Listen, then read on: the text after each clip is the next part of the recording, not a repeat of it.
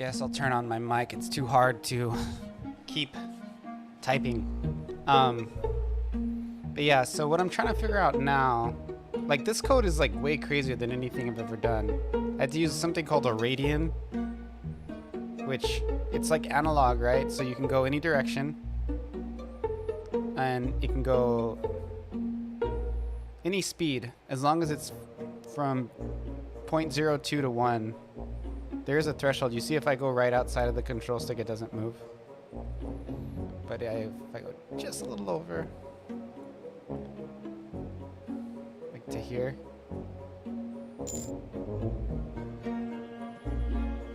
Yes, a radian. It's a way of measuring a circle.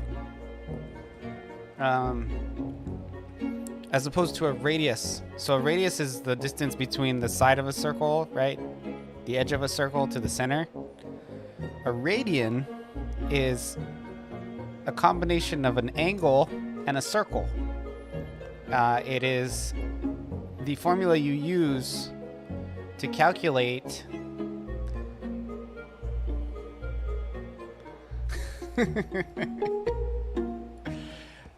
a radian is how you would calculate the angle of a circle into a number value that translates to an x and y value.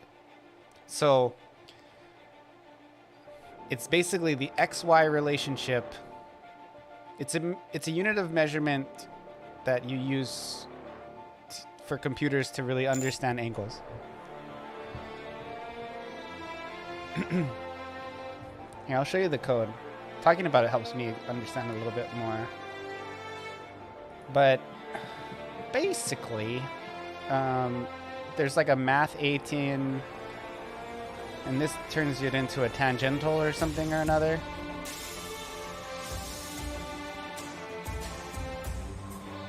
Actually, I don't know what I'm doing enough to explain it. I did it though. I created it.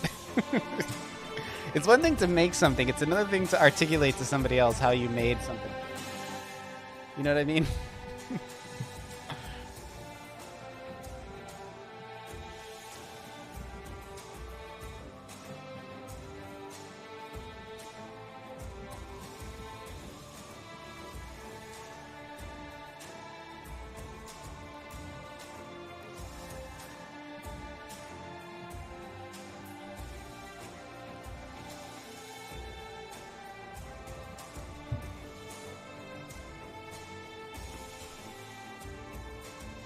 Actually, this is what I should do.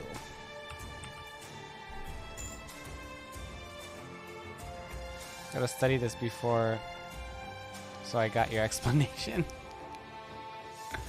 Yeah, you've done radians before.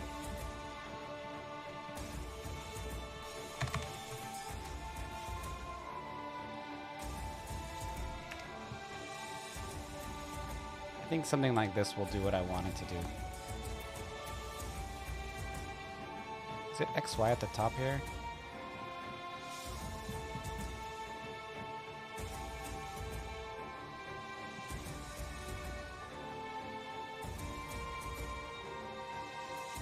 What did I have in there before? Stick 1X?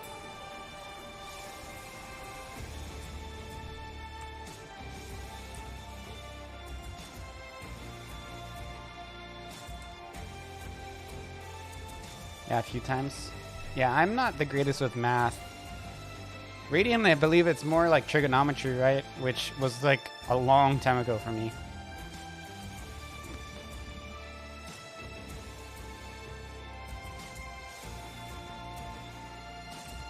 But, you know. See, what I'm trying to do now is I'm trying to make it so this image doesn't go much. I can control how far out the image goes. And it's a little tricky because I used basically the thing that I used to render this controller thing and the touch controller itself are in totally different places, even though they work together as one. So I can't easily call on all the local variables. It gets a little complicated. But so I have to rebuild them in a way that works. But when I made this on-screen controller, the visual aspect of it I was less of a good programmer than I am now, so I'm kind of going through and cleaning it up. But I just want there to be a point at which it stops going, and I want it to be constrained to a circle. Like, I could easily make it, since its XY values stay within a square, or even an octagon wouldn't be too hard. But getting it to go in a circle, the math is totally different than an octagon or a square, you know?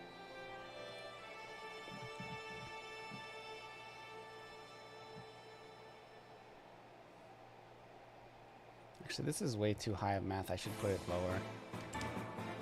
Just because then I'll be able to see when it works.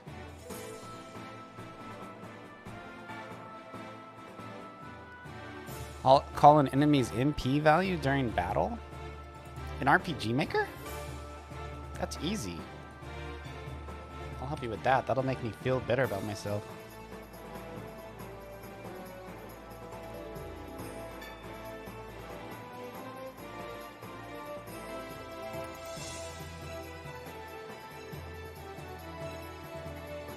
What do you want to use it for? Here, look at this thing. Let me share a link with you. Oh shoot, turned off my music when I opened up that link. Oh, it's VX Ace? Never mind, just joking, I don't know how to do it. Never mind, I was just joking. If it was MV or MZ, I'd have no problem, but I don't know if... I mean, I can... This is the script calls for MV and MZ. That's like all of them. But, I mean... Maybe there's a VX equivalent of that out there somewhere.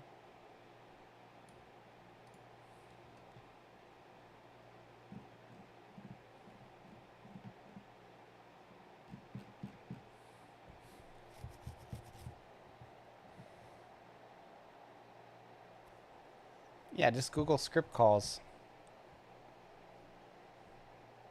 It's probably not Googleable, though, because it's probably similar to the way that one is. It's just like a Excel spreadsheet somewhere. So it's like you have to find somebody who's talking about it in a forum or something. VXAce is tricky because with MV and MZ especially, you can tell by when the posts are made if they're like viable or not, right? Like if somebody gives me a solution to one of my problems, but they wrote it in like 2016, I can tell whether or not it's going to work or not.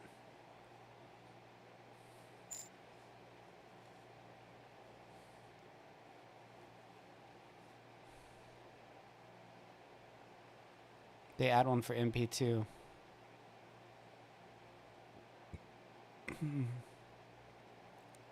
It's surprising that it's not just like the same thing in the script call, just one letter different. You know, it actually might help to look at this because really VXAce was... Oh, right here. Check this out. There's a link to the VXAce one. Check this out.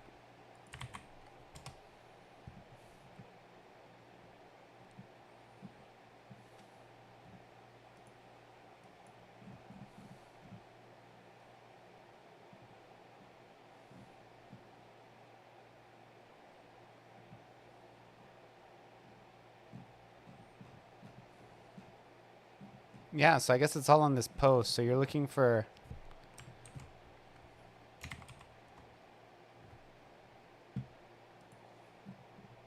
So this one changes the MP. Here. Game party members dot each actor MP. Then you can change the value. Yeah, dude. This will probably get you there. Because you can just got to figure out what you can do with game party each or game actor ID MP value. Versions of event commands. That's interesting that you're saying that. for me at this phase of my RPG Maker, journey, I prefer script calls to event commands. And like I'll just open up the script editor and just like start typing away and not even use the events anymore. Because you have more options. And it's actually easier to write because I forget. I really wish though that there was like an IDE for RPG Maker like in the engine where you could edit script calls and have like prediction and autocorrect and well, not autocorrect, but prediction and highlighting and all that color.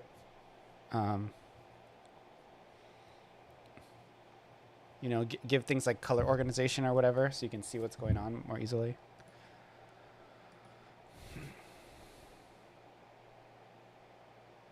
Maybe you should just start doing that. I mean, the reason I do it, it's more out of necessity because it's just faster to do it that way and you have more options with like the way you show a picture, right? Like, for example, you can input, if you use a script call, you can set a variable or whether it's the system variables like the 1 through whatever, or just like a new variable you created, you can set that to like a image width or an image height or something. So you can, or the image position, much like I'm doing with my on-screen controller. So it's like you can just do whatever you want and it's more clear versus having to go through an unnecessary UI. But I just wish that there was more script call friendly. Like if I could change one thing about RPG Maker MZ, I would add prediction, color, and suggestions to RPG Maker MZ. Basically, just turning it into an IDE for script calls. I've thought about doing an integrated script call like IDE setup for RPG Maker MZ or MV even, because that you could just do like an add-on to Visual Studio Code or something.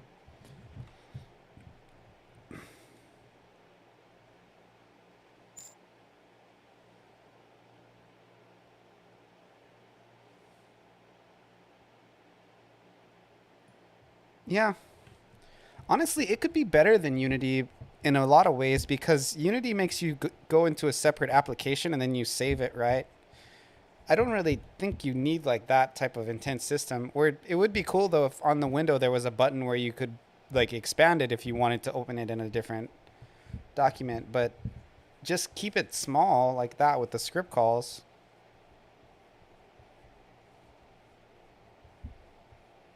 Yeah. So if there was like a Visual Studio, well, I said Visual Studio Code, but which is a different application than Visual Studio. Visual Studio Code is what you would use if you wanted to create a custom IDE that wasn't like licensed by Microsoft or something. It's just a variation on Visual Studio that it has a little bit more flexibility for non-Microsoft developers. But yeah, hopefully that helps, right?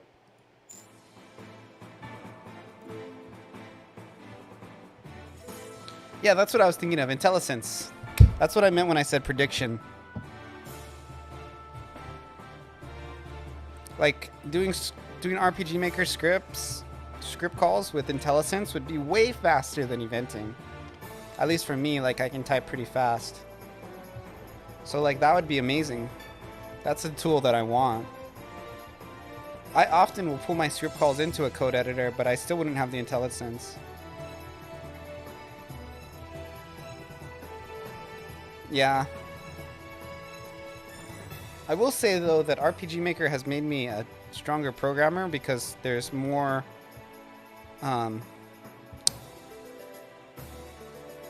you have to be more accurate on your code. I don't think that's so when I go to like a different platform and I have tools like IntelliSense, it's like too easy.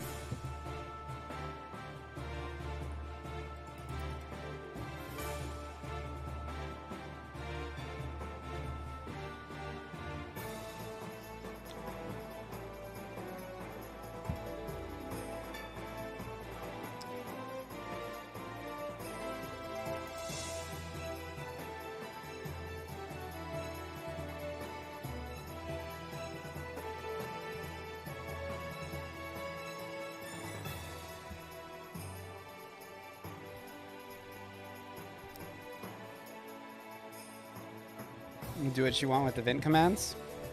Sometimes you discover that by looking at scripts.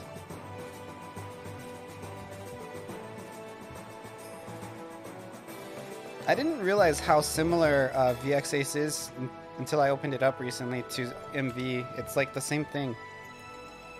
It's just in Ruby, but all the same like practices that are all kind of bad are still there.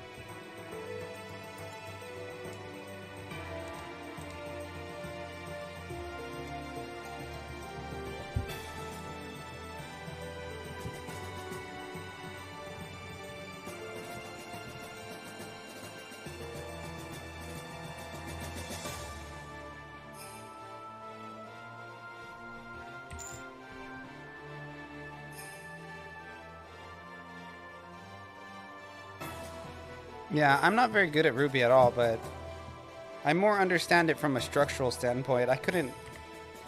I would get confused if I tried to do the script calls though.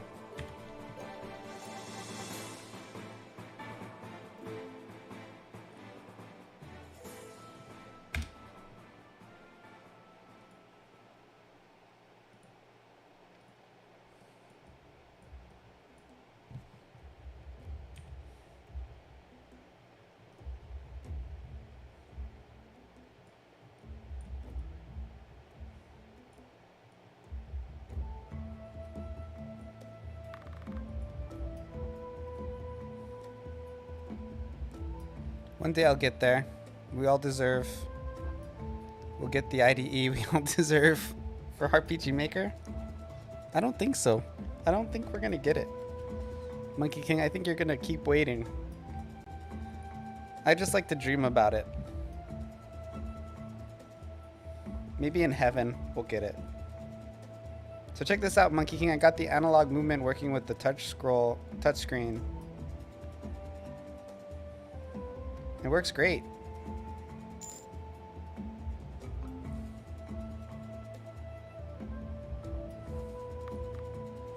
Bro, don't even get me started. Don't even get me started with RPG Maker Unite.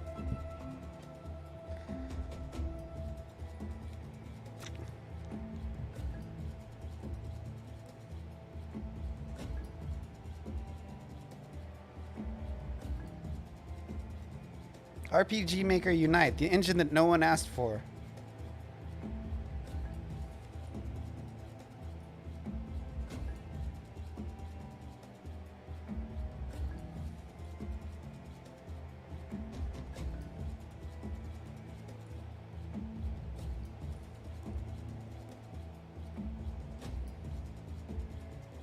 Look at my smooth on-screen analog movement. It's so smooth. I just gotta figure out how to get it to clamp in a circle. That's kind of what I've been messing around with.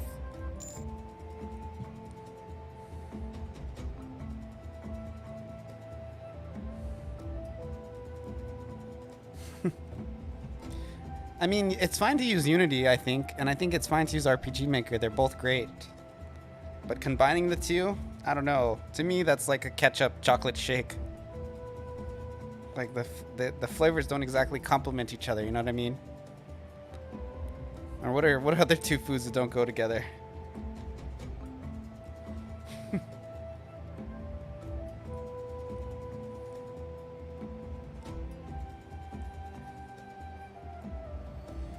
Have I tried a ketchup chocolate shake? No, to be fair, I haven't. Maybe it is delicious. But it's probably not, right? It's probably not. If we're being honest. It's probably weird. Don't knock it till you try it. I'll knock all kinds of things without trying it. I don't think that don't knock it till you try it is a worthwhile expression. I think it's a silly thing to say. Like, I've never murdered anybody, for example. Does that mean I should give it a shot?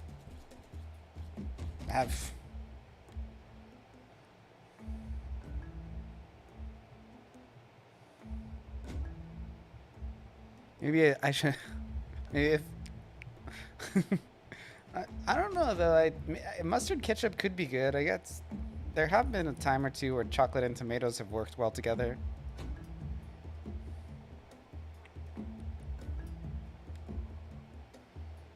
This went dark fast. Well, it's just the most extreme example I could come up with.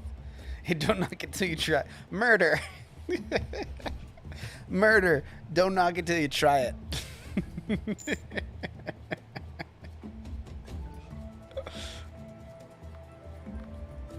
It's really a blast. You gotta try it. Don't.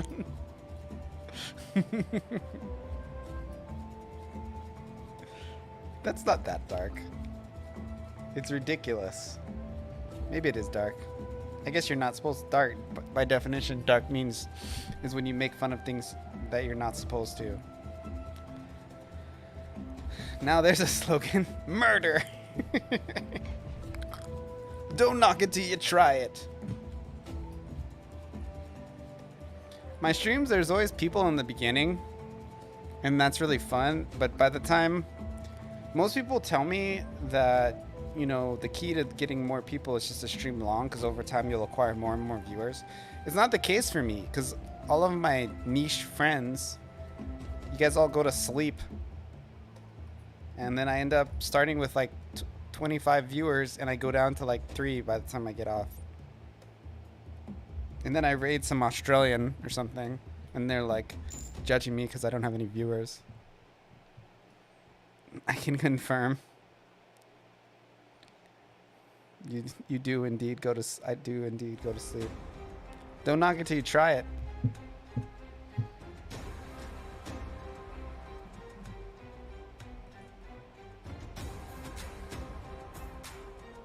Okay, I need to look at code.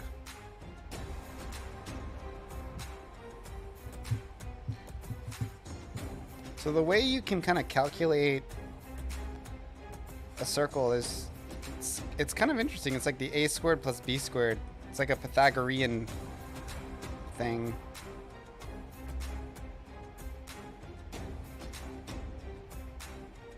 You get the square root of x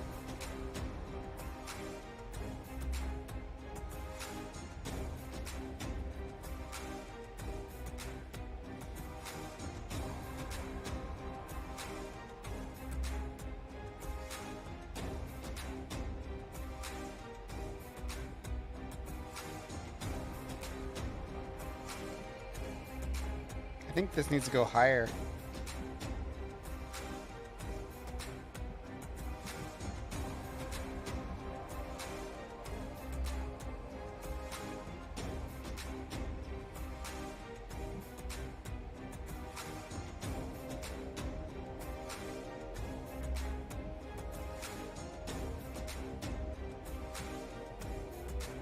So stick 1, stick 2.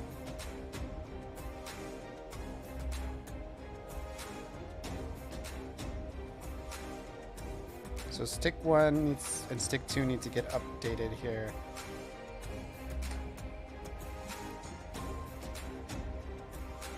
Really just stick 1.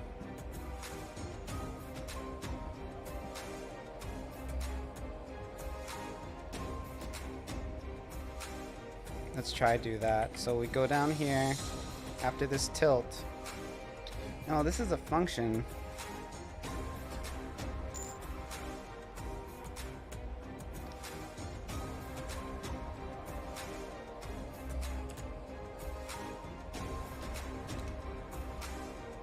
I feel like ever since I started following you, I wake up in the morning and find notifications about your streams from hours earlier. Oh, do you get those from Discord or from Twitch? I stream pretty much at the same time. I'm starting a little early today because I was really just wanting to try and mess with this.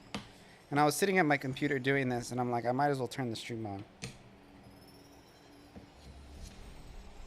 I was kind of like, you know, don't knock it till you try it. That's what I was thinking. Streaming at 4 p.m. my time.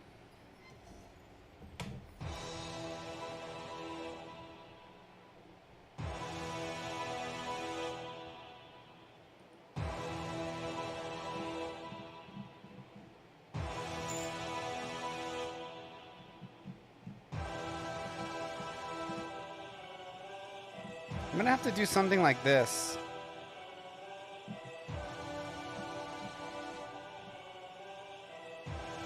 Twitch on your phone.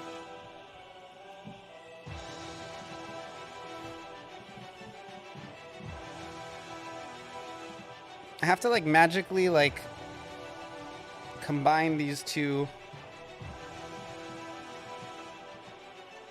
I don't need the stick threshold.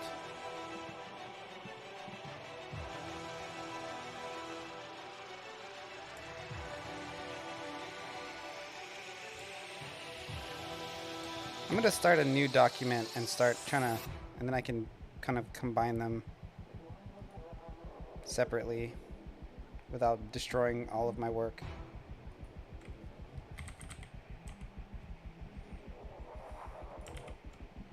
Okay, so this, I don't need that stick. Let's take out the things I definitely don't need. I don't need a threshold, so I can remove that crap.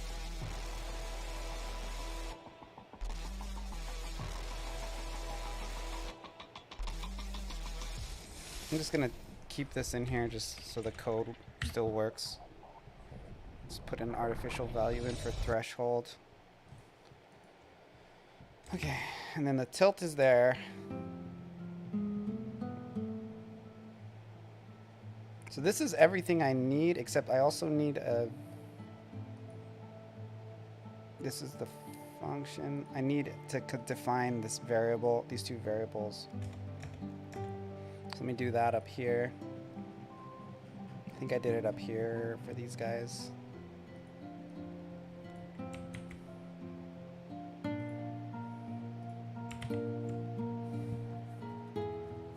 Okay. So, this all works. This, I can just drop it in. However, I need stick tilt.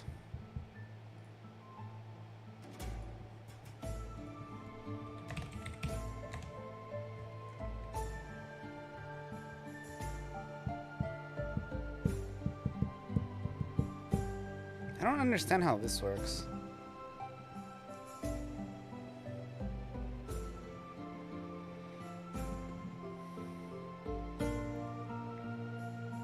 All this is for to just like pick whatever gamepad is pushing it the most and use that one.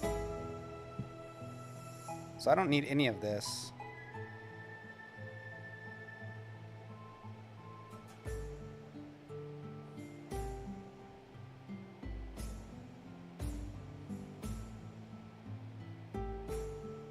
So this is like if the stick tilt is that,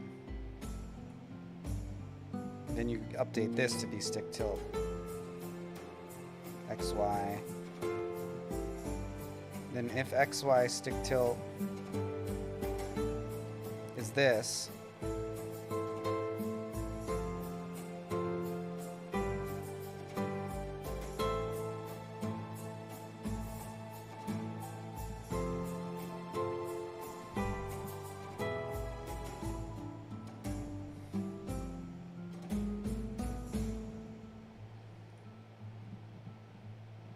okay, so this,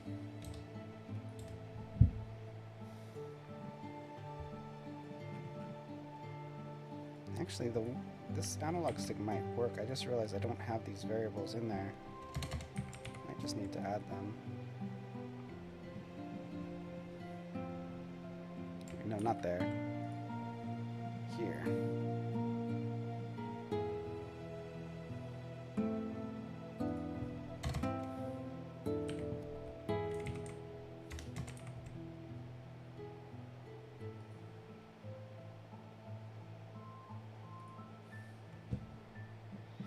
No, but it's still not returning the values.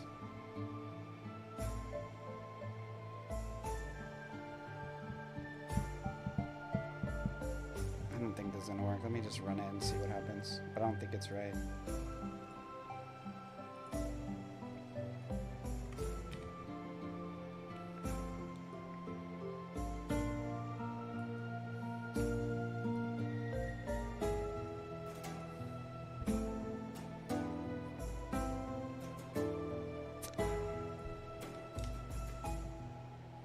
Is there any errors?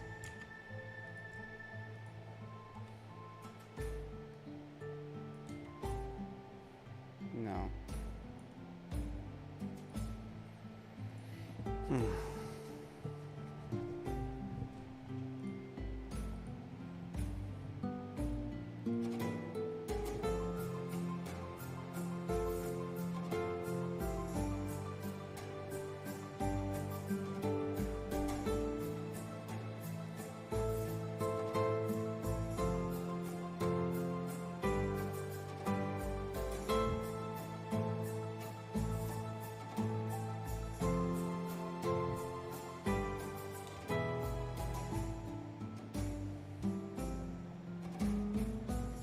Just do tilt here.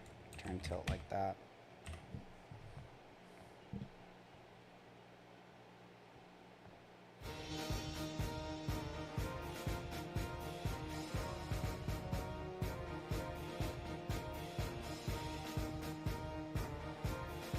But tilt doesn't have what I need.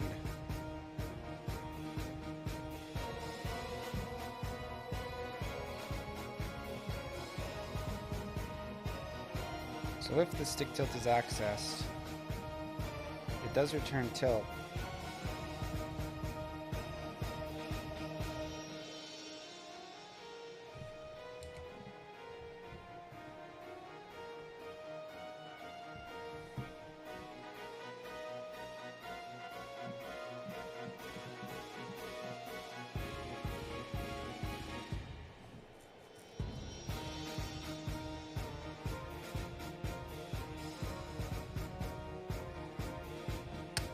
So we can actually do another conditional here. If tilt is greater than 1,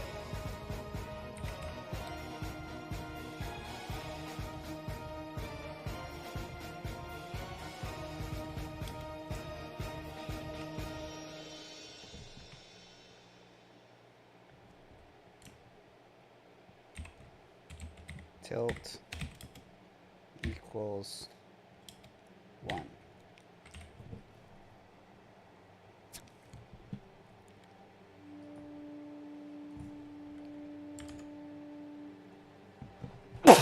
Excuse me.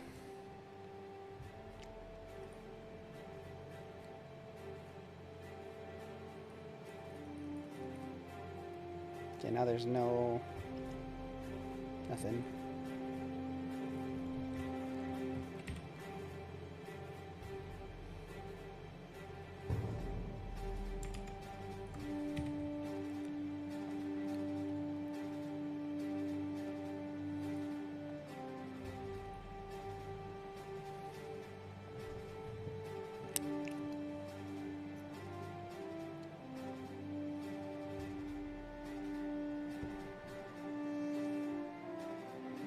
I'm still not figuring out how to translate the tilt.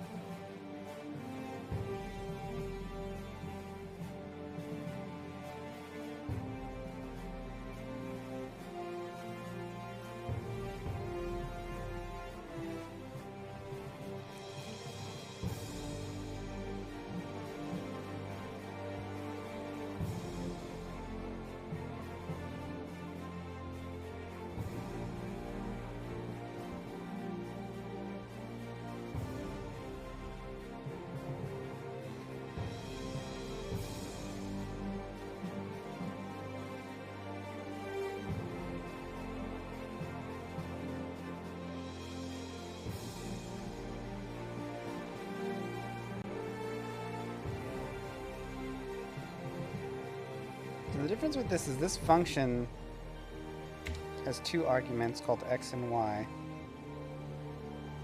and this one doesn't. This just updates the images.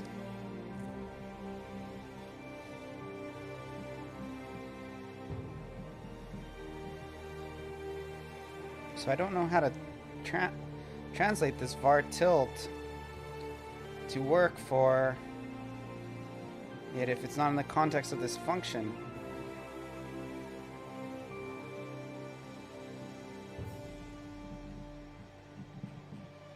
Very interesting.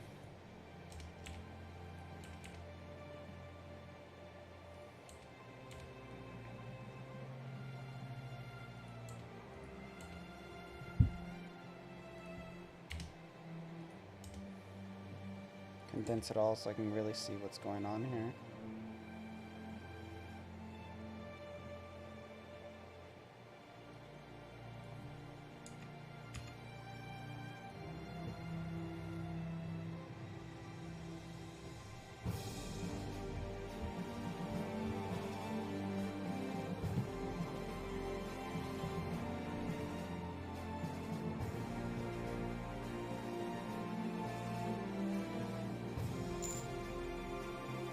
Gotta go, catch you later. Later, Monkey King.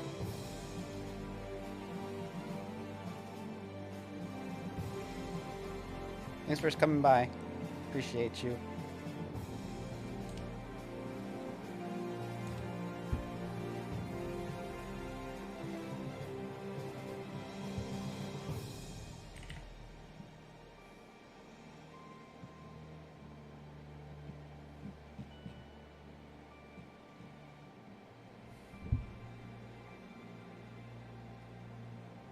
This console log anymore.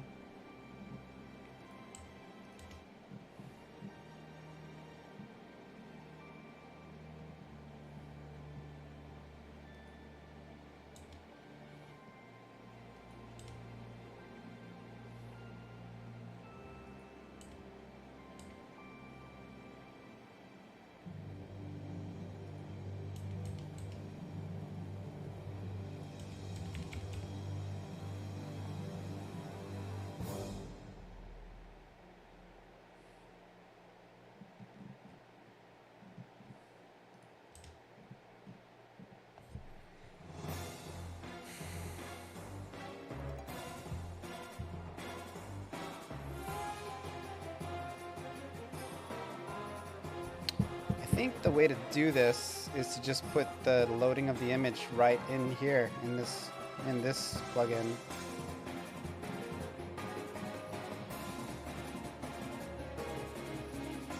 It really is. So I can just grab all of this, and then I can easily use the XY to position the on-screen controller. Well, not easily, but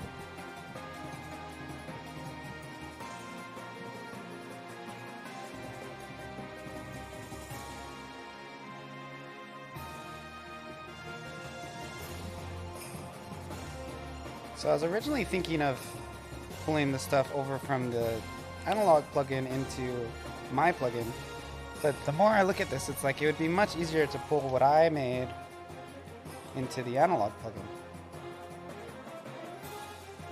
because that's set up with the function correctly at that point. All I would have to do is add a couple variables on press. Not a couple, a lot. And then these bitmaps here. But actually, that's really easy.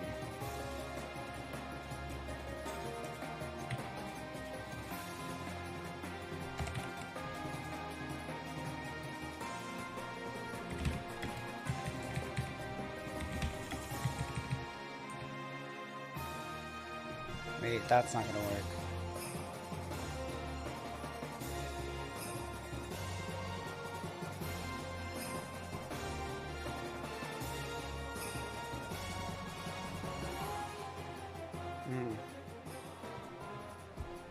Add prototype joystick.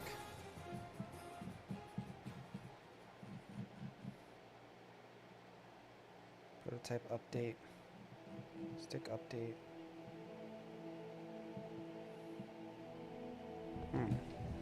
Good alias. Shit, man. Maybe I should just go practice some easier stuff for a little bit and come back.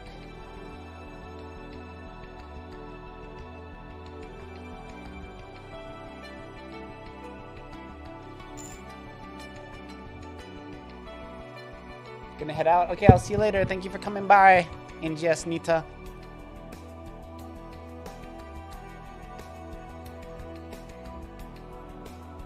Remember, don't knock it till you try it. Remember, don't knock it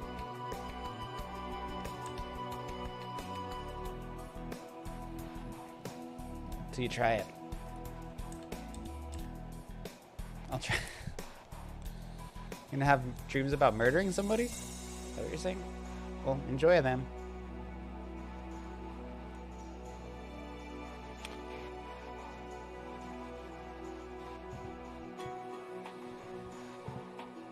I'll make sure you're there. You're saying you're gonna murder me, dude? What's up with that, bro? That's not nice. But then again, I guess I've never been murdered, so I shouldn't knock it till I try it, right?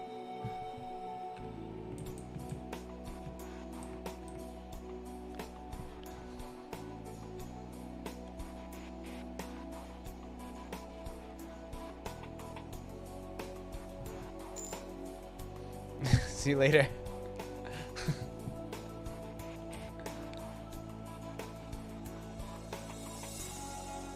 We're gonna take a quick break.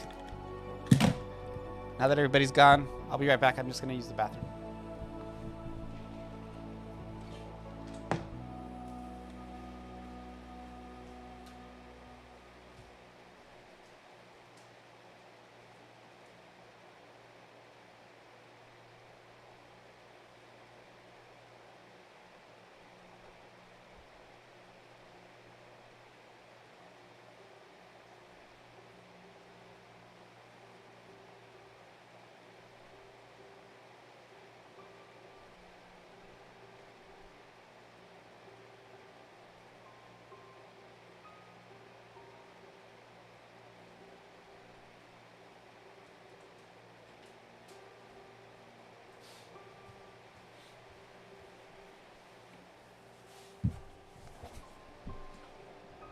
Hey guys, how's everybody doing out there?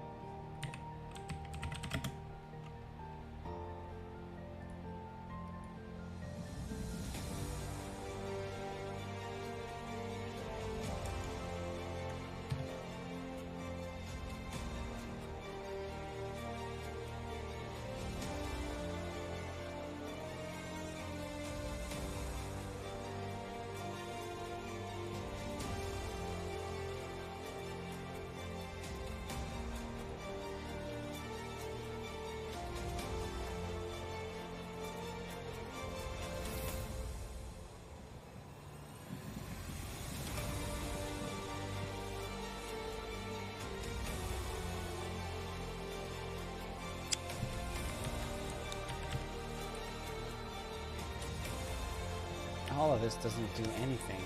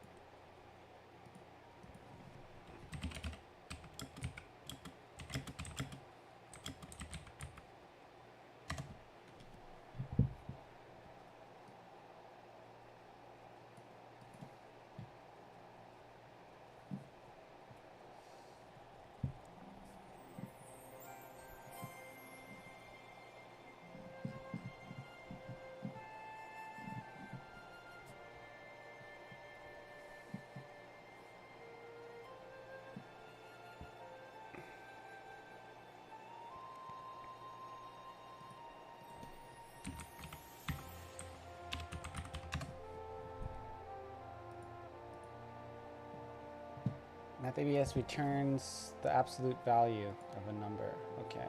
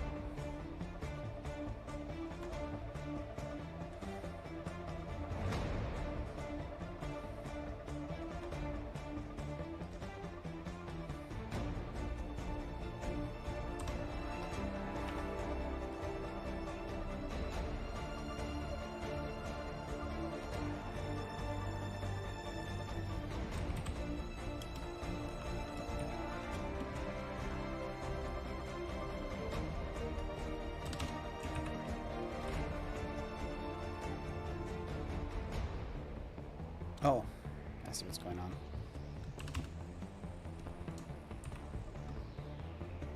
Syntax. Always syntax.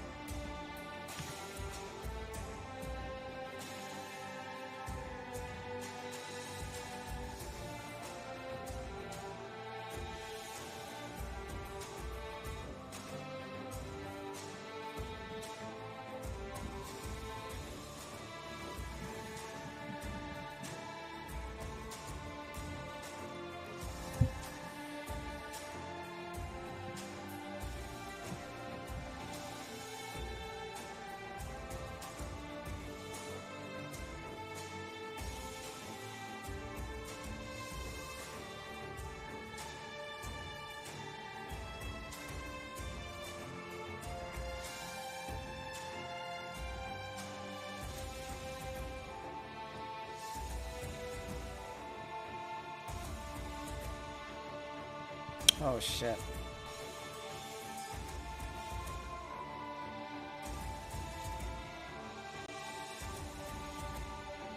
Runtime is greater than 30 and run distance is less than 3. Oh yeah, the run distance was more than 3. Shit. How would you properly refactor this code block using a ternary operator? Oh yeah, this isn't good stuff.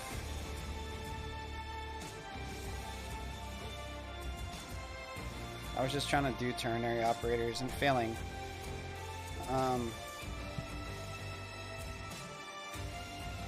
Not this one, right? Fuck.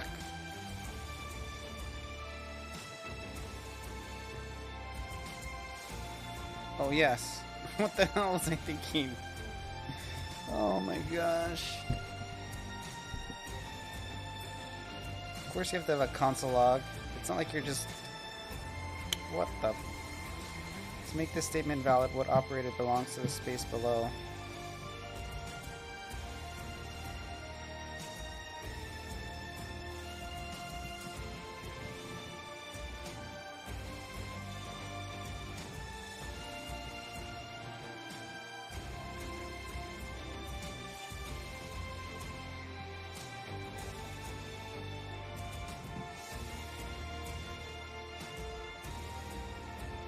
If hungry equals true, which of the following expressions evaluate as true?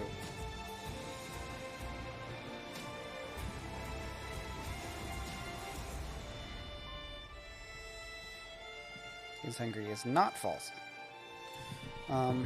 Bear to console if furry is true and weight is over 100 pounds. Furry is true and he's over 100 pounds. Okay, so is not furry and weight is not over 100 pounds. Okay, that's not... Is furry and weight is over 100 pounds. This is the one. Let me just look at the other one. Is furry and weight is over... Or weight is 100 pounds. And, so it's this one, not or. What will the following code log into console? Need tacos, true. Finding tacos. What will the code block log to the console? Let grocery items equal apple. Switch grocery items. Okay. If grocery items equals apple, invalid item. Which of the following variables contains a true v-value?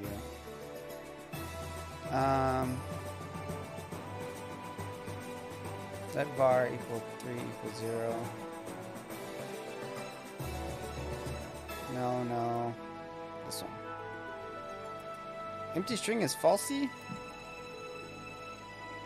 Var 1 equals false.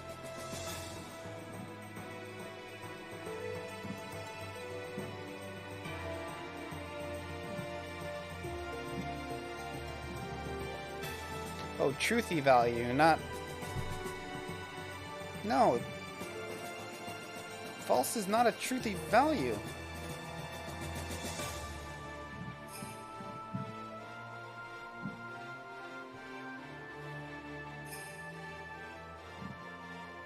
An empty string is a truthy... What? I think he's lying to me.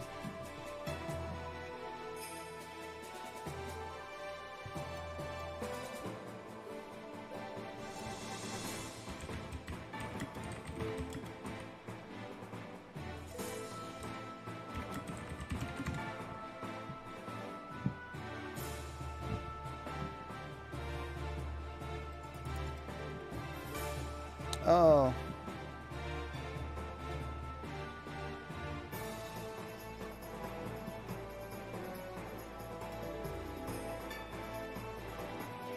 Oh, because it's a string. Motherfuckers. That was a trick question. In general, what is the general purpose of a conditional statement? Conditional statements answer binary questions, yes or no. Conditional statements evaluate if code is no. Conditional statements make all computers capable of thought. What the hell kind of question is this? Conditional statements... Yes, they are binary questions. What the...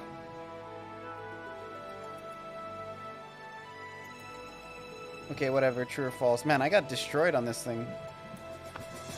What will the code block log to the console? Let weather is spring. Clothing choice is nothing. If weather is spring, clothing choice, put on rain boots. Bro, I got a D on that shit.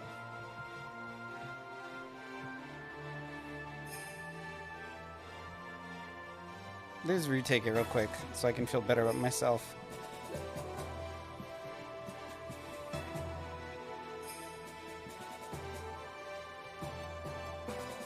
to make them all right. How would you properly refactor the code block using a ternary operator? Walk signal equals walk.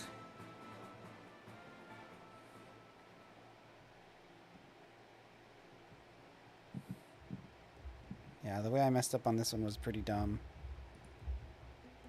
last time. To make a statement valid, what operator belongs in the blank space below?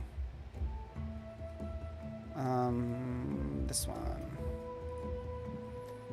If is hungry equals true, which of the following expressions evaluates to true?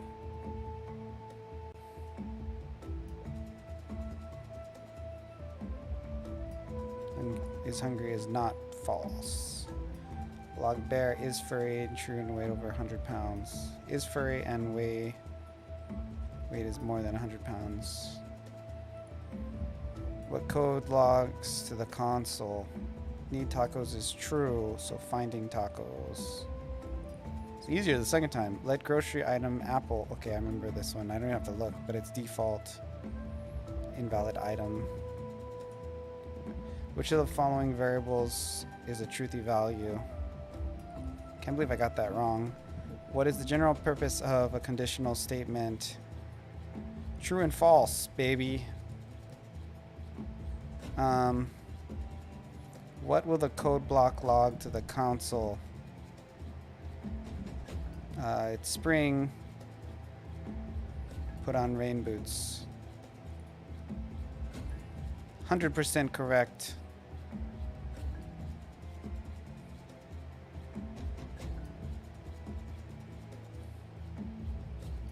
Because I'm a boss.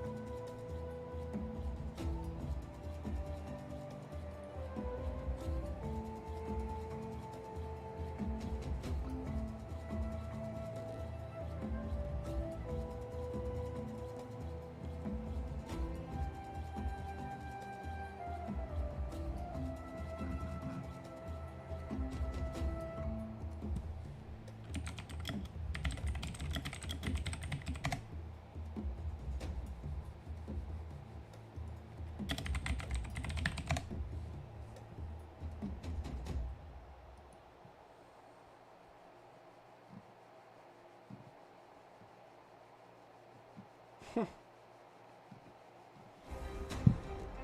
crazy, like a circular path is just not a simple thing, man. It is just not a simple thing. Close this crap.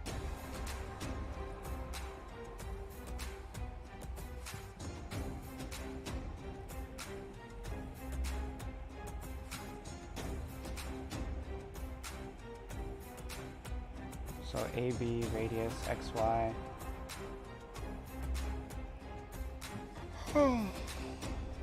X equals A minus R, Y equals B.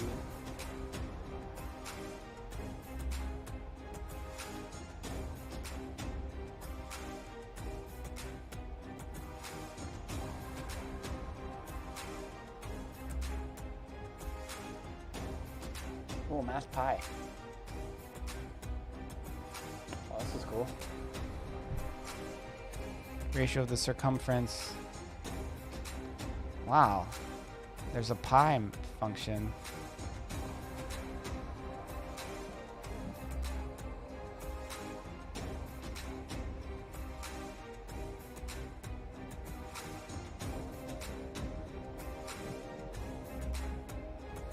Oh, cool.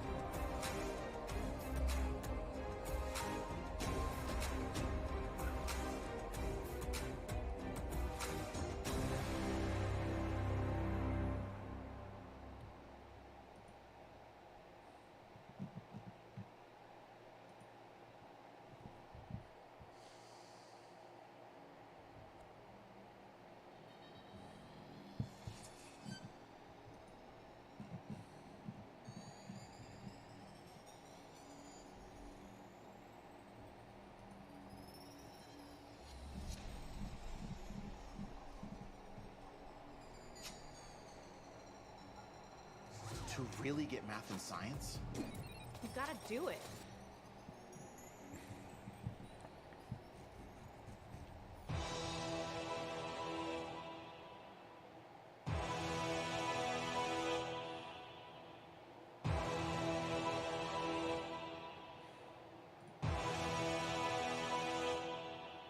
Whatever, I'll just keep studying.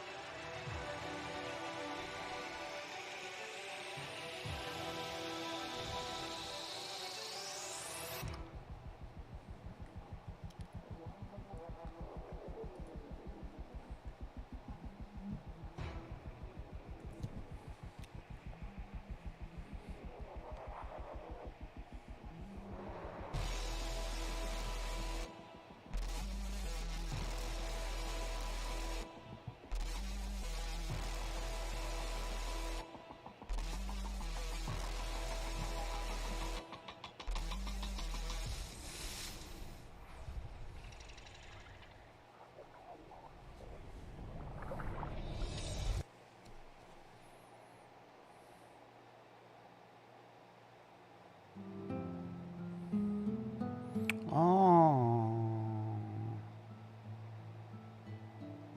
CTR arc. That's a way to do it.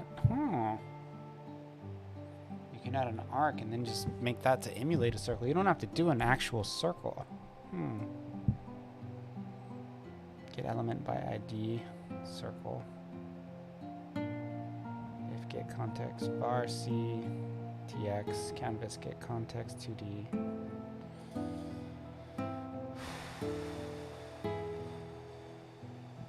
Var X canvas width height.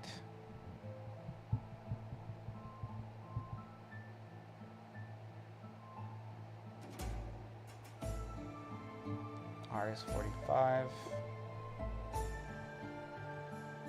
XYR, the arc math pi, 2 times math pi. That's to convert it to a radian. Line width equals 3. Stroke style.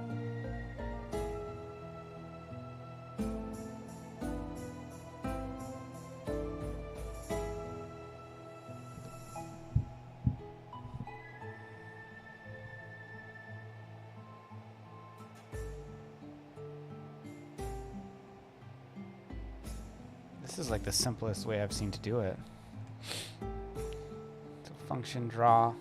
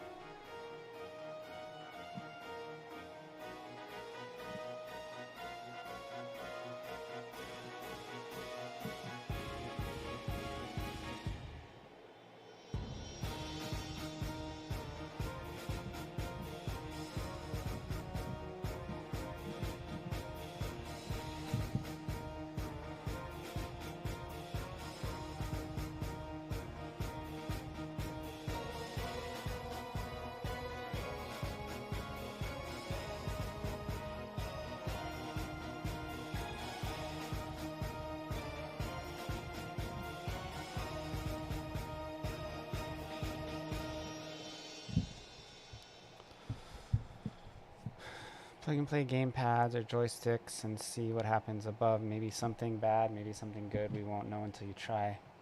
Gamepads on PCs are super popular these days, and so it's no wonder that there is some level of support in JavaScript. There's also no wonder that the level of support is highly variable among different browsers. Why do you have to plug in a controller or press a button before this starts working? Answer: to prevent information leaks. You don't want any old web pages collecting. Oh, what is an ad?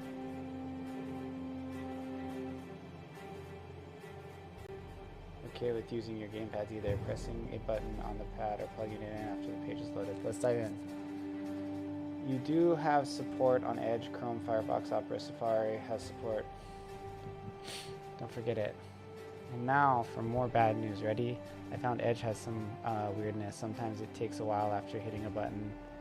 I know you're shocked, but please try to disguise your it as enthusiasm. Thanks. Of course, within each browser, there are different levels of compliance on the same gamepad. Oh, and the same gamepad might show up in different ways on different browsers. Ah, the fun of programming. Let's test for browser support.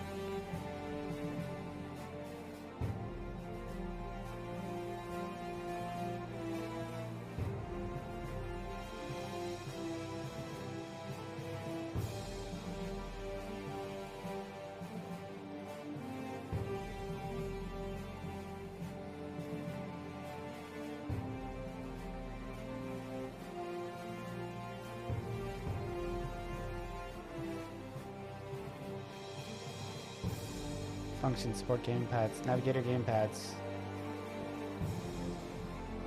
Return true if gamepad support exists on this browser.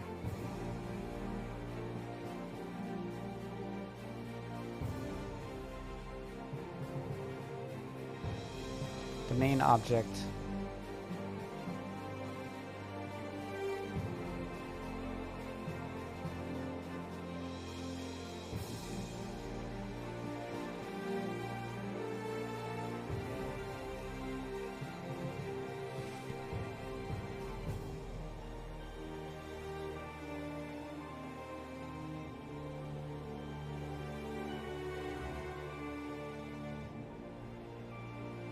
Hey, what's up, Kalei? Welcome to my stream. The main object, support gamepads. Once you have the gamepads array, what? Browsers that support gamepads. Did you say something?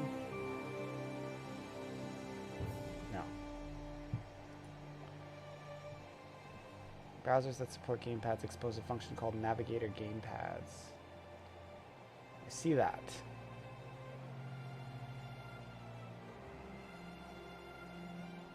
Okay. You can iterate through it to get all kinds of information about connected devices.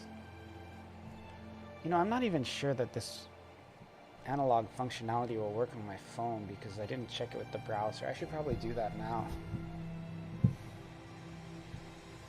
Let's install it and find out. I'm gonna grab my cable. Hiya! Hiya yourself.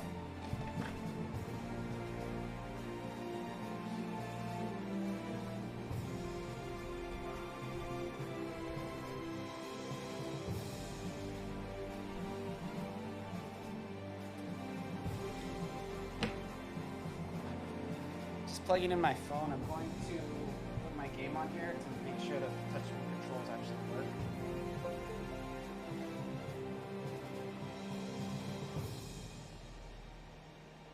It could go either way. So we're gonna go.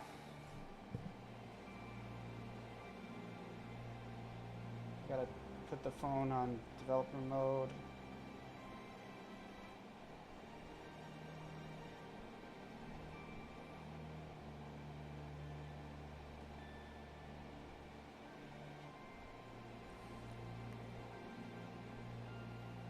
We're going to go from there to turn it on, settings.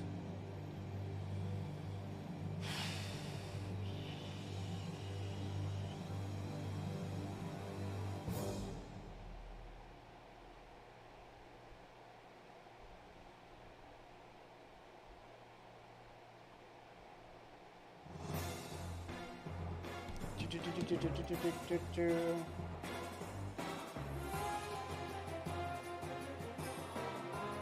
options on.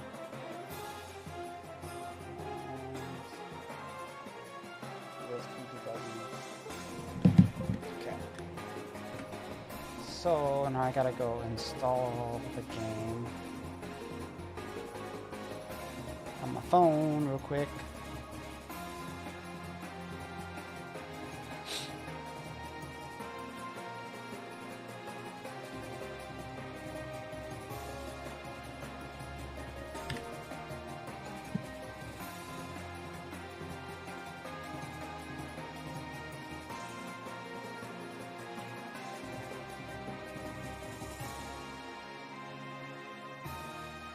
File deployment, web browser, choose a better folder, delete that crap. Okay, now we're gonna go to open that up.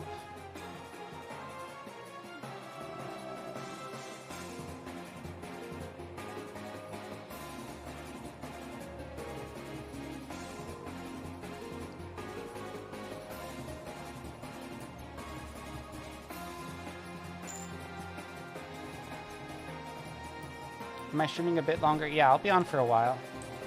What do you have questions about, just so I can tell you now if it's generally something I'm good at?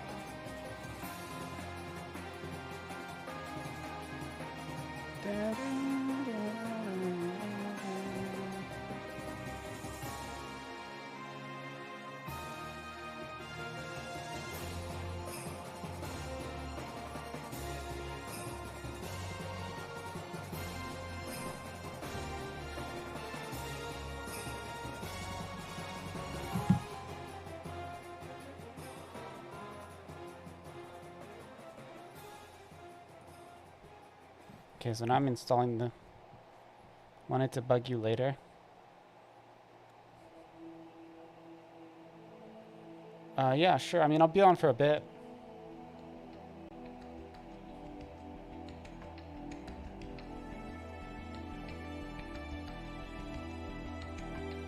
I'm gonna... Right now the game's installing on my phone. I'm gonna use the bathroom while it's doing that.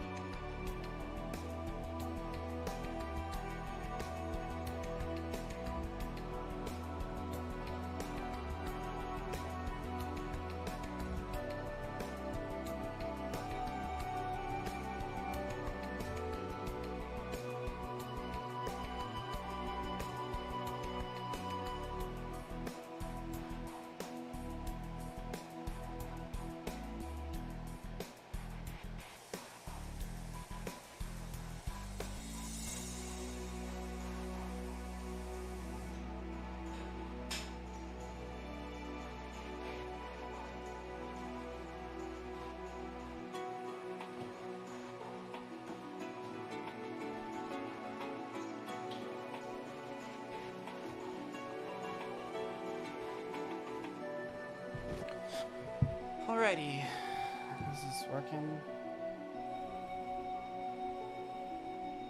I'm just gonna test it real quick.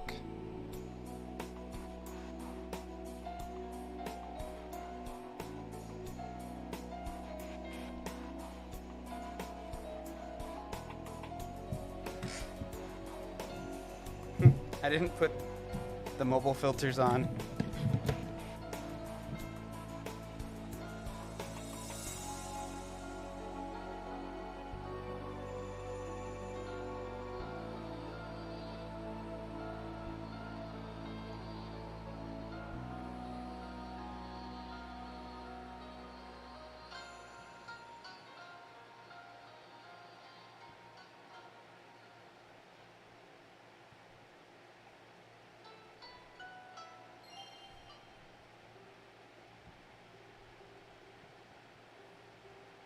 Yeah, it works perfectly.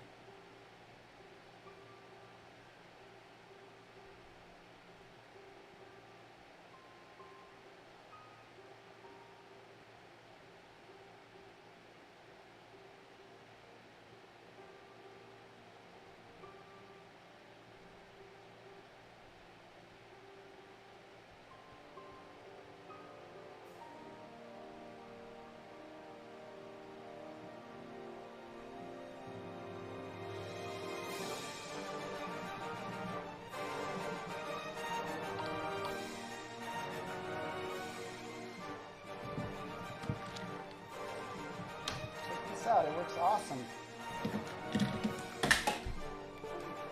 Works like a dream. Can't really play like this.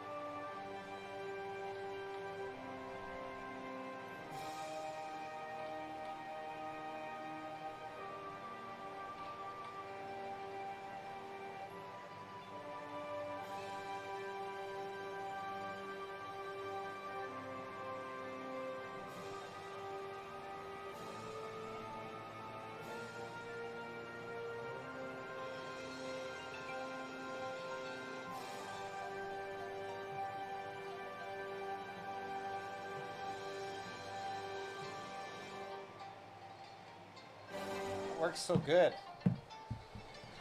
I just wish I could get the grid lock.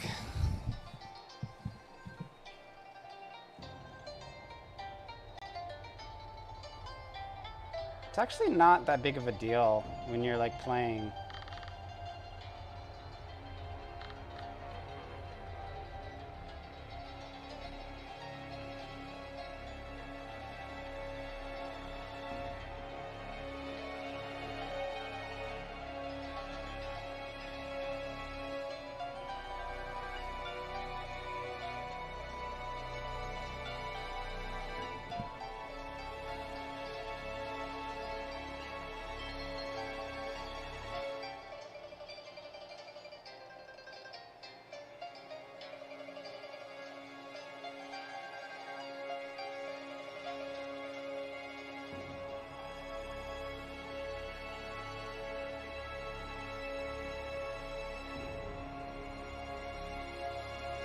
I would like it to stick to the thing. I feel like that would be so much more slick. God. Too bad I'm not good at programming. I guess I'll just keep working on my learning.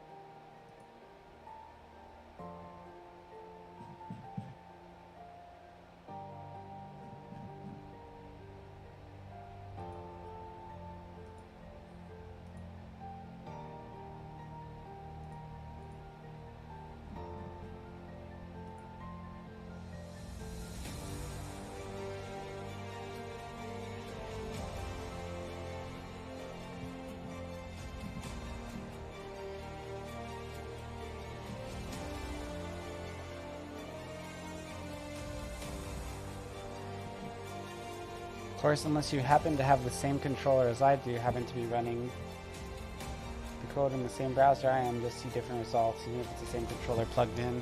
I get different results between Firefox and Chrome. Note we also test connected property of the gamepad.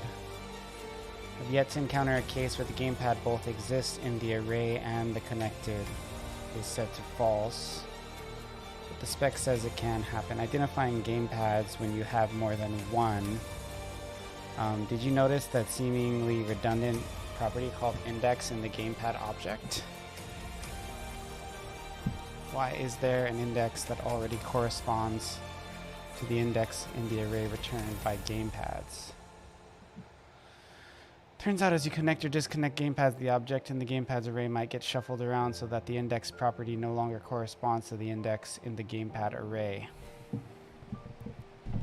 What this means is that when you're looking for input from a specific gamepad, you have to search for it by its index property.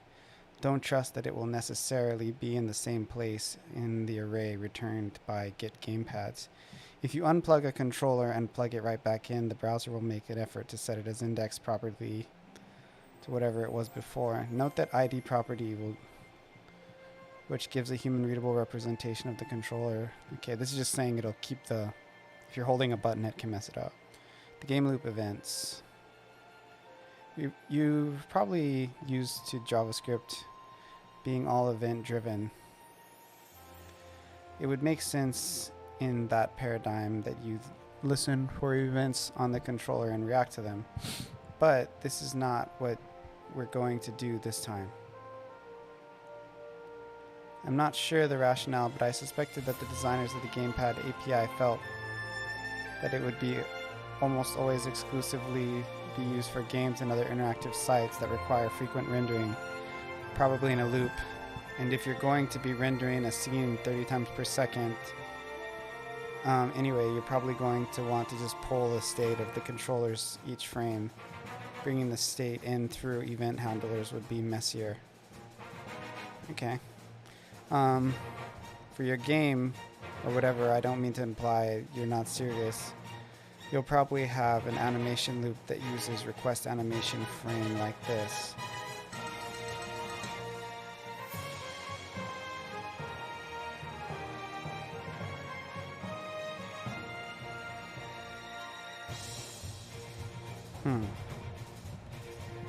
The standard gamepad. There are so many different types of gamepads in the world. What is one to do? How did you know which button to hook up to fire? Well, the designers of the gamepad spec have attained with marginal success to make our lives easier in that regard, defining a standard gamepad. Picture of a sleek, sexy standard gamepad stolen directly out of the spec.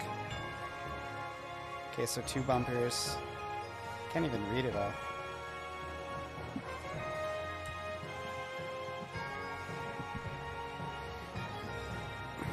Button numbers.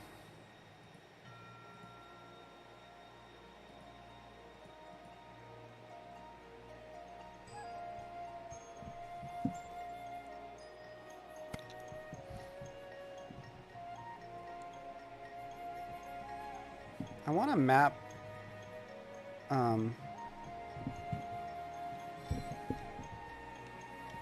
like mode or something. Select. Oh wow.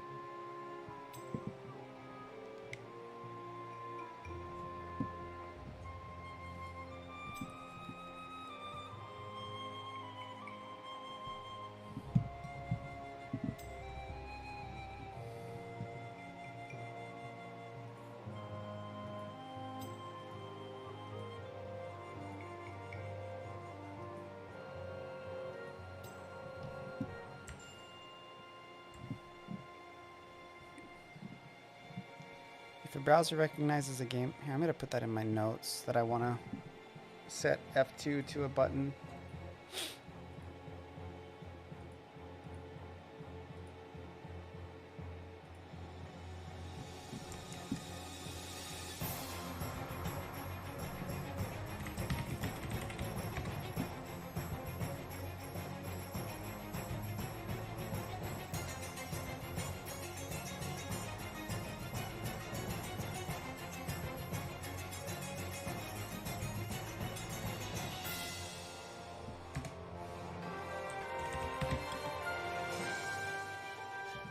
Assign toggle to gamepad for Steam Deck.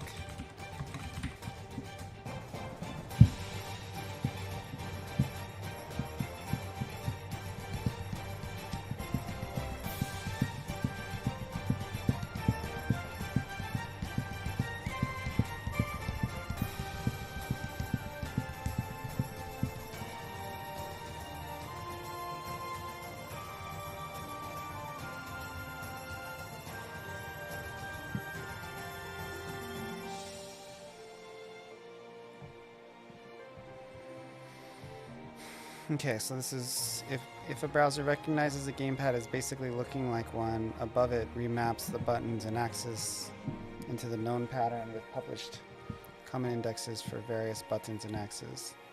Value in a spec. Additionally, and this is important, it sets the mapping property of the controller to the string standard. This is how you can tell you have a standard controller at your disposal. Let gamepads equal navigator gamepads. If gamepad 0 mapping equals standard, controller has standard mapping. Okay. Look at my plugin.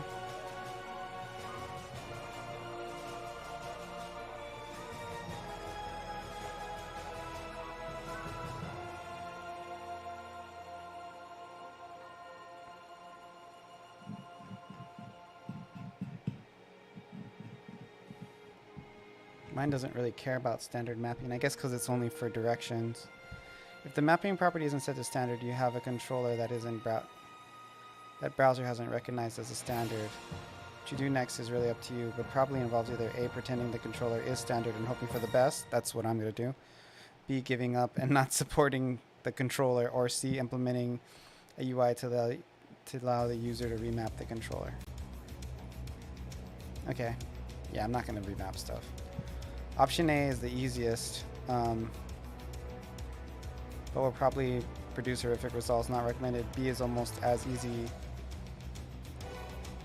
is at least predictable and keeps your code simple. Option C is hard to code, but is certainly the most flexible. You might be thinking, but I have a wired Xbox Control 3D, most popular gamepad for PCs. There it is. Surely browsers recognize that it's standard. Definitely, maybe. Chrome, for instance, calls it standard. The triggers are exposed as analog buttons, and the D-pad is exposed as digital buttons, just like the spec says. Great news. But for Firefox or Linux, oh dear, Firefox does not report the controller as standard. The triggers are exposed as axes, as the D-pad and the axes for the analog sticks aren't in the same array and the index.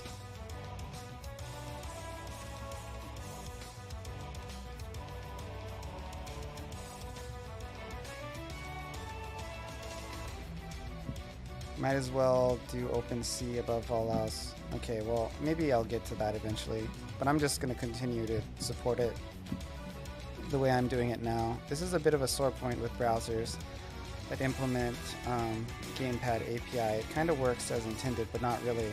In theory, the browser should fire 2 events on the window object. Actually, I want to Google something real quick.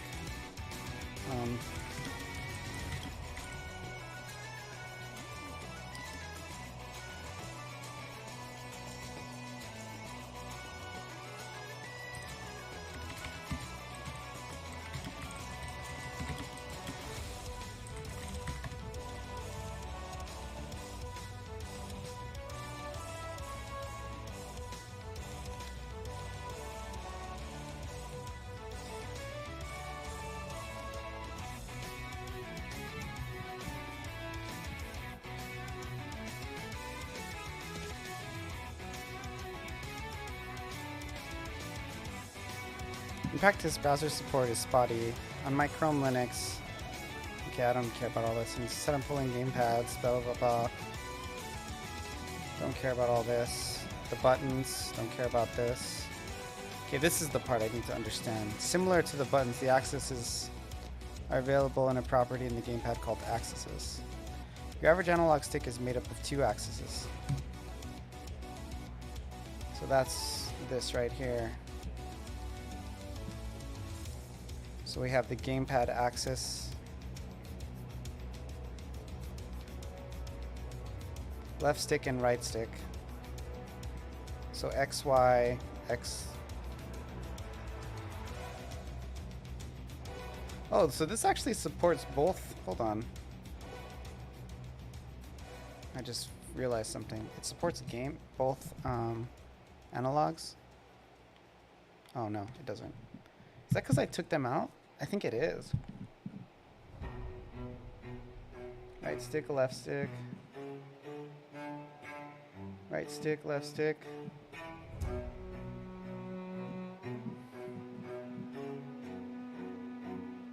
Right stick, left stick.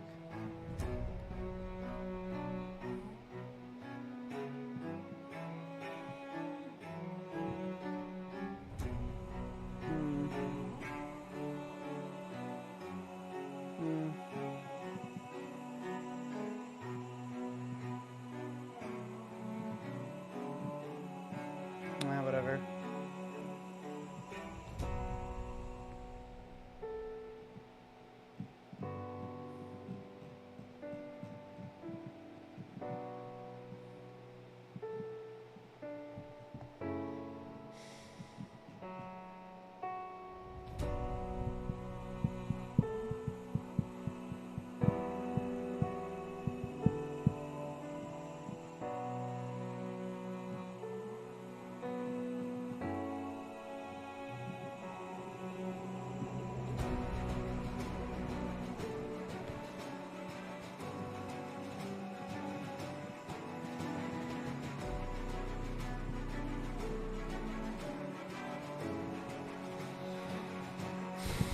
From -1 up to, or left to 1 down and to right.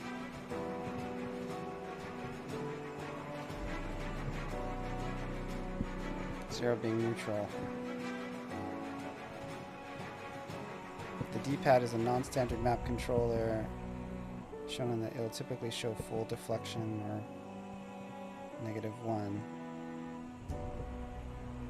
GP access.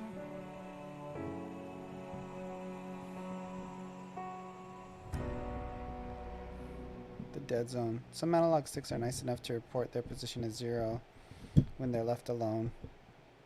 Others tend to report their position as, say, when you let them sit at neutral. Oh. That's why there's a dead zone. Usually users expect that when... Yay, Olivia. Yeah, I'm just learning. Like, one thing I just found out is that all controllers are programmed in with a 0.02 area in which they don't do anything. And that's because they're all slightly off, so you don't want the character to move analog. Which is interesting. I think I showed you already, but the touchscreen works. I actually just tested on my phone as well, and it works really good on my phone. So I'm still just trying to figure out how to lock the direction here so it stays close to the arrow no matter what direction you're facing. I don't want the circle under my mouse to follow me. I need to figure out a way to make it clamp. It's just really difficult on map. I could easily make it so it formed like a square or even an octagon. Like I could do an octagon just by doing like XY math. But I really want like a super clean circle that just goes around the thing as you move your mouse like outside of it. And the math for that is so much more complex than an octagon. Part of me wants to just like I feel like I can just make a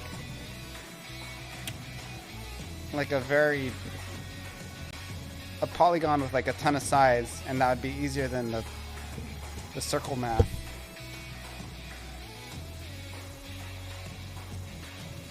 Like for the circle math is hard. It's not too bad with the analog stick because there's no there is a limit at which you don't push anymore. But still, like, the way that works freaking, like, mathematically is much more simple than making it so an image stops moving, and then an image refreshes and goes in a certain place based on that angle. So I'm just kind of looking at different things and trying to learn what I can, and then just doing, you know, Code Academy in between. But this will make like my mobile control, like I played it on mobile just a couple minutes ago, and it's so good. Like it feels so good. I'm so pumped. But I just got to get it to where I can get it to clamp on a circle, which math doesn't like round edges.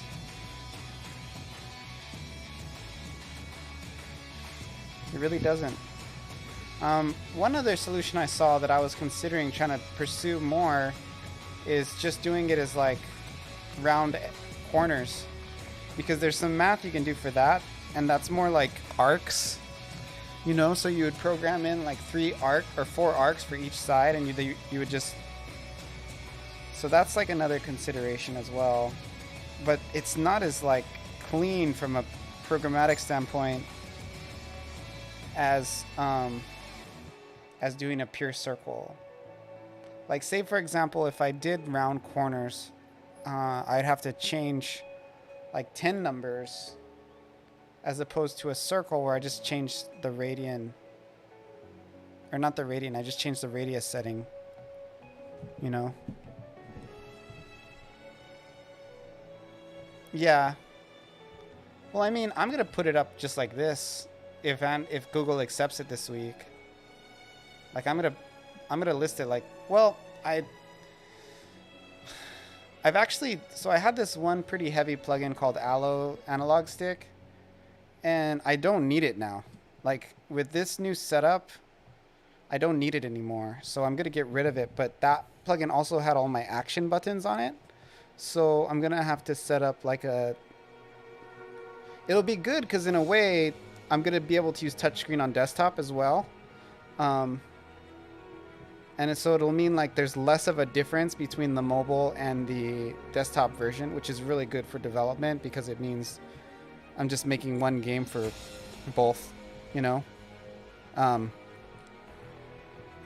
the only thing I'm pulling off is like certain effects that don't run in the Android browser, you know.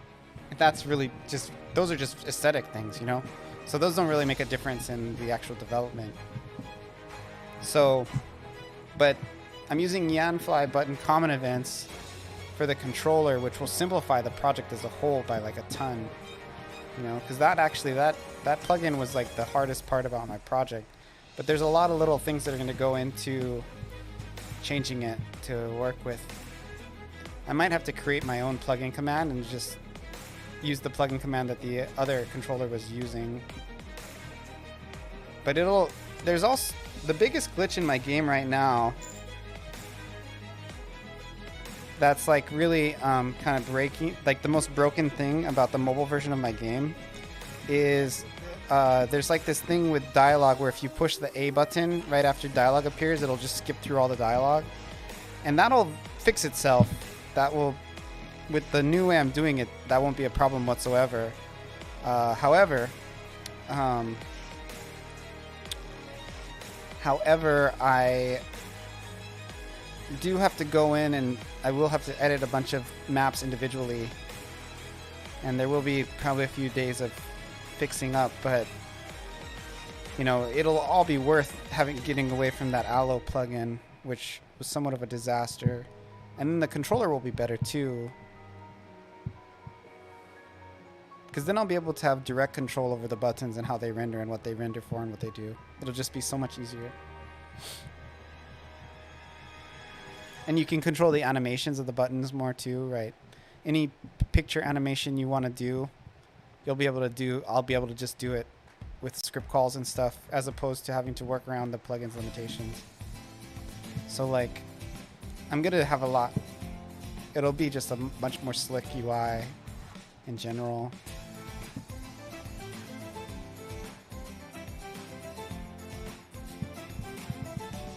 It'll also be smaller because I won't have to have repeat files of the button menus for both. I'll just have one set of files. But if I could just get this clamp thing figured out, that would be huge.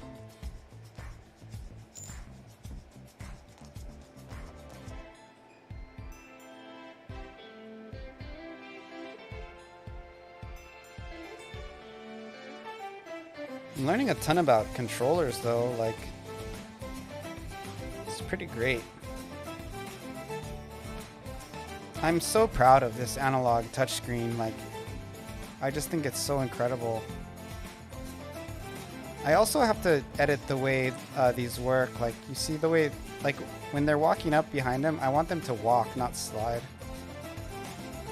So that's a lot of coding too, but it's better to do the lock first because the way I set this up will affect the way I edit them to do like their because I'm gonna do velocity based walking, right? You see how she moves when she's not moving if I'm like walking around her?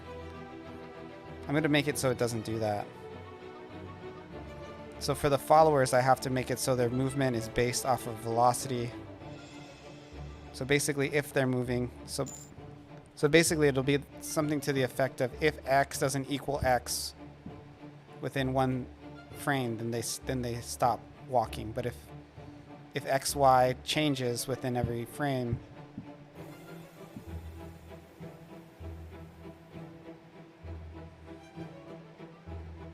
I actually prefer paper for most of my stuff. The reason why I don't use paper often on stream is because I stream. So it's more like stream friendly to just bring up my to-do list here. But I prefer paper. I feel like it gives me a better sense of accomplishment than the on-screen clicky buttons. Game stuff separated into separate journals. I don't know if I go that far. I usually just have a checklist every day. I still do that for my business stuff. You know, like I do that for business stuff, not so much for game dev because I stream usually. But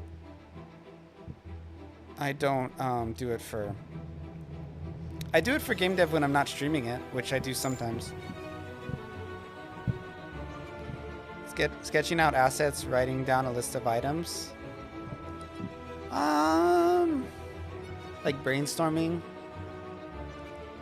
No, because for me, if I'm like out and about in the world and I get an idea, I tend to just remember it.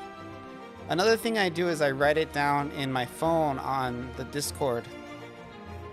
So on the Discord feedback and bugs, I give myself feedback if I'm like out there and I have an idea.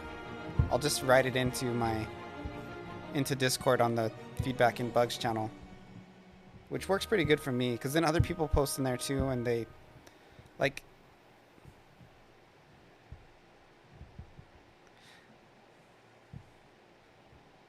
Yeah, I'm pretty active in my Discord. I don't know if you've kind of noticed that, but pretty active in there.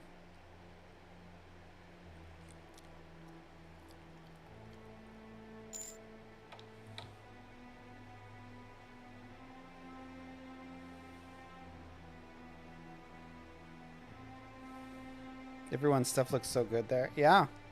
Yeah, I'm among peers in my Discord. For sure. I think my Discord has a lot of serious developers in it, which is what I really want, you know? Like I want people who are gonna make it so we inspire each other.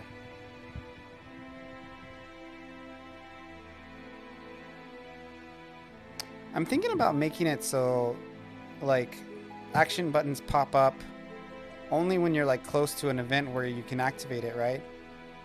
So I could pretty code it in, right? To where when you get close to somebody, then a button pops up and you can say hello to him. But otherwise, for mobile, just keeping the screen clear. And I also think I might not do... I don't know. What do you think about that? Do you think that makes more sense on mobile? Because I don't need like the button on the screen unless I'm actually interacting with something, you know? Like over here, I'm gonna make it so you can cook on this fire eventually. So you'll come here and then a button will pop up and it'll say like cook,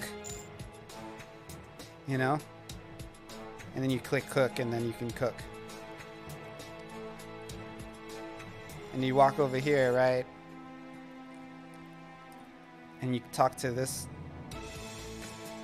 And then you go over here to this guy and it'll pop up and say like, there'll be like a talk cloud here. You click that. Be right back, you need food. Yeah, we all do. Actually, it's not just you. Don't think you're special.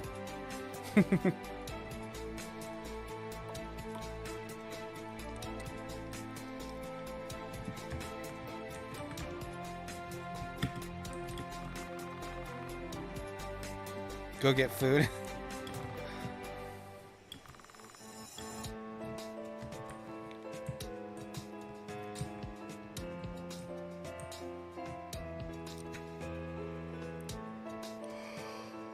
Holy crap.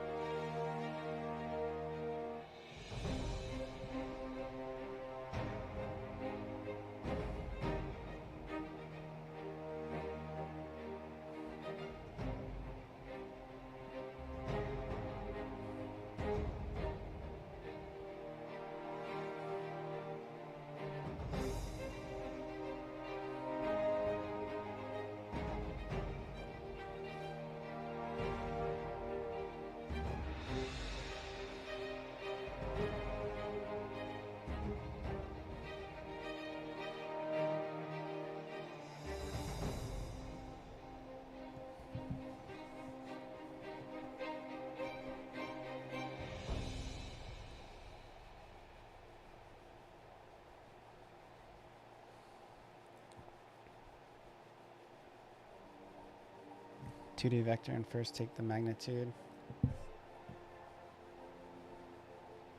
Let's treat the x and y values of the stick as a 2D vector.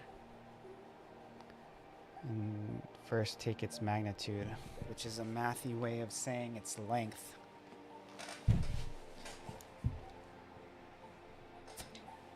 The length of a vector is greater than 1. It's outside of our circle and needs to be clamped to length 1. How do we clamp it to length 1? Fortunately, there's no process for doing this.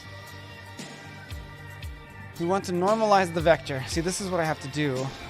That is, we'll turn the vector into a pointing in the same direction as its original stick vector, except the length of 1. And we do this by dividing the components of the vector by the magnitude. Okay, let's check this out. Okay, clamp joystick chords length 1.0. Function clap stick xy. Compute math sqrt. What is this? What is max sqrt? I've never seen that before. Square root. I've seen that before. Let m equal the square root of x times x and what plus y times y. Okay. So basically, holy shit! That just blew my mind. If m is greater than 1, x... What does this mean? Is equal to or divided by? Is that what that means? Division assignment order divides a variably by the value of the right operand. Division assignment operator divides a variable by the value of the right operand and assigns the result to the variable. So if A is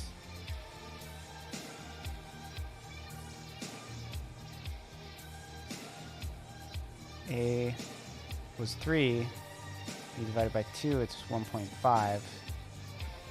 Divided by 0, it should be infinity. Not a number. Okay. So basically that means y divided by m. Right? A is 3, a divided by 2. So if m is greater than 1,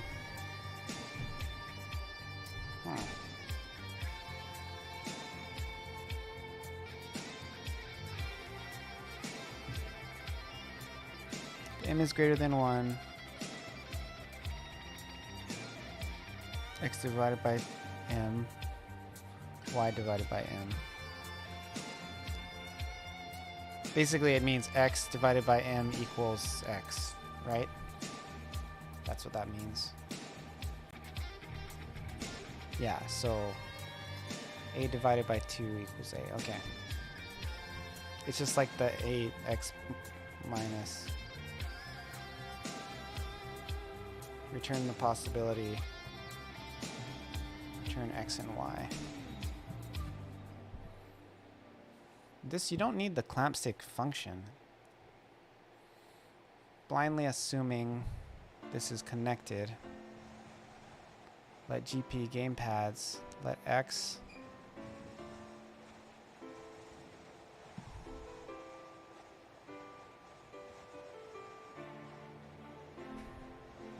What if magnitude is less than 1?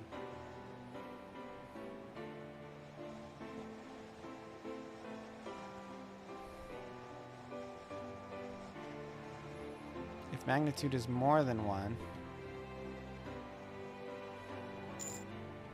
got your food? Normalize it. Oh, so it's just saying if it's greater than 1, then make it 1. I could do the same thing for less than 1 as well. No, because there's no such thing as less than 1. Okay, so now that we have the magnitude, Return a normalized vector. Return XY. Blindly assuming GP gamepad 0. Let x equals 3, y equals 3. Resolve issues in an orderly way. It's calming. I don't feel calm. I feel stressed out. Right stick with clamping. Plus x. Get clamped values. XY equals clamp stick. XY. Calm for me, not for you. Yes. And this is what the clamped mode is on the demo at the top page. Now here to write video games. This is interesting. Let me look at my mobile plugin.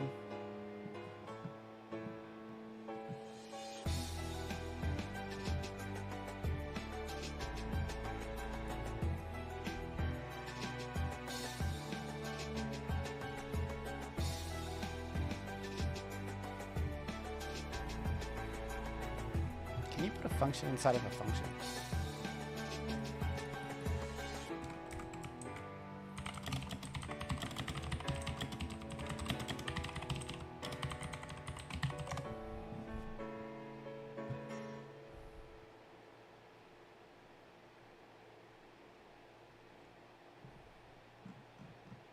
Come for me. Yeah, you can. Okay, so that's what we're gonna do.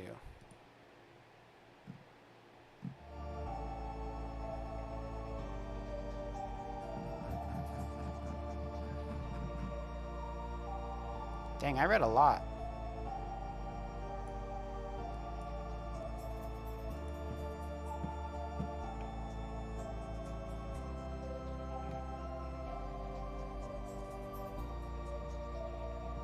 Dude, this is all I need right here. This guy has it right in his thing. Look at that. It's sweet.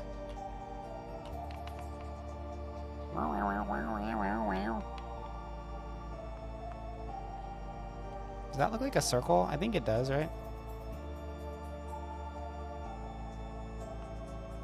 I can't tell.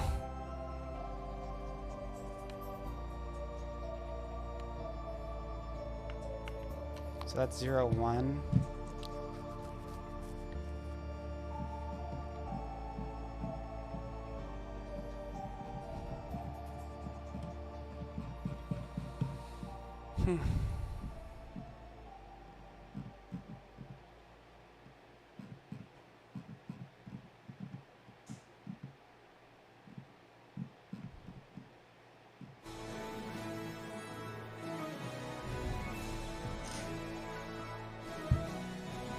One thing to do, wait, okay, so one more thing you might do is normalize between different sticks. What does that mean? Well, for example, okay, yeah, precision, blah, blah, blah, blah, blah. Clamp by magnitude.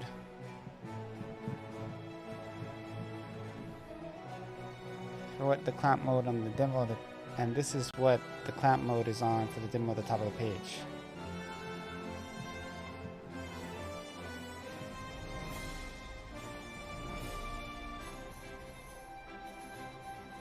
Does he have all the code?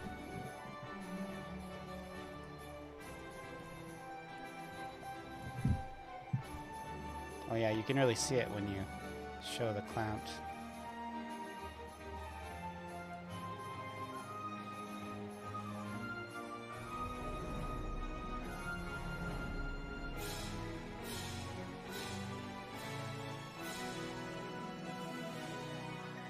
I think the raw one is not as good.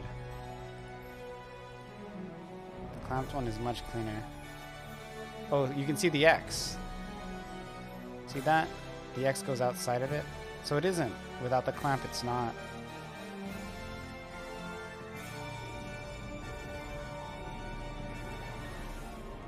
Very cool.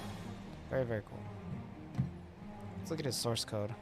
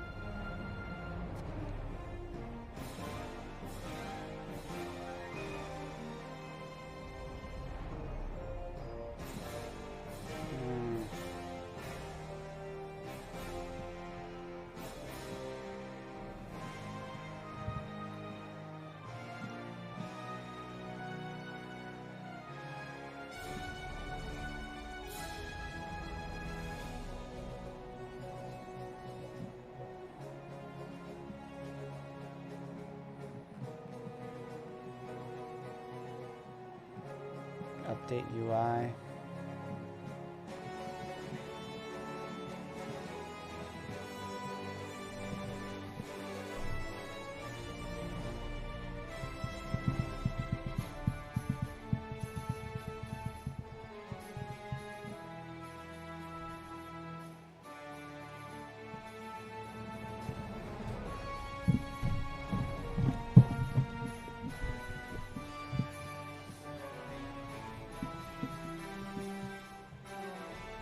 Hey, if anybody's in chat, can you go to my game if you haven't bought it and see if there's a demo available?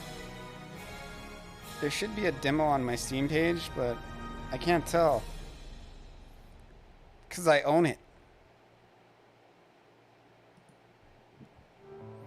But I added a demo and I don't see it.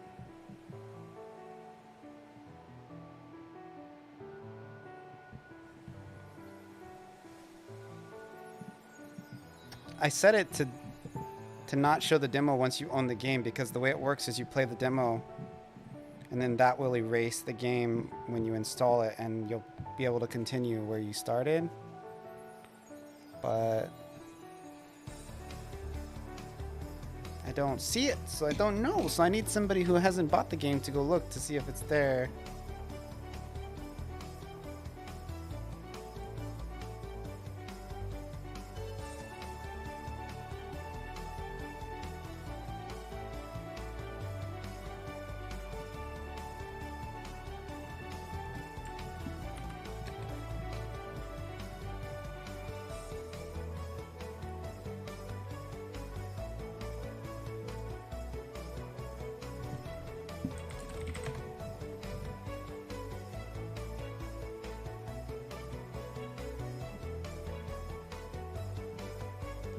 See, it's listed as a demo.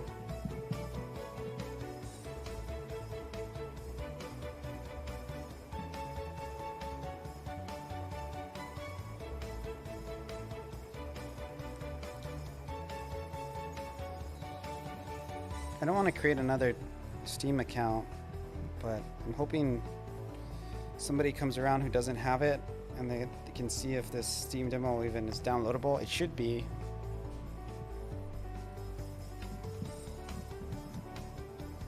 The Steam demo basically just has all of the stuff, except there, at a certain part it's like you can't go any further unless you buy it.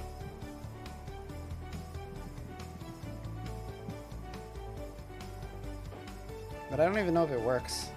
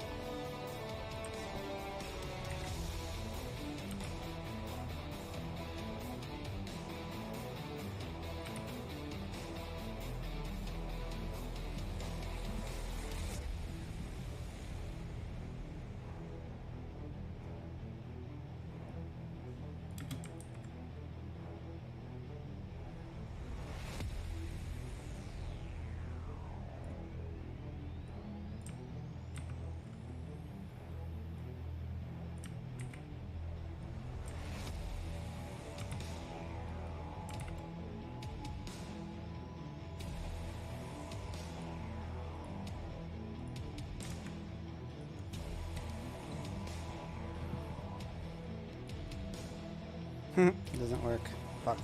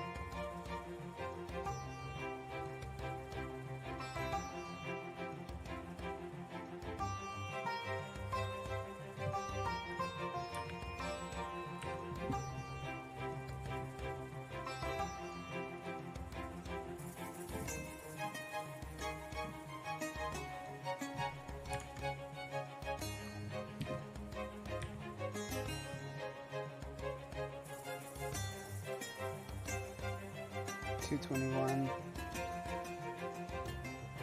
Huh.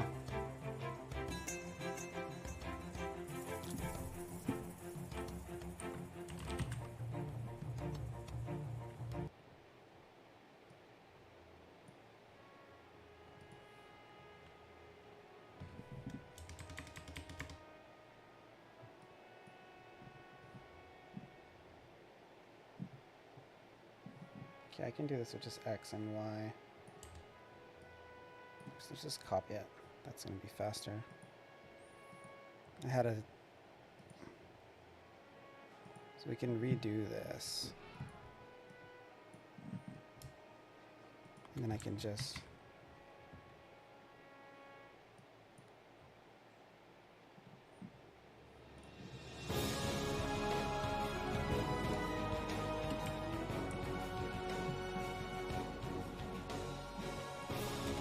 So what we're going to do, first thing we're going to do is we're going to say stick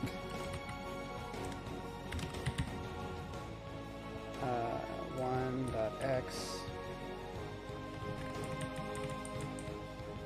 x equals stick one.x y equals stick one.y. Okay, so we can use all of this up until here, clamp stick, and then we can do it again. We say stick one dot x equals x,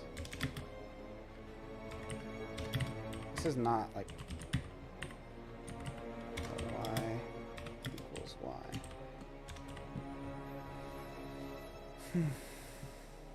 This is dirty, man. This is some dirty ass code. It's so dirty.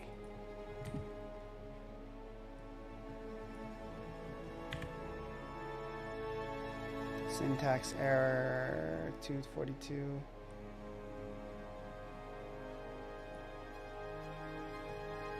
The hell?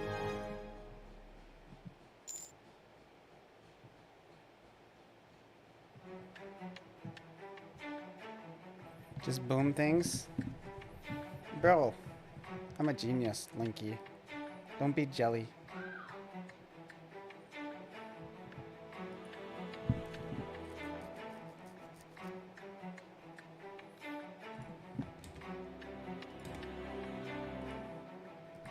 Did you see my touchscreen stuff that I've been working on? Oh, that's a good one.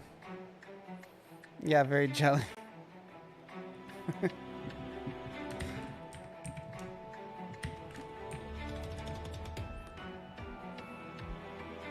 Mobile optimization. See map update. How is the syntax for that supposed to be? Confused.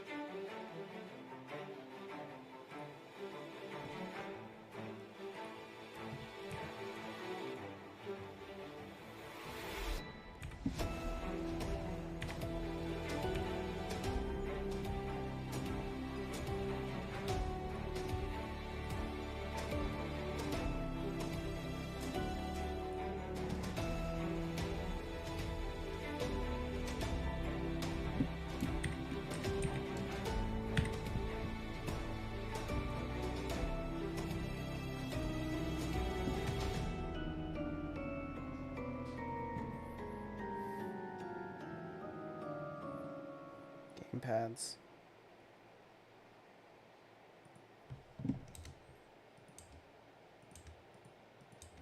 Super confused by this.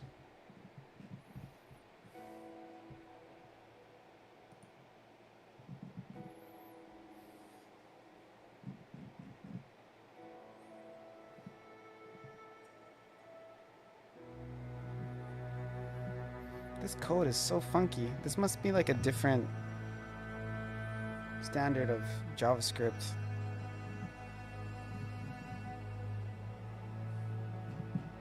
Like, how can you have a parenthesis with nothing on the other side of the parenthesis? It's like, what is that?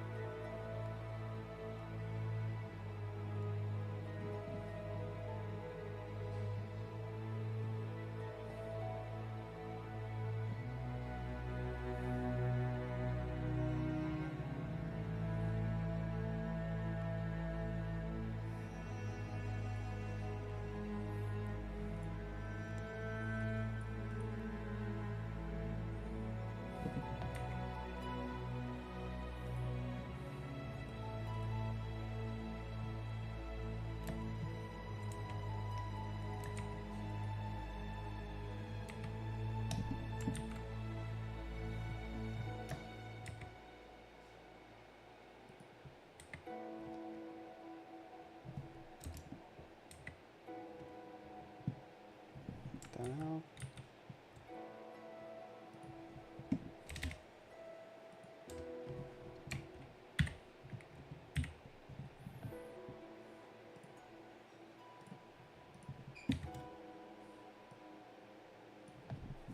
Gamepads is not defined.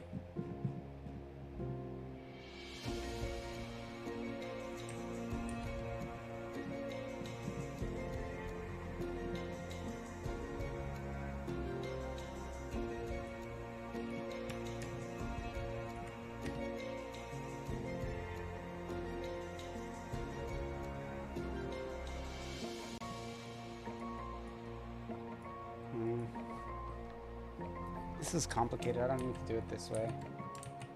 It's gotten out of hand. It's more complicated than the other way I would have done it. So really, we just need to do this. Update sticks shit.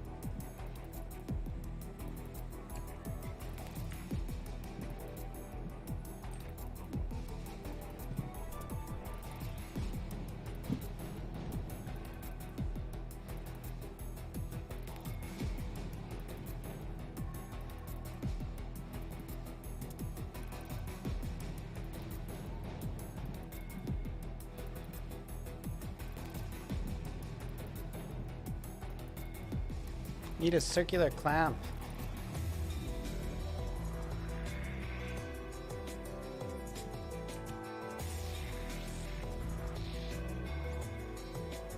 Look, Linky, it's analog movement for touchscreen, bro.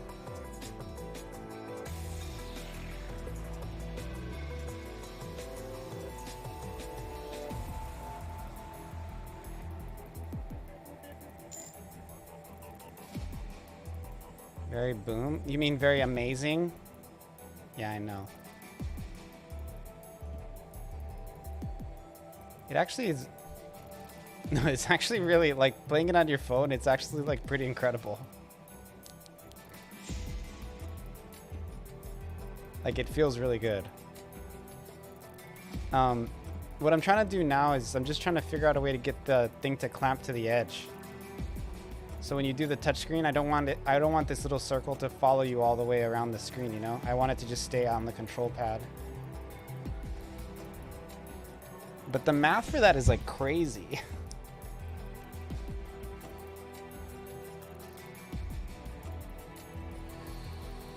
It's one thing to input like a direction. Basically, this almost like functions like a 3D thing, right? You set a radian, which is basically a direction, right? And then there's in my game it's called tilt, and that's just like the distance from the center. The difference with rendering an image in this context, it's like much more complicated, because to have a thing that has like basically those are just two numbers, right? But to make it so you do a conditional to where the thing stays in a certain place when you go around, it's just a much more complicated math problem. So I don't really know what logic to apply. That's kind of what I've been screwing around with this whole stream. But it would be so sick if I could just get it to stick to that, to like the edge of this, and just go like, when I go like this, it just goes cleanly around it, you know?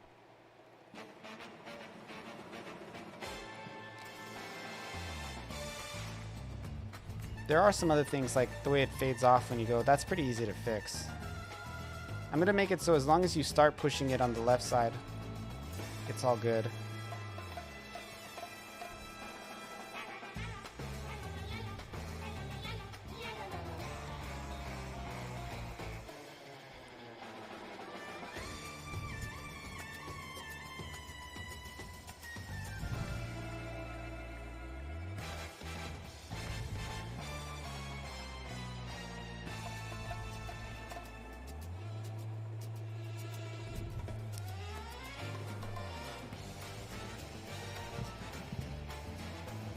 Okay, I'm kind of getting bored. I'm just going to do some JavaScript. Hopefully code or LMP will come around. They might have some suggestions. If not, or Gimmer. He's probably asleep already though. But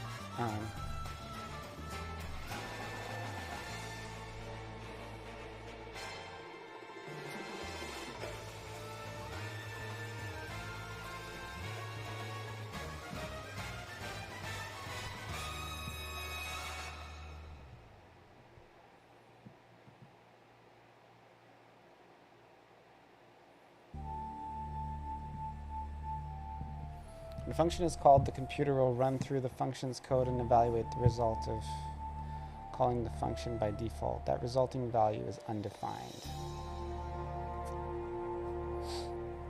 In RPG Maker, that means crash.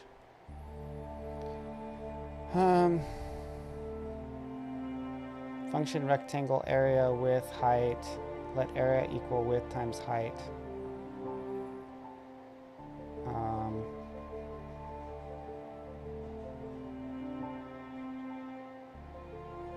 Console log rectangular area 5x7 prints as undefined.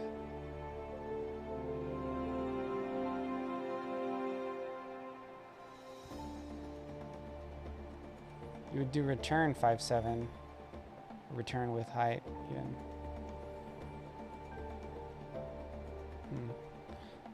In this code example, we defined our function to calculate the area of a width and height parameter. Then rectangle area is invoked with the argument 5 and 7. But when we went to print the results, we got undefined. Did we write the function wrong? Yes. Because you suck. Did we write no, in fact. Oh no, we wrote the function right, I guess. I was wrong. Okay. The function worked fine. The computer did calculate the area as 35. Okay. But we did not capture it. So how did we do that? The keyword return.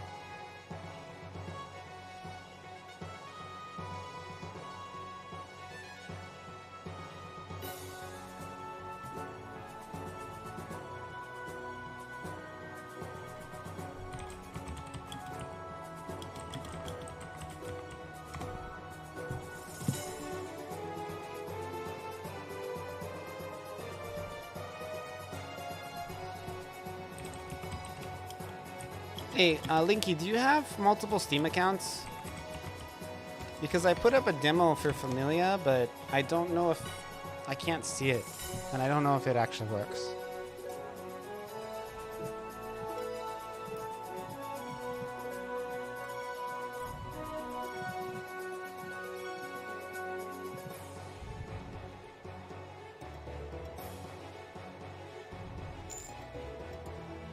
You only have one account? Okay. Well, that won't work. You already have the Familias.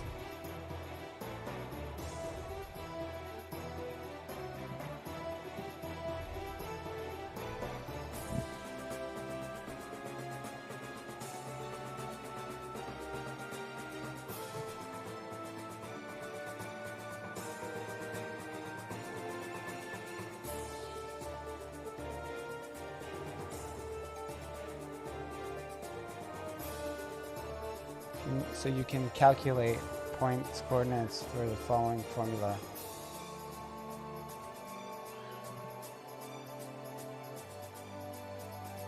Oh, this is some good stuff. Var x equals radius.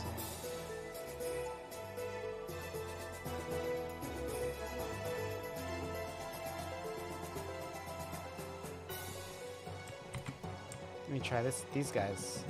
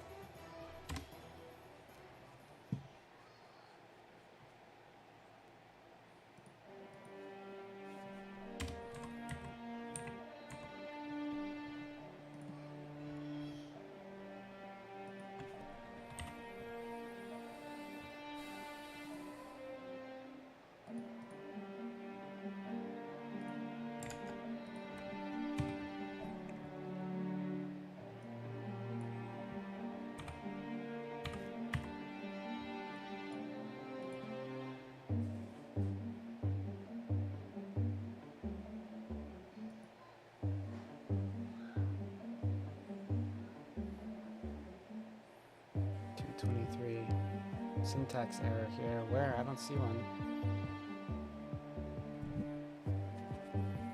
Oh, you can't do stick1.x. It's not a variable.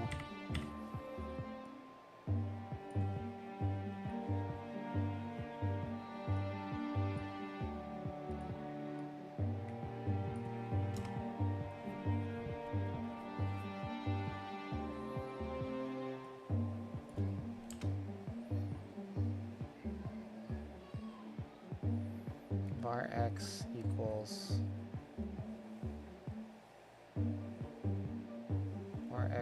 radius times math sin pi angle.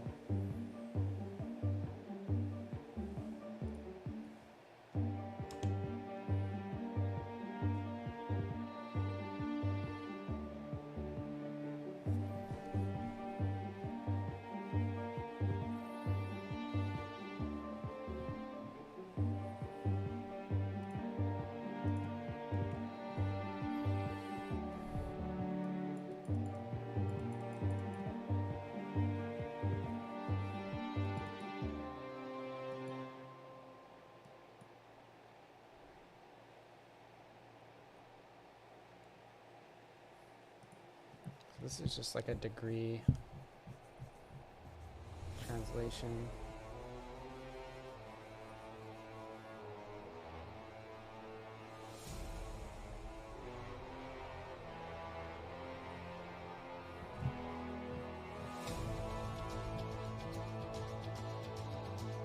No, this isn't the math I need.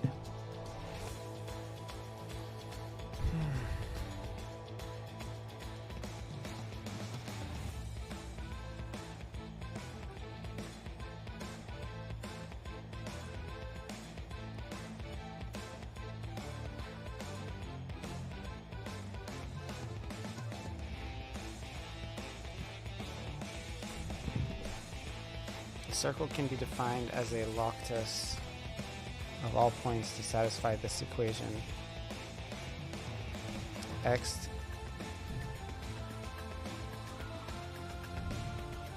to the second plus y to the second equals R2.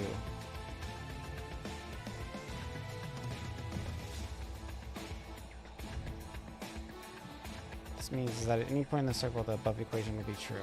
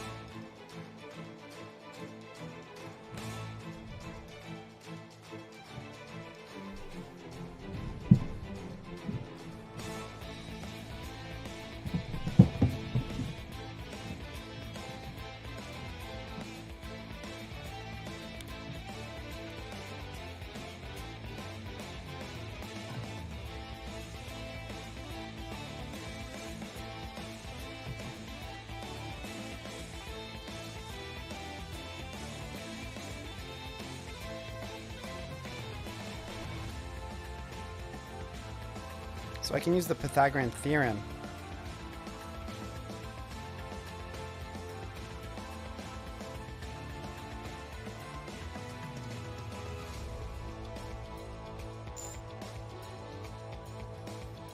Yes, much math.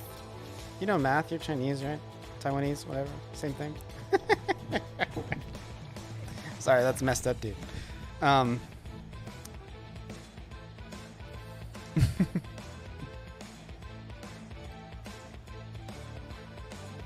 Still have nightmares at school.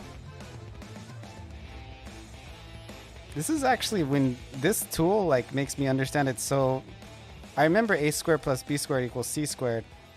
Or in this case, x squared plus y squared equals r squared. I never thought I'd need the Pythagorean theorem to make a video game, though. Basically, what I need to do is I need to use x, y coordinates to dictate where I need to cut the thing off, right? And the difference between the way I'm doing it and everybody else... Yeah.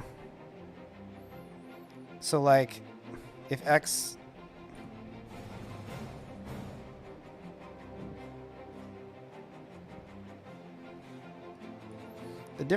It's kind of weird to get the radius back, though.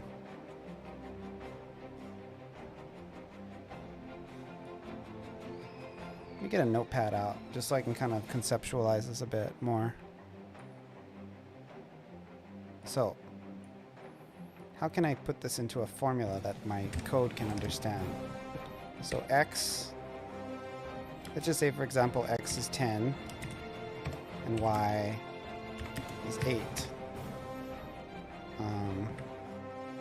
That would mean like r would be what? So basically to square these two, I'd have to go 10 times 10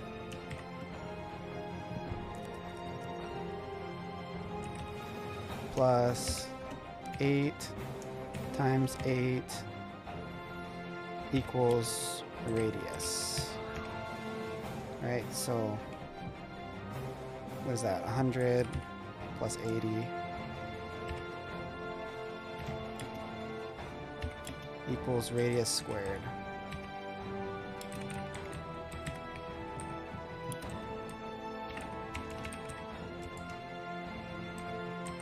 So, what is the calculator?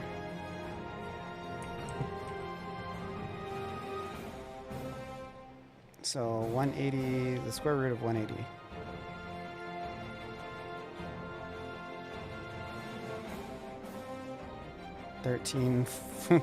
That's a fucked up number.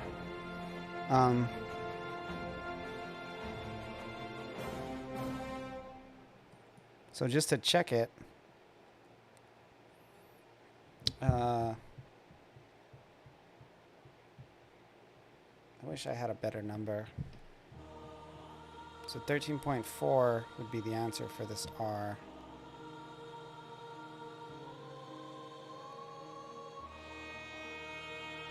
And that's...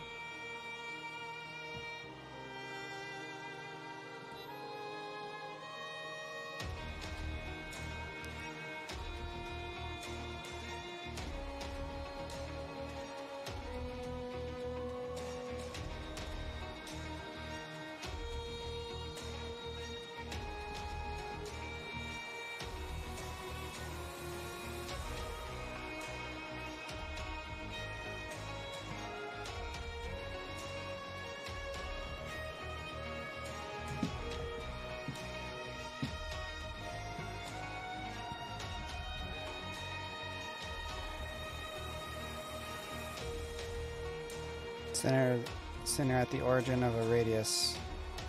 8 square is 64.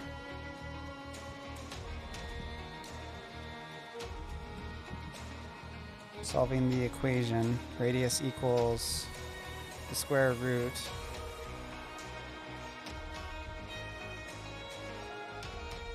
solving the coordinate. So The equation has 3 variables, x, y, and r. If we know 2, then we can find the third. If we are given the radius r and the x-coordinate, we can find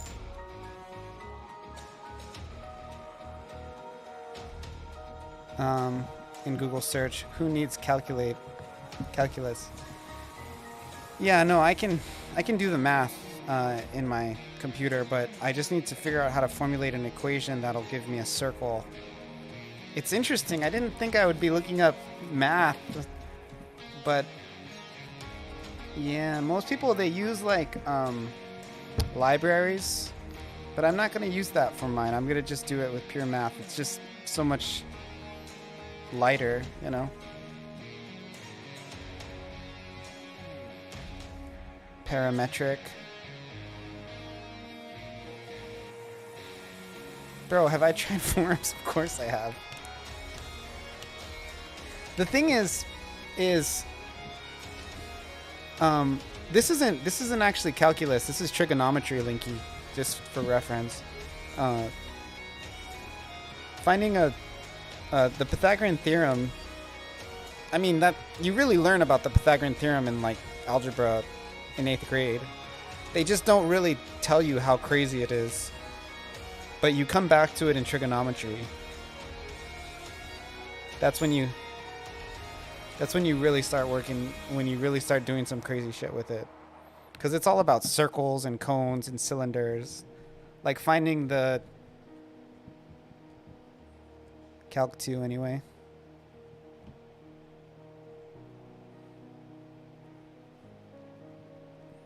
Yeah, I did calculus in high school, and then I never did any math in college.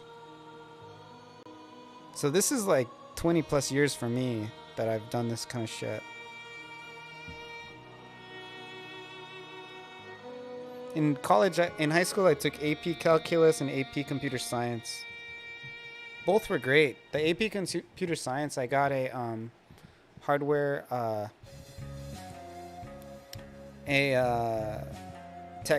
like a technician job, like fixing computers, because I was A+ certified, which back then that was a pretty good thing to be. You could get decent money right off the bat. Not so much in Hawaii, but when I worked in college, I got a job fixing computers, and it was a really fun job. It was easy, and it was like if people brought in things, I'd fix them, so it was like I could study the majority of the time. I loved that job. My college jobs were the best.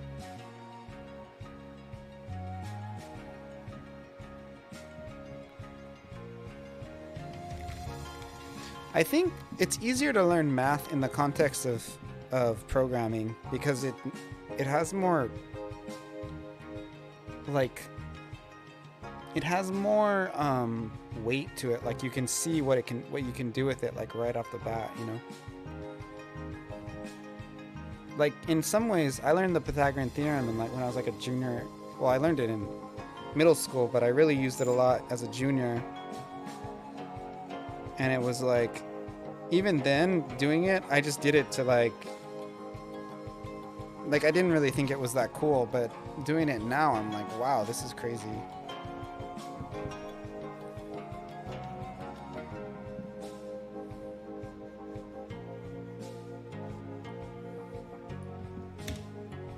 Okay, so let me pull this window over so I can try and translate this into some form of code. Okay, so basically, what I need to say if x is greater, so if r equals is equal to or greater than, I don't know, let's just say 100 for now.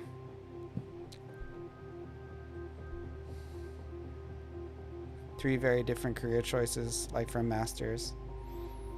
Yeah, I almost went to graduate school. I'm actually pretty glad I didn't, because I already had enough student loan debt.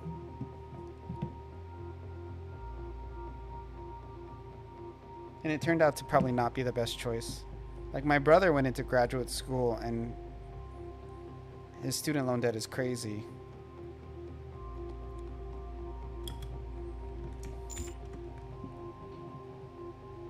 But I mean, if you go to a school and you can do it affordably, I would say do it.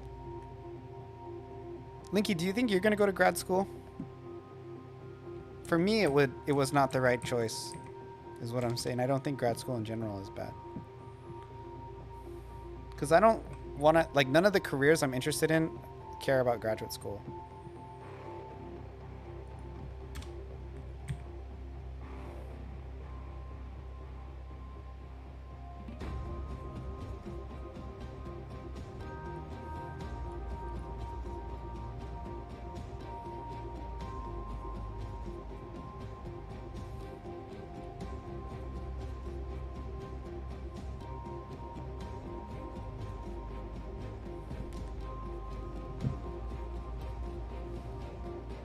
You don't have the grades for it? Same, but I need help trying to figure out how to go about dividing or choosing between the three. What are the three things you're interested in?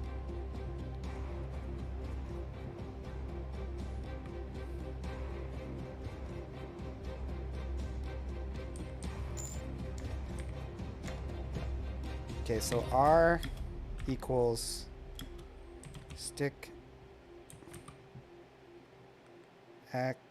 1x times stick 1x plus stick y or stick 1y times stick 1y.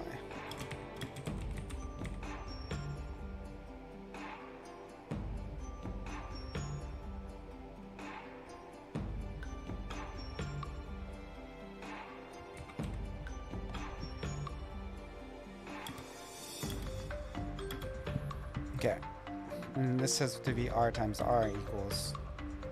So how do I move that along in the equation?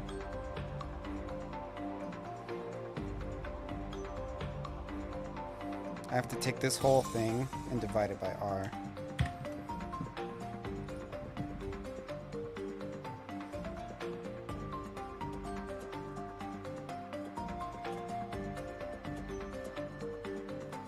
Bridal event, quarter, fashion design, ceramics, fine arts, and third is doing some courses, different computer language, and game dev. Programming sounds like the easiest to get a job out of all of those things, if that's what you're going for. Okay, so this is the formula. R squared times stick 1x squared plus stick yx squared. So how do I turn that into an equation?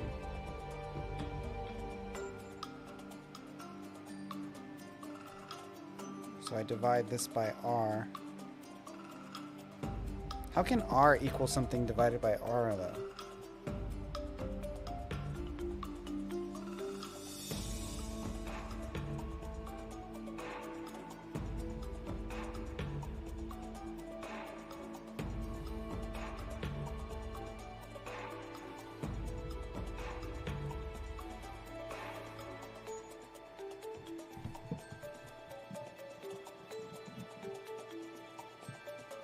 Oh, it's the square root of these. So r equals the square root. So I do math. I do like this. Math. It's like, what is square root? I forgot.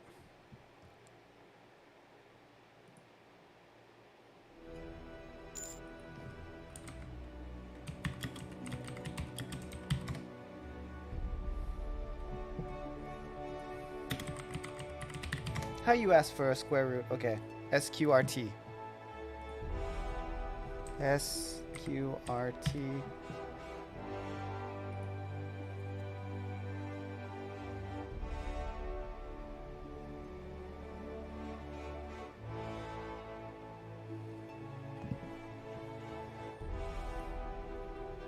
Let me console log it too. Dude, if this works, this is like so good.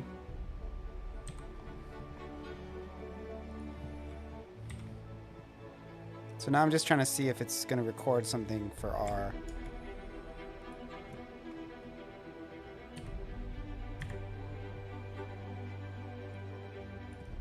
It's not. Unexpected identifier in 223. 223. Oh, I gotta.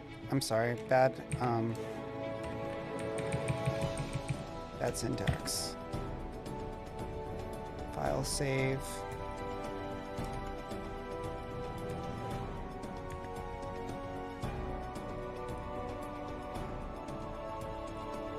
Uh, 417.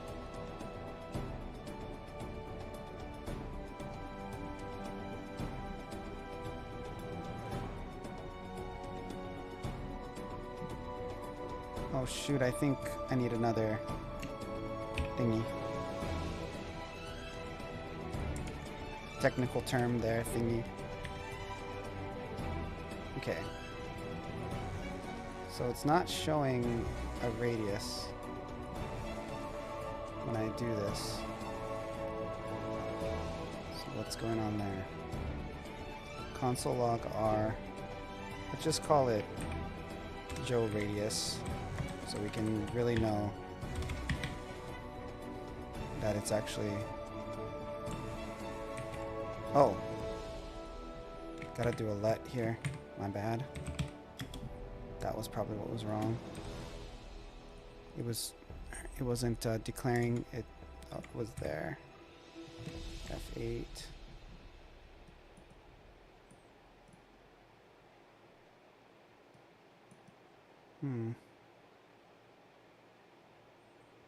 It's saying it's there, but it's not updating.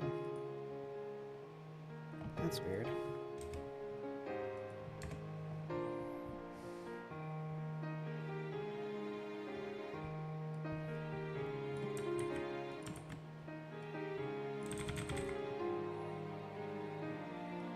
Oh shit, it's not in the function. I'm such a fool sometimes.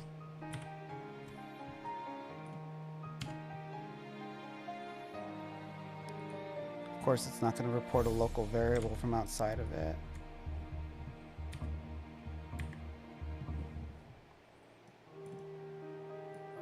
Okay, so now I have another syntax error in 227.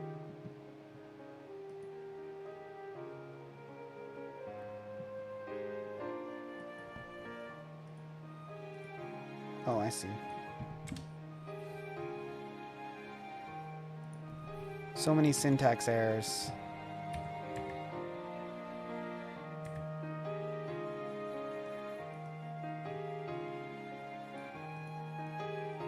Okay, so at least it's doing something.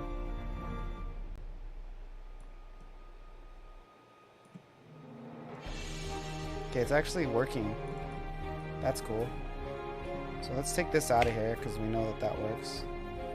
If R is greater than 100. Let's do 1,000.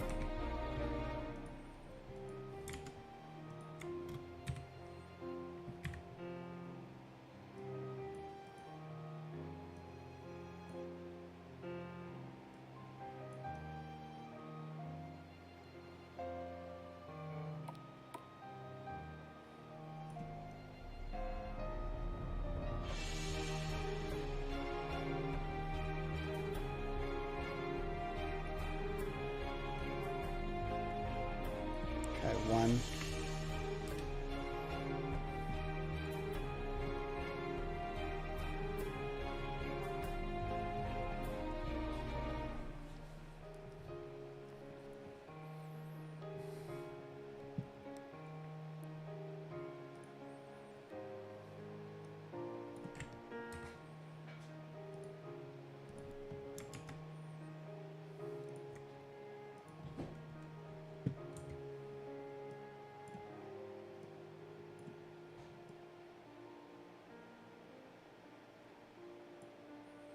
Okay, so I want it to report what R is.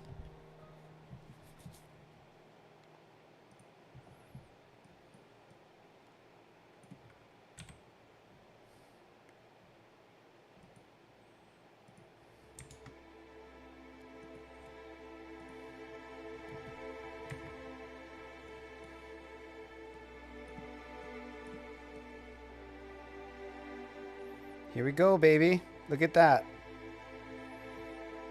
So now I just have to cut it off at a certain point. Holy shit, dude, I'm so smart. Holy fuck. So it is now reporting the radius. The next step is to say if the radius is this much, then stop moving it. Bro, I'm freaking smart, bro. Okay, so if radius is greater than 100, let's start at that. And that's pixels, so that should be like pretty conservative. Then what I'm gonna do for now is I'm just gonna make it do something random, just so I can tell that it's happening.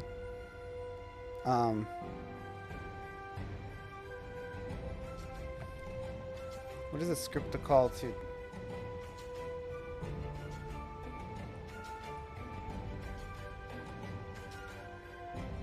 Then I can do an else.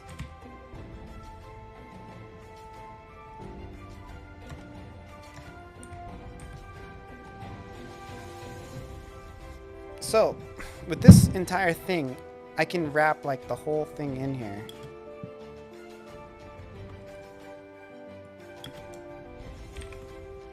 Let's just dash that over.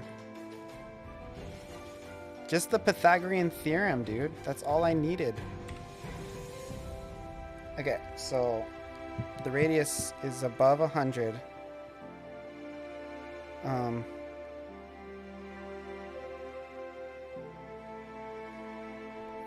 So basically, I have to, if it's above 100, I have to set the radius and then backtrack the math from there. So, like if r equals 100 or more, then I have to either do like stick x equals 100 or stick y or... Wow, this is crazy. So now, at this point, I have it detecting the radius if you pass it.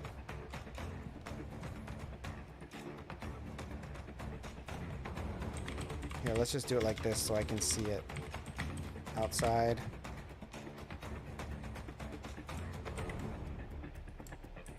And here we'll go inside.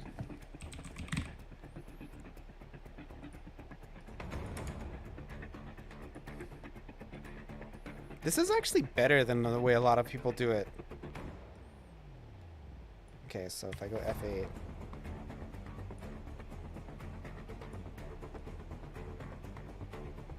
It's all outside. So it's not actually measuring it correctly.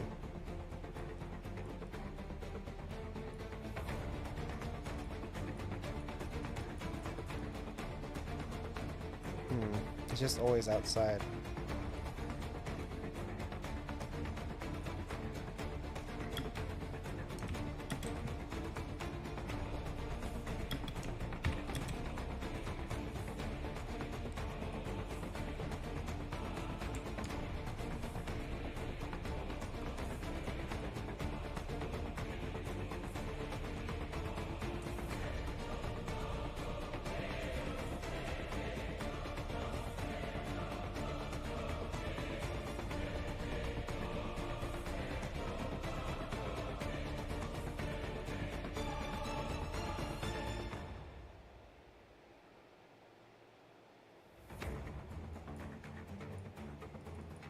There's something weird about the origin point.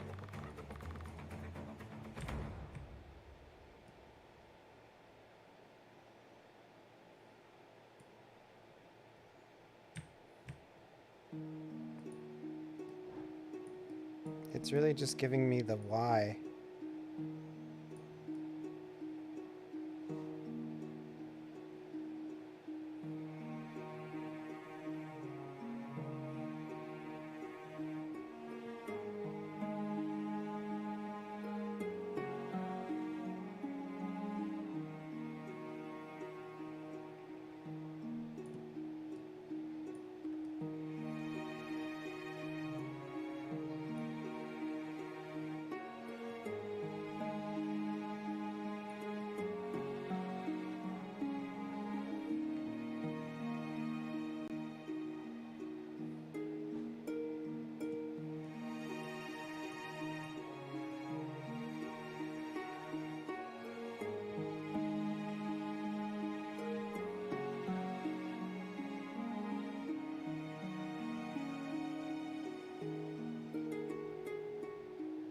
If it's less than 100, how come it's saying outside? I don't understand.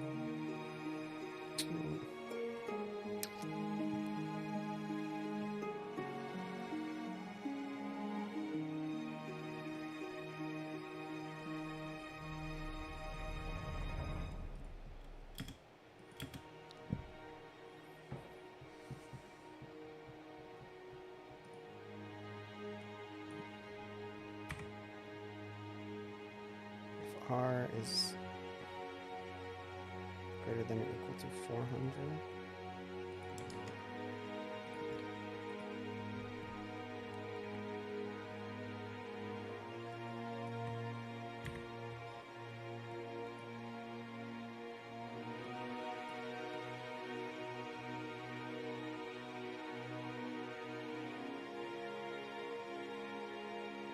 Oh, I have to floor it. That's what it is. I have to floor it. I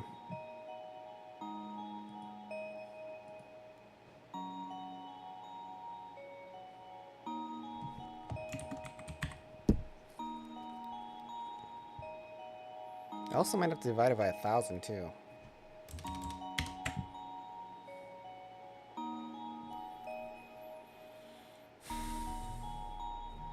I might have to subdivide this because it might be adding it weird too. The order of operations it's kind of sus.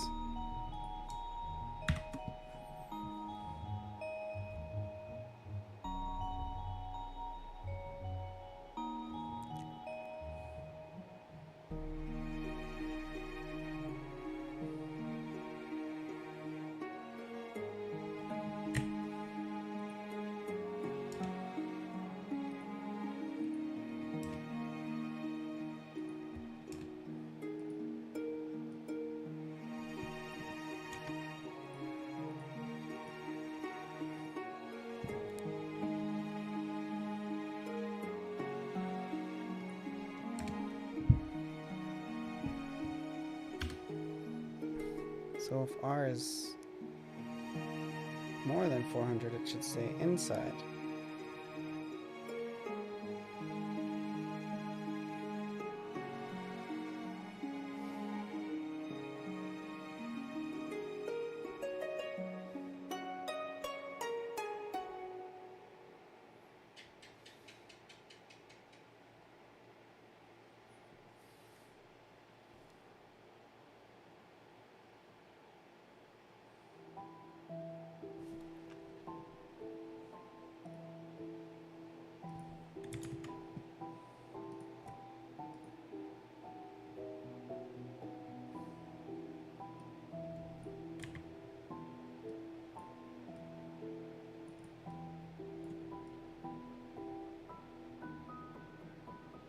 Why does it say inside when I go below 400?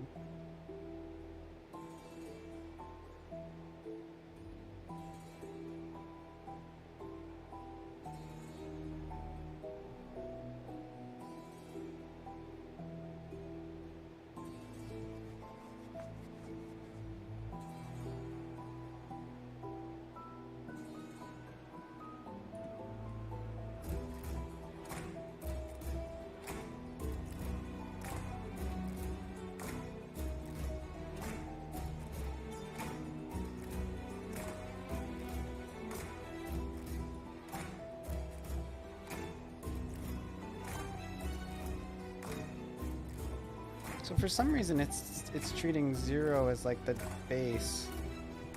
I don't know why.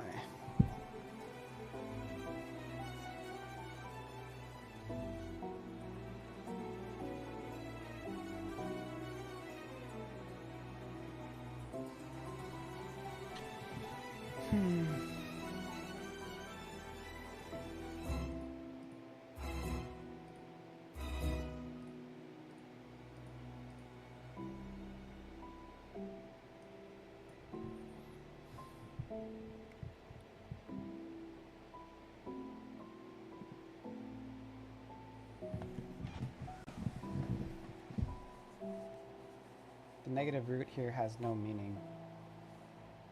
Oh, that's an issue.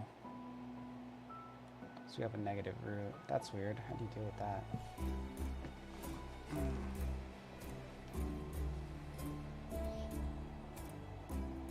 The equation has three variables, x, y, and r. We know that any two, we can find the third. So if we are given a point known so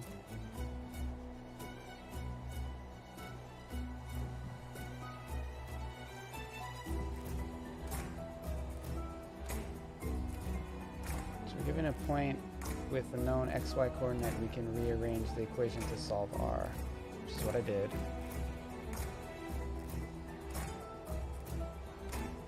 R equals math the square root of x2 and plus y2.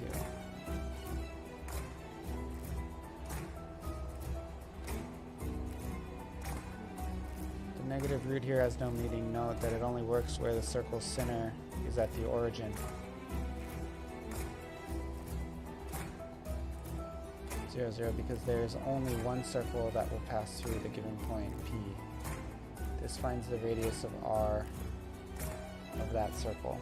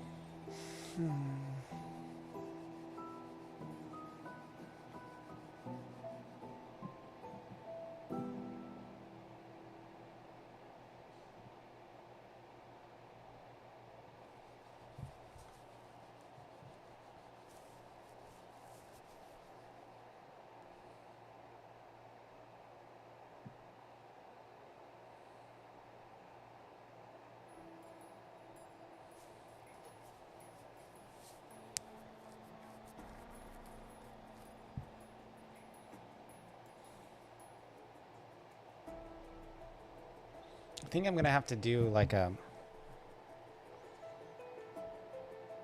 radius for the center or something, and then subtract that from,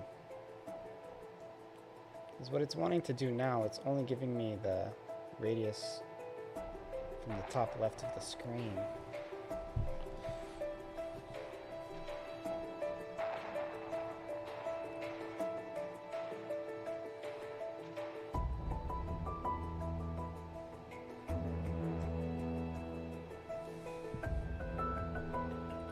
So we could do this R edge and then R center.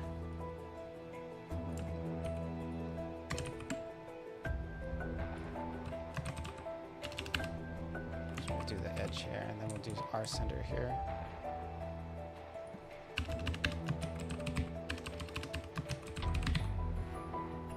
We can compare the two, right?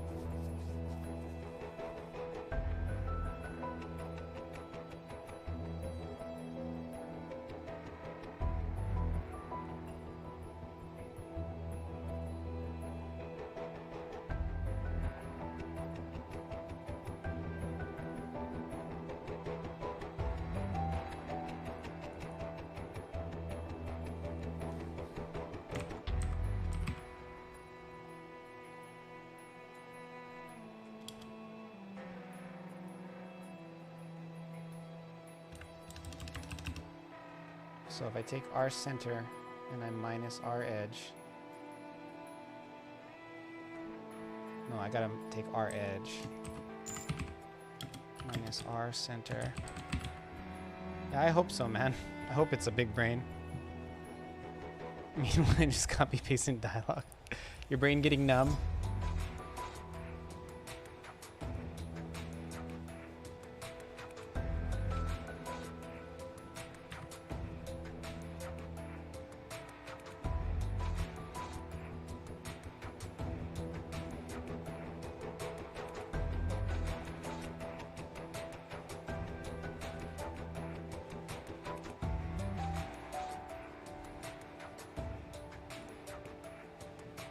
Error 224. Malform arrow function. Oh shoot, I'm not supposed to use the arrow function. I'm supposed to be like this. That actually could be the whole issue of everything.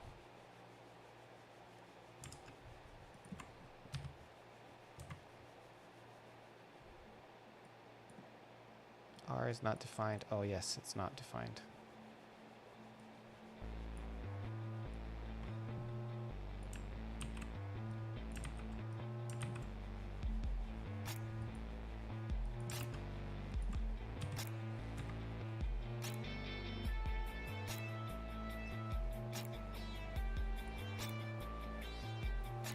Getting a non.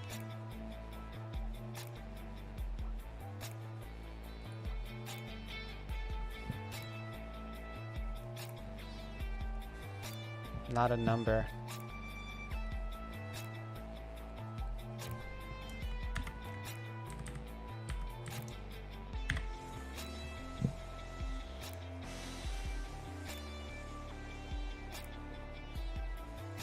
Oh shoot, yeah.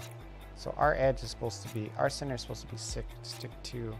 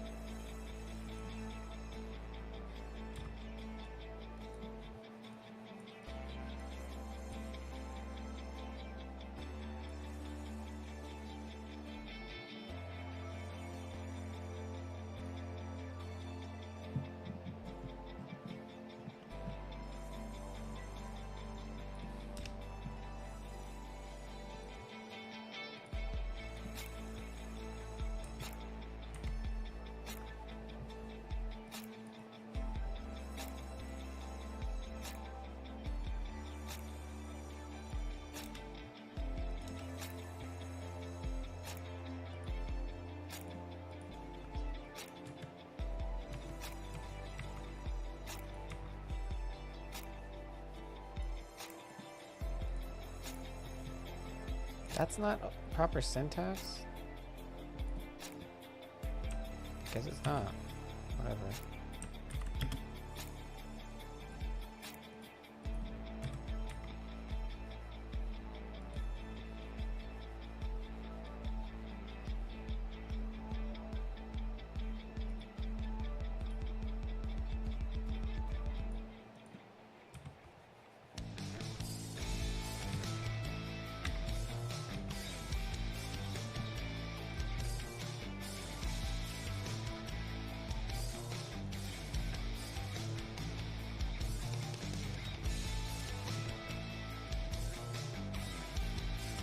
Expected token.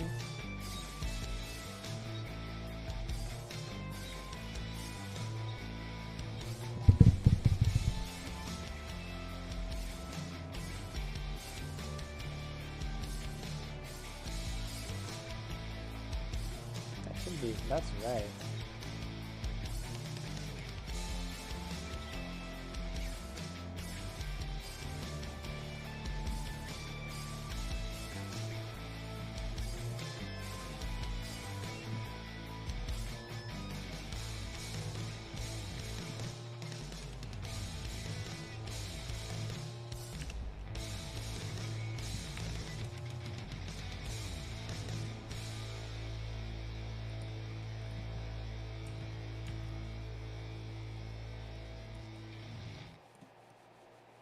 Why doesn't that shit work?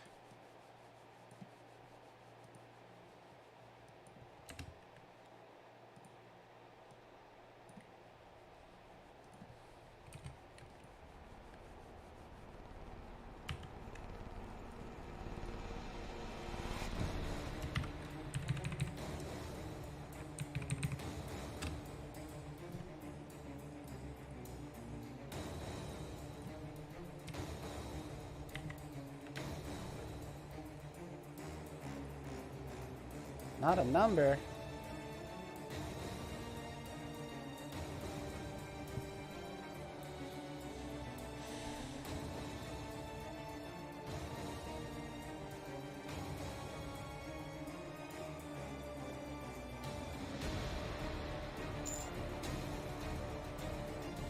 Uh-oh.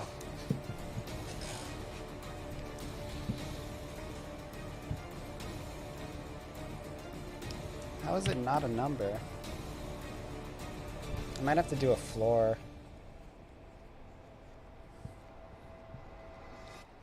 Yeah, let's do a floor. Just to see if it works.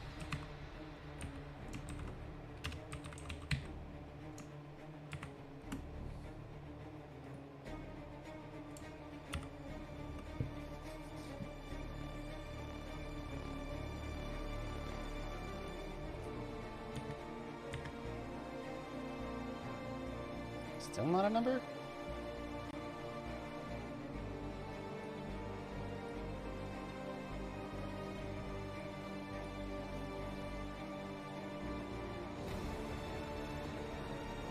Still not a number, huh?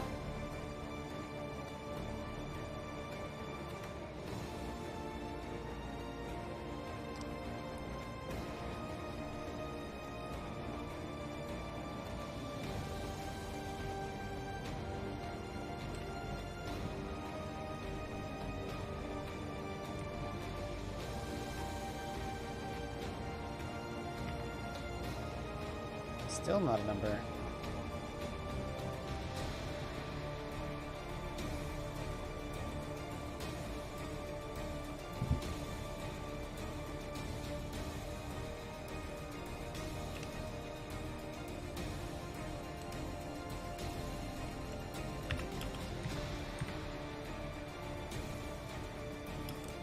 How is that not a number?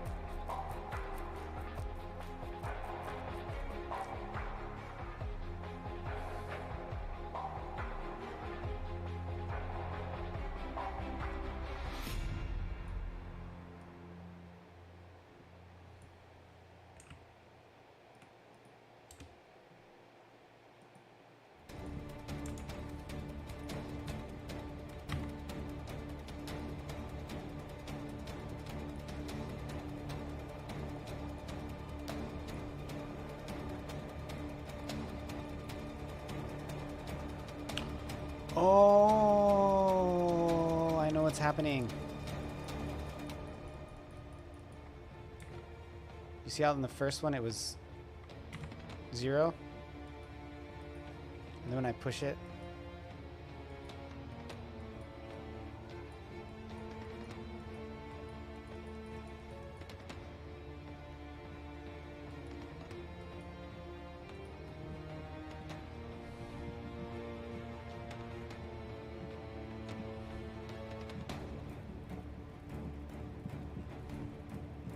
I'm like moving it somewhere. Where is it? I'm moving it up here? No. I remember when I made it go off the screen, I did a thing where I like moved it off the screen by like using ridiculously high numbers or something.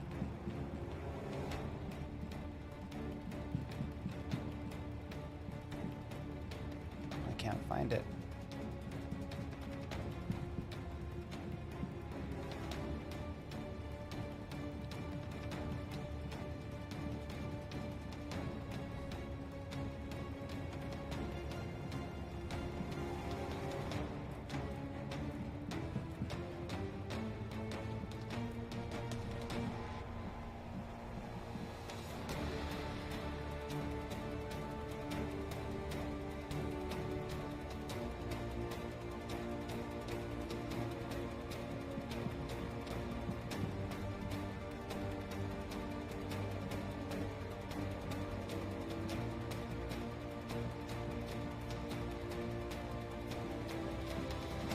It's like resetting it for some reason, and I can't figure out why.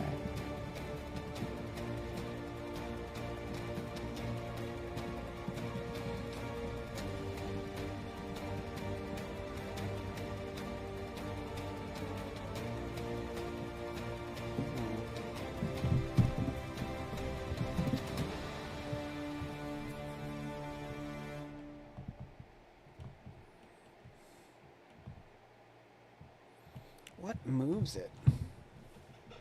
Something is moving stick 2.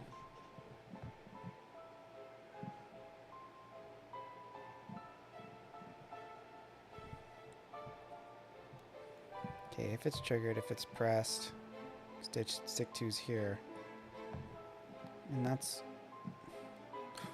Oh, I think the next one... No, it's in a different scene, so it won't do anything. Stick 2. Okay, this is where it first comes to the scene.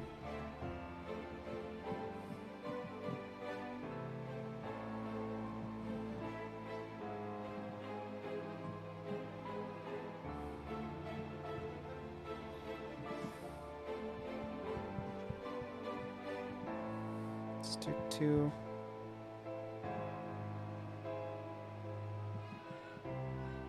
Press.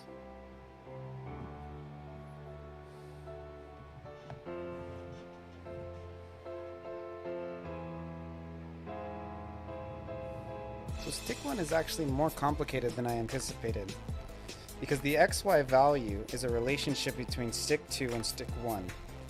The way I've been trying to do it is I've just been entering stick 1 thinking that that would do it, but that one assumes that the center is in the top left corner of the screen.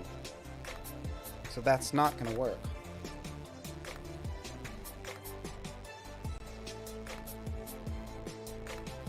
So I'm going to have to define the radius as the difference between stick 1 and stick 2 squared versus the difference of stick 1 x times stick 1 2 squared. We'll have to, so I'm gonna have to get a new value for the relationship between stick 1 and stick 2, which that actually seems, that's not bad at all. So let's just kind of start thinking about that. So I'm gonna create a new one.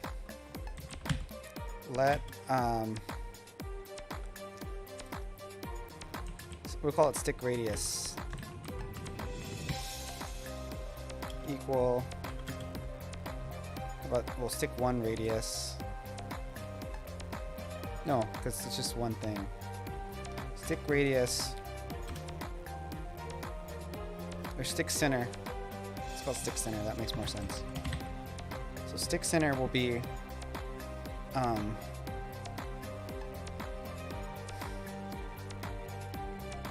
stick 1, so it'll be stick center x and then stick center y.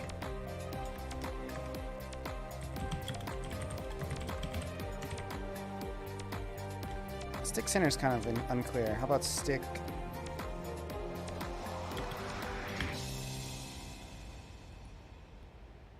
and this will be stick 1 x minus stick 2.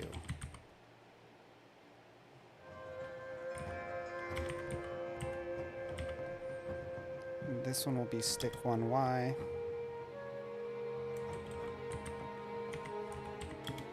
minus stick 2y. Okay, so I can use this in this equation here. So stick center y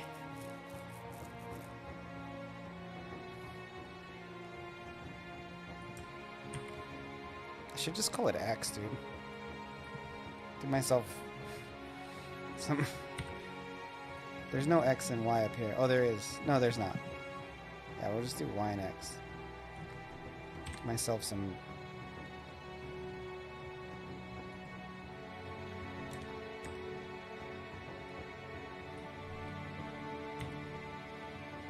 make it less long. Y and Y.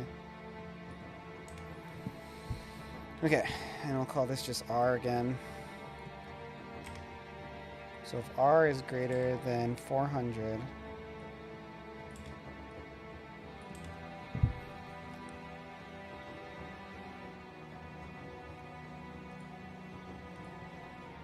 I think this is it.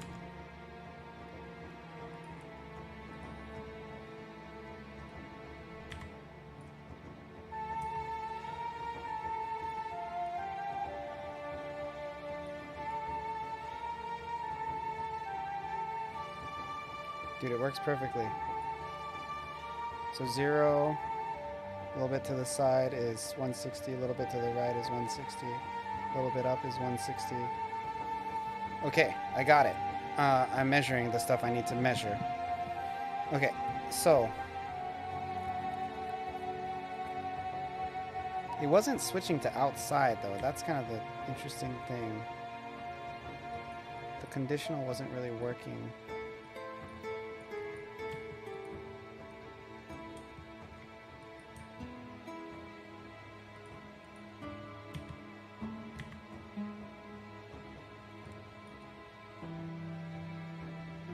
Oh no, it does.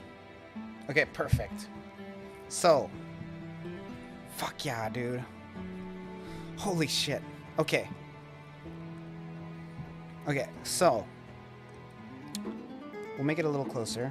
If R is greater than 200,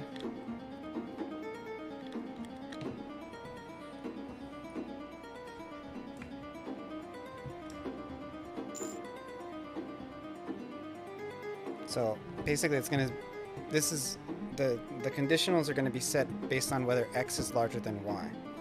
So if R is greater than 200 and X is greater than Y,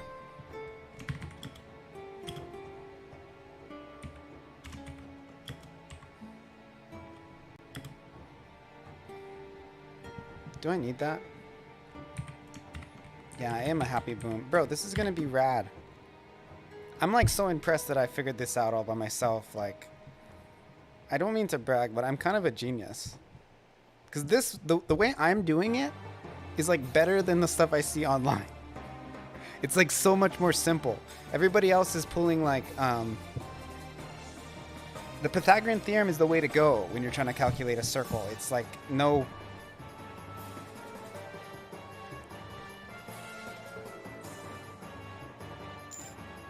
flexing. It's just me and you, dude. Who cares?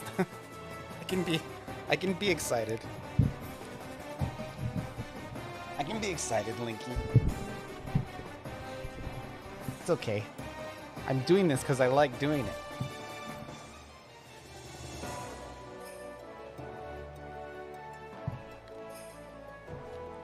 Okay. So...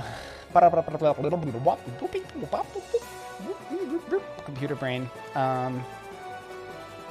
So now that I'm measuring the radius, I have to say if the radius is more than this, then X and Y, then R equals, so it's basically if radius is more than 100, X equals, okay, I need to figure out this math, so it's almost better if I like wrote it out. But R's a squared, so it's Y plus X equals R times R.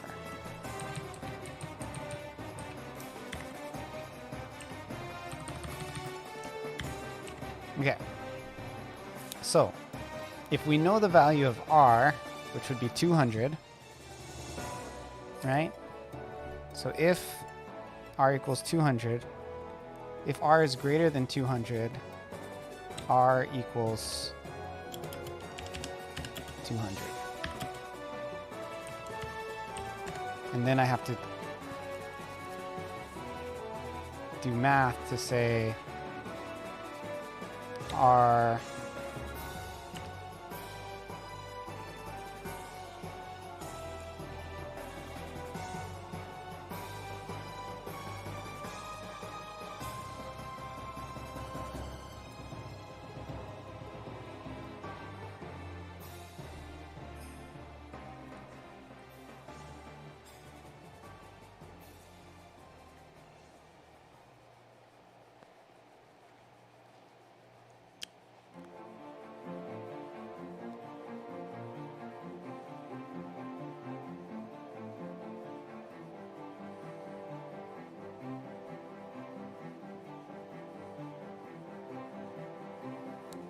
What's a number that's easy to get the square root of? What's 12 times 12?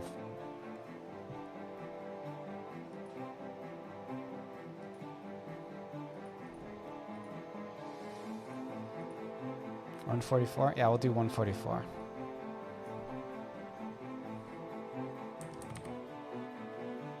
Wait, no. I'm not getting the square root of that, though.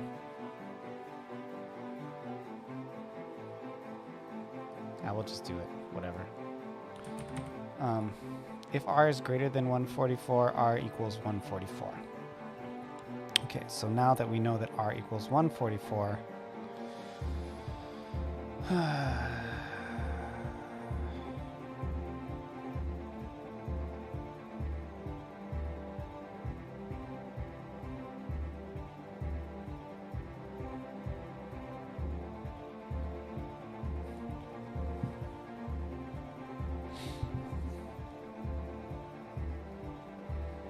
then stick x, stick 1 equals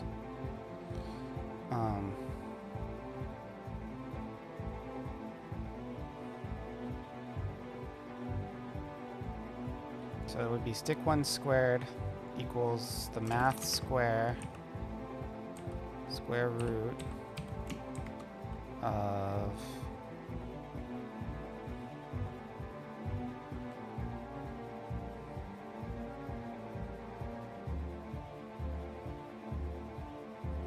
square root of r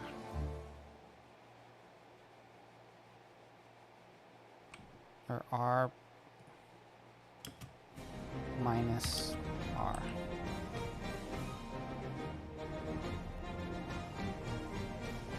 Because if x plus r equal, or x plus y equals r, then therefore x equals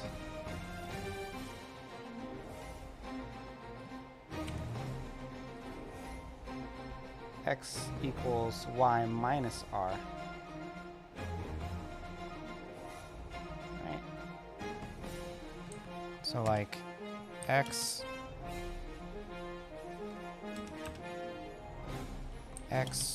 plus y equals r. So therefore, if I subtract x, it'll be r, or if I subtract y in this case, minus y, then it's r minus y. Okay, so it's actually r minus y.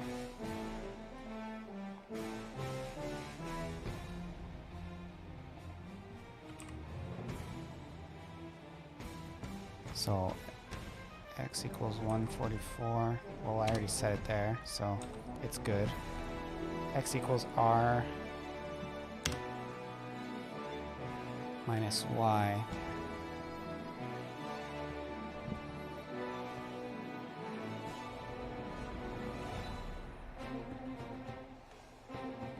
And then y equals r minus x. I wonder what that'll do. That's not right. I'm like 100% sure.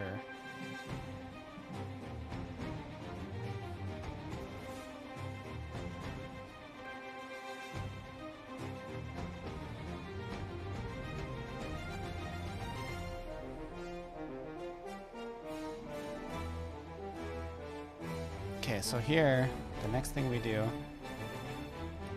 get rid of this else. We don't need this else.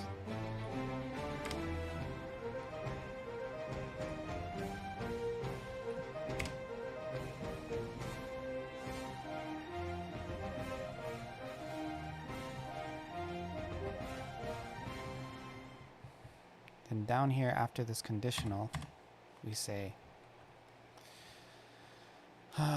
stick 1x equals, or it's really just stick 1x that matters, equals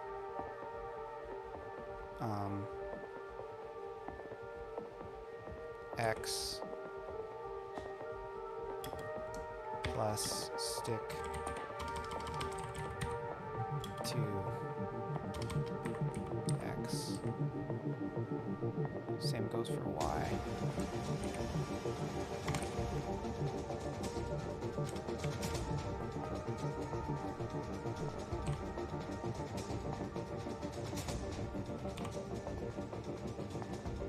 So basically, this uses a radian to cut off how far away it will be. But this has to be x squared plus r squared minus y squared. So x equals the square root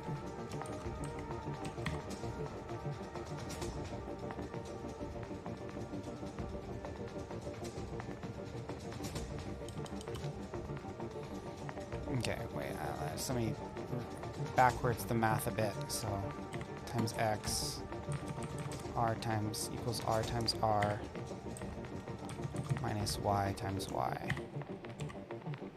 Right? Okay, so I can say I can divide x by x, and then I can also divide this side by this side. So just to put this together, divide that by x, and then we can take away this here. So x equals r. Wow, that is crazy complex, but also sophisticatedly simple at the same time. R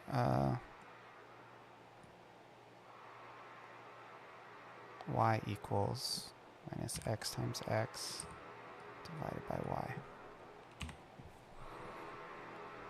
How is that possible? That's not right.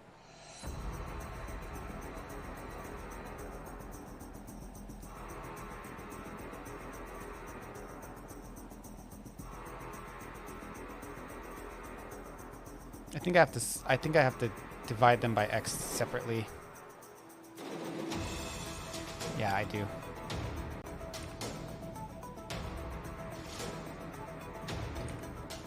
That's what it is. So r times r divided by y minus x times x divided by y. So this is crazy.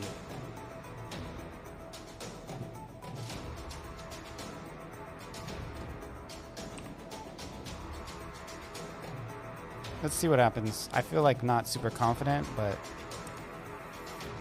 I'm curious.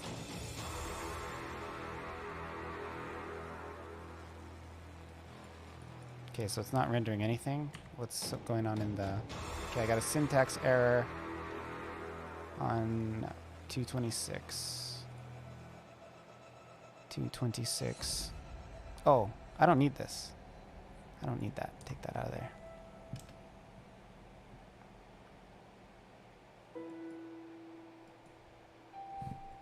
That was a mistake. F5, F8.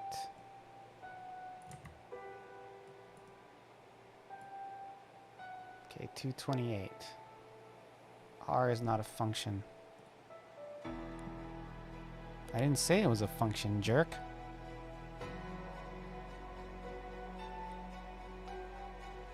Why does it need to be a function?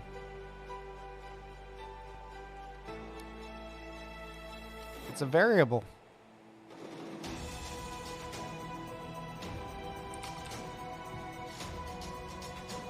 It ain't no function, man.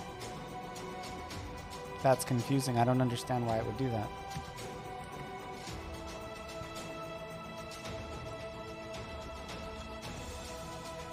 $228.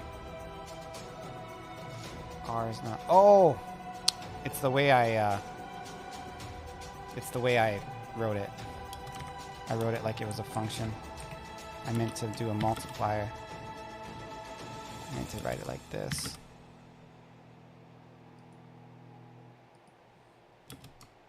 Bad syntax strikes again.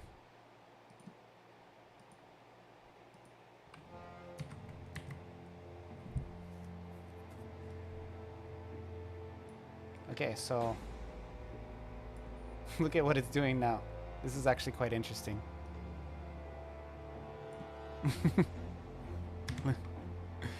So there's no errors. It's doing what I said. But when I pass the radius, it goes like haywire.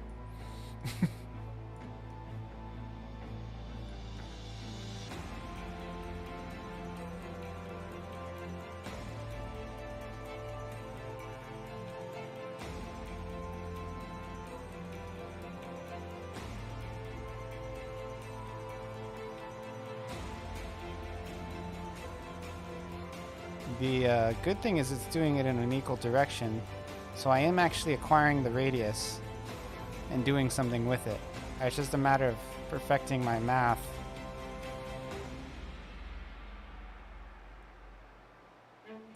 Look at that crap.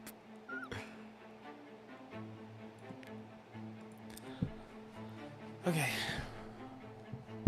So I'm fairly certain that we're dealing with order of operations related issues. So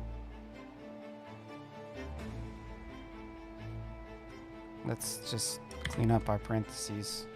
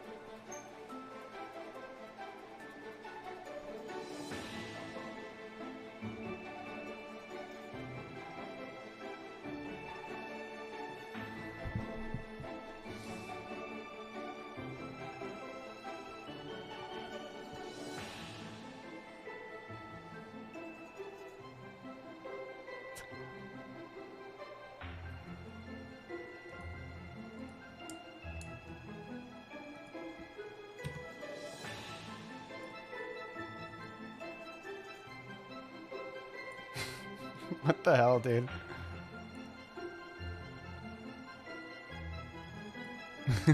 What is going on?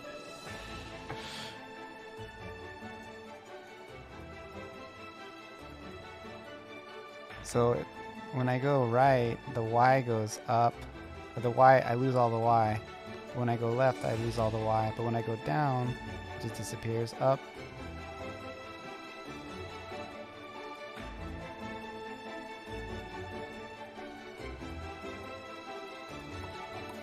It feels like it's making a circle, but not where I want it to.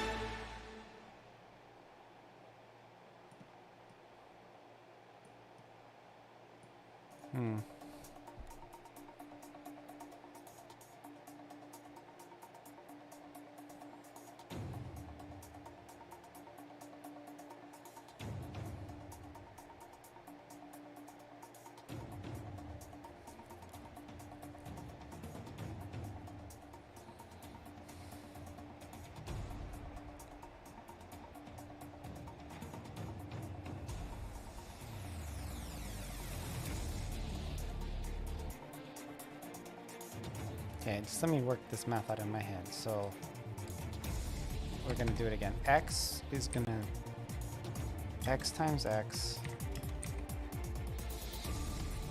We'll start with the basic. Plus Y times Y equals R times R. Okay? So to get X, you subtract Y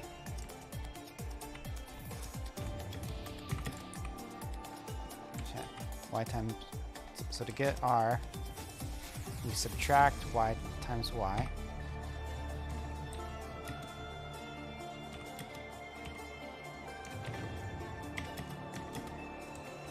Times y. So that total will actually equal. So I can divide this entire thing by x, because, so now I divide this by x, and then I can divide this by x. So I think my order of operations is a little funky, because if it's actually a bit simpler. I can remove these center.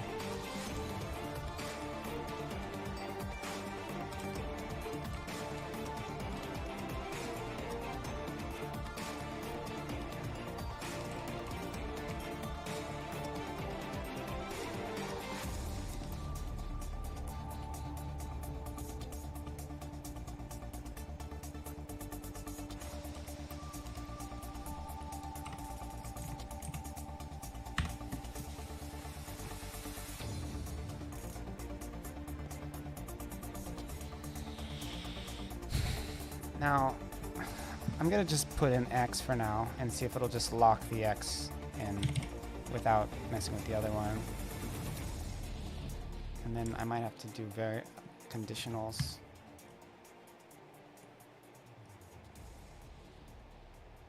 Okay, yeah.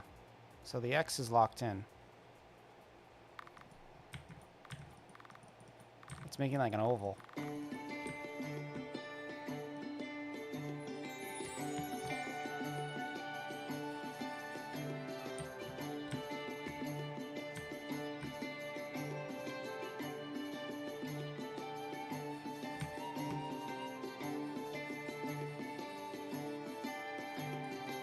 So there's a different condition for a positive and a negative.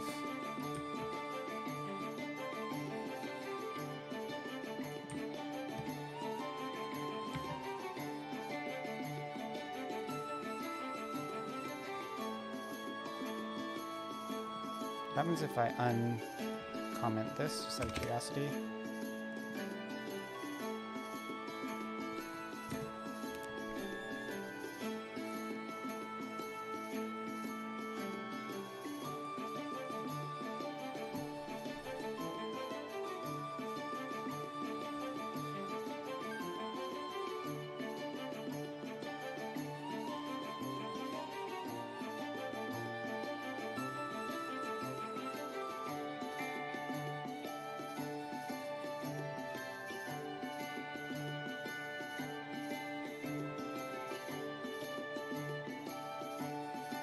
Minus y.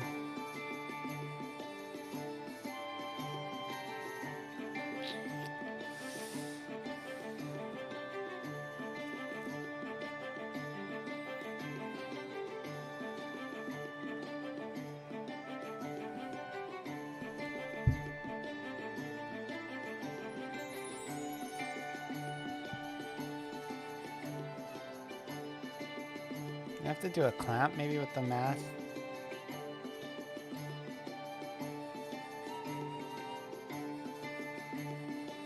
I could do a math max for the radius.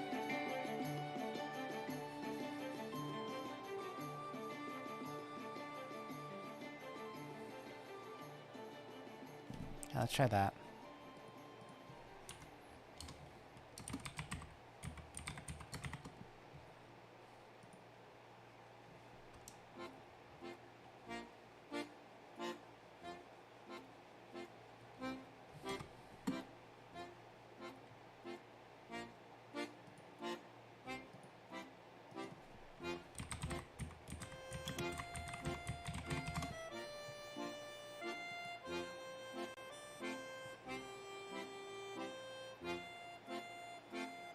Here's the largest of the numbers given as an input.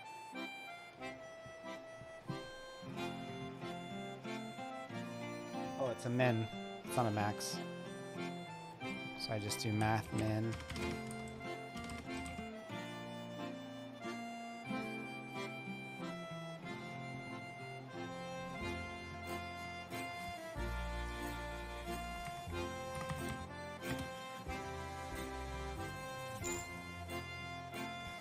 Time to sleep? Okay, man. Check you later. Good hanging out, Linky. Thanks for coming. Math min. No, I can't put a math min on it though, because I needed to.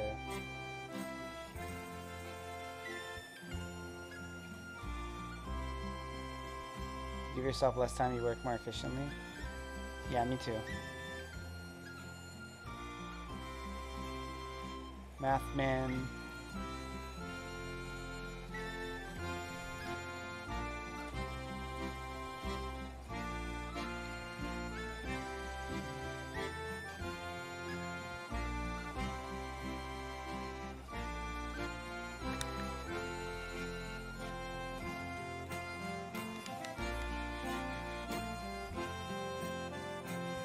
Mathman 144.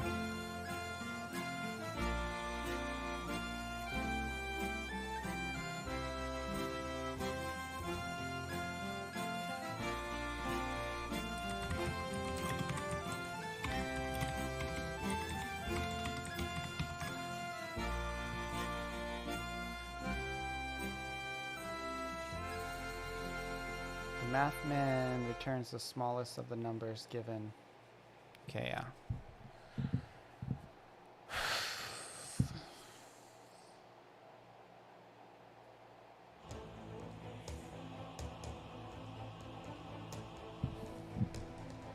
So, if the radius is bigger than this,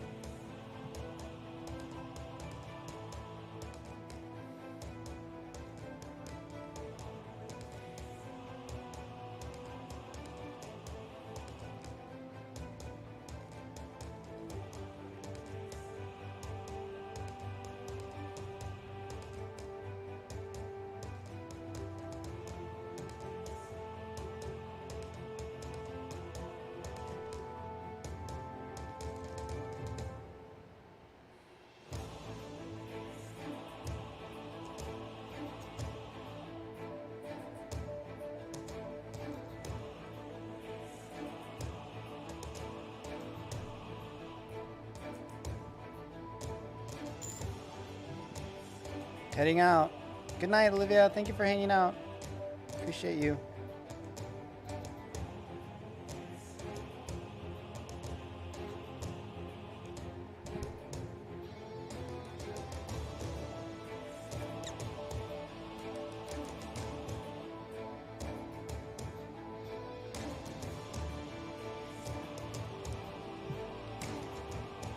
Stick x equals x.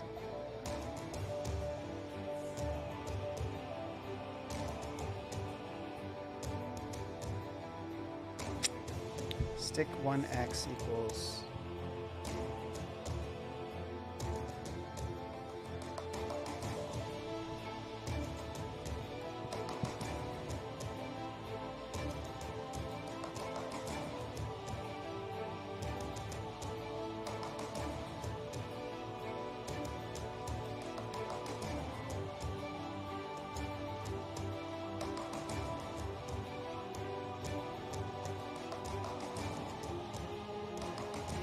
stick 1x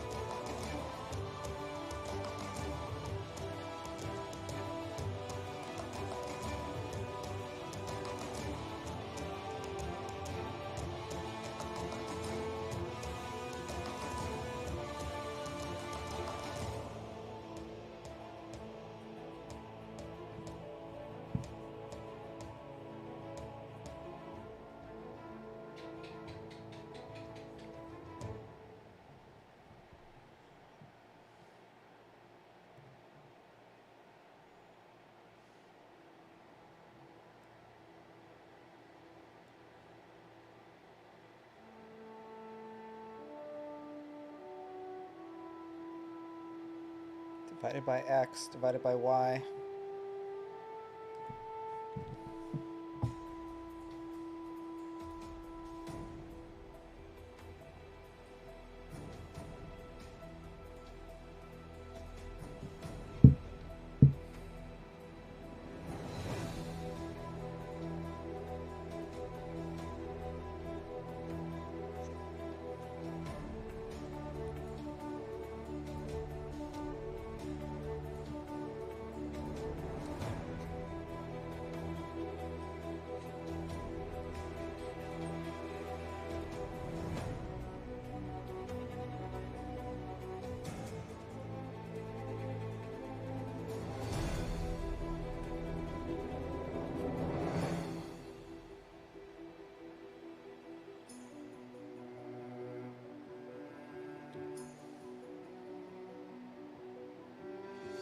So I've gotten the part to where I can calculate the radius.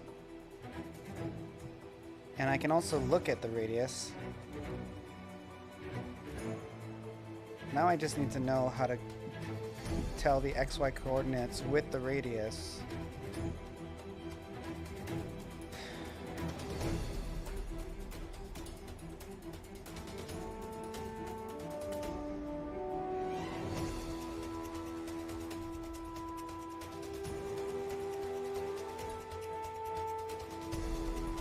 I think I might have to pull stick 1 and stick X again.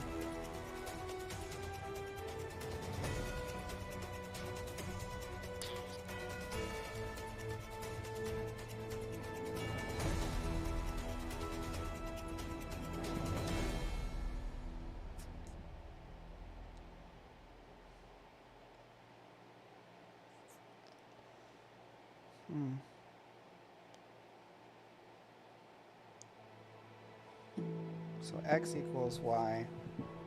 X is still defined in this context.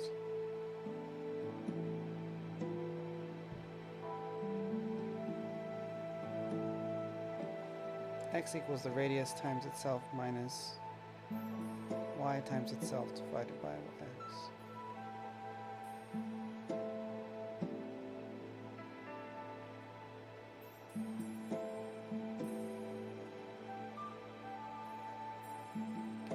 Equals the radius times itself minus x times itself divided by y.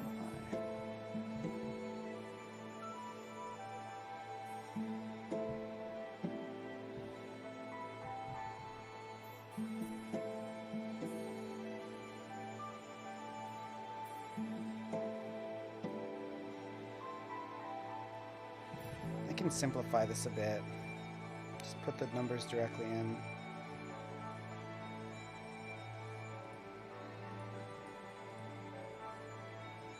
It's a big number.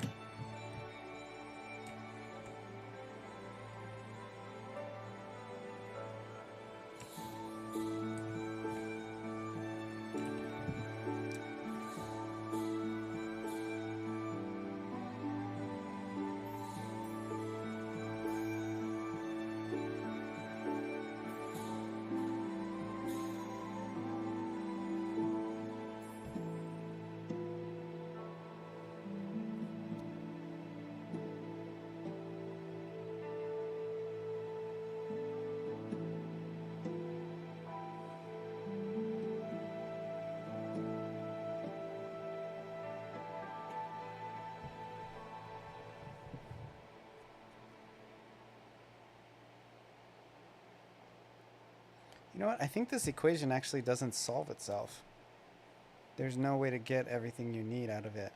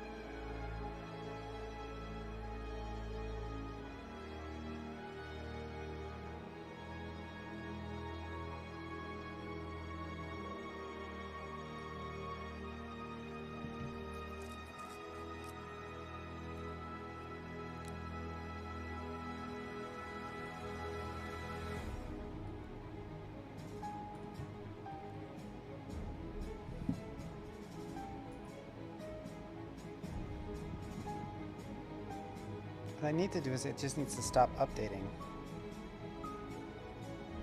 So if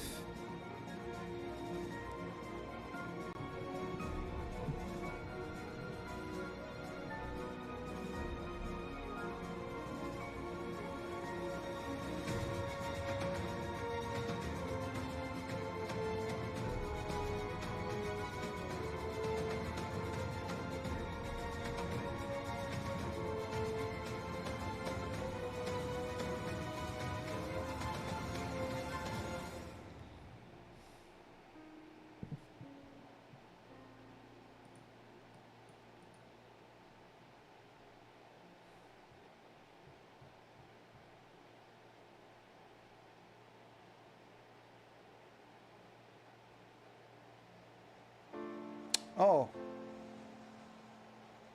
I don't divide it by that. I get the square root of it. Holy shit. I'm dumb sometimes.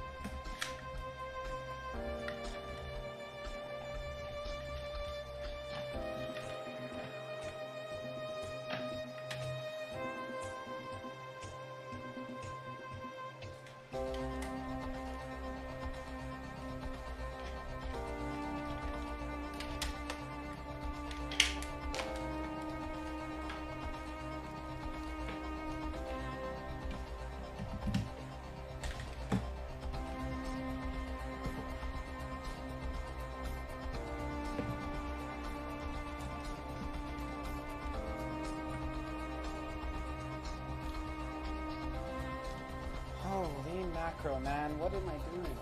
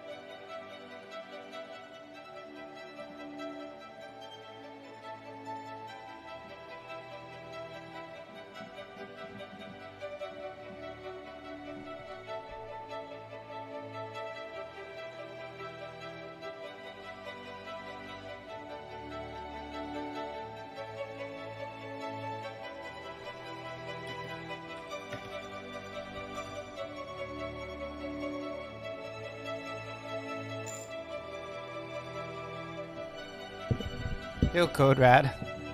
How's it going, man? I'm just trying to figure out how to calculate a radius, and I've been kind of messing with it for a while. I just want the edge of this to like stick to the side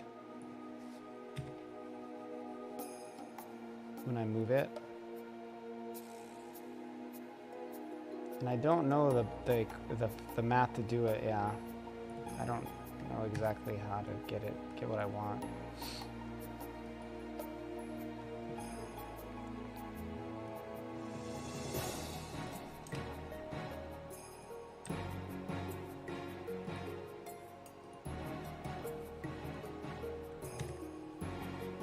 Like I can detect the radius, gotten that figured out, but missing syntax, 224.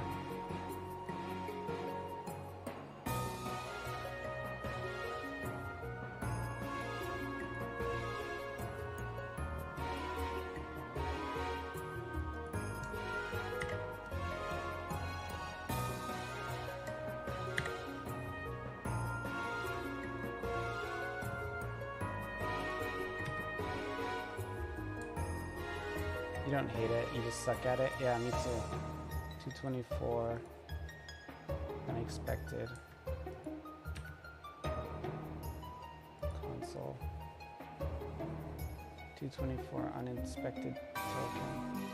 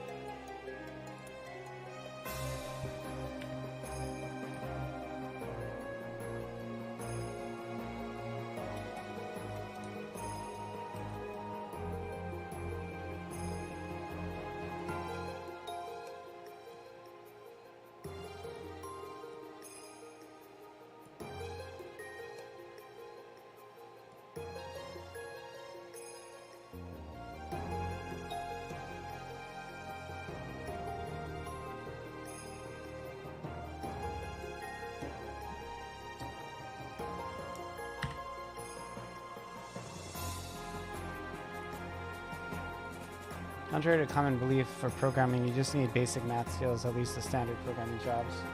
Yeah, this is a little bit of a thing that's kind of like out of my depth a little. Just adding multiplication and division. Yeah, the math for finding a circle is pretty crazy. I got it to work here, let me show you. But I've just been kind of screwing around with it, trying to do different things.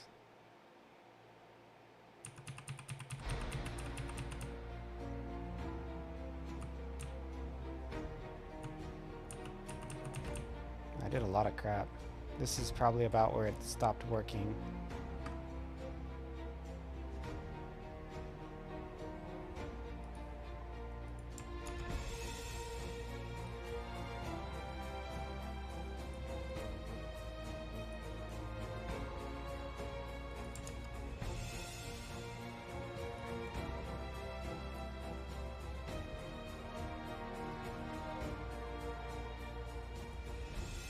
Okay, so you see it like swings back to the middle, right? If you go, and this is not XY, this is actually radial, meaning like if you look at the distance, it's like the same in every direction. Which is interesting because it turns it into like 1, which is weird. It's not zeroing out as going to 1 then 1.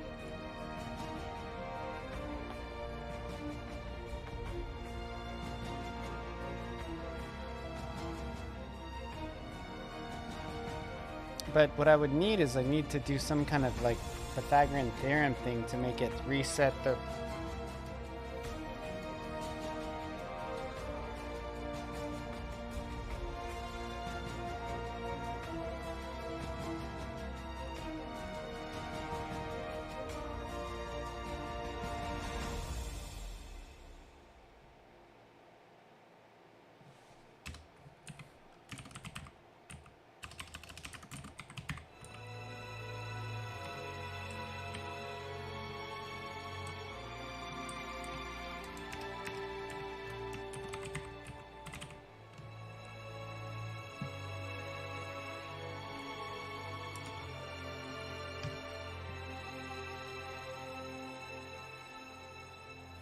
The mass POW doesn't work.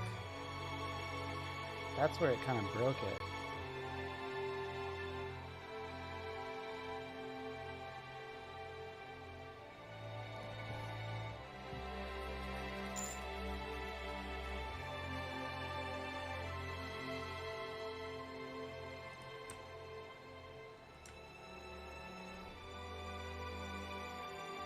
Distance between center and position. In Unity, if I had to code something like that, I would use distance between center and middle position.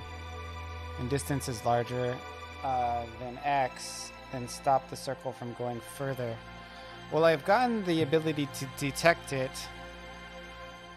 but it's not really simple to set it to not go further. It is fairly easy to set it to not, like, to reset at that point. But I don't know how the logic would work to stop it from going further.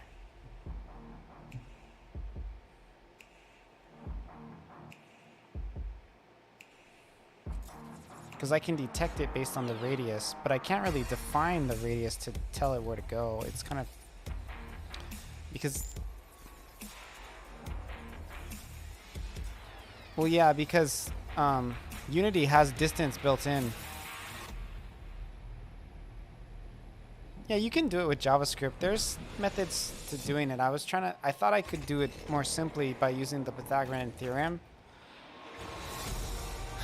But what I didn't realize is the Pythagorean theorem is more if you have like X or the radius and you need to find Y, or you have Y and the X and you need to find the radius. But I actually don't have X and Y because I need to set it to something next to the circle. If I needed to put it in like a square clamp, that'd be really easy. But I really want it to be an equal distance. So the radius is the same as distance here, this R. And I said if it's over R, then set R to 144.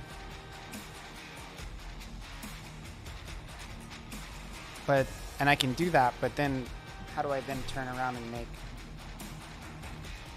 like, I don't know how I could mathematically make R, I don't know, it's like calculus. But yeah, Unity has distance, so it's, if I had distance available, this would be really easy.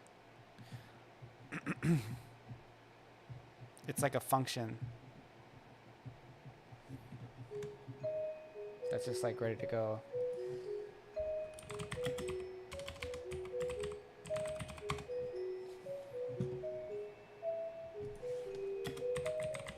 Or method, since it's Unity.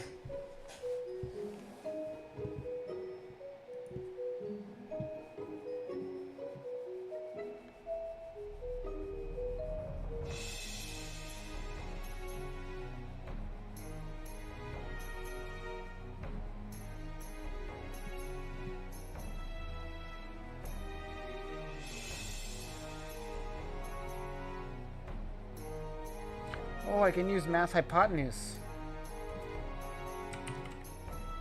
I think. If I can just set the hypotenuse to be maxed out. Holy crap, the math for hypotenuses are crazy. Hey Code, how you doing, buddy? I've been kind of screwing around with trying to get it so that the yeah, I'll show you. I'm trying to get the little circle to clamp in a circle, and I can get it to like reset, you see? Once it, and this isn't just in a square, this is actually in a circle that it's resetting. Because you can see like in the corner it's closer, and in the top it's further away.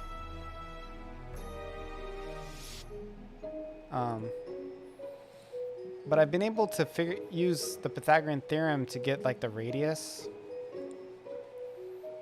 You know, so basically I just use, this is like the Pythagorean theorem kind of like inversed. And then I say if you pass 144, if that, which is the distance, the radius, then I can do stuff. But I can't quite figure out how to make it so it sticks to the radius, like clamps to it. It's kind of interesting.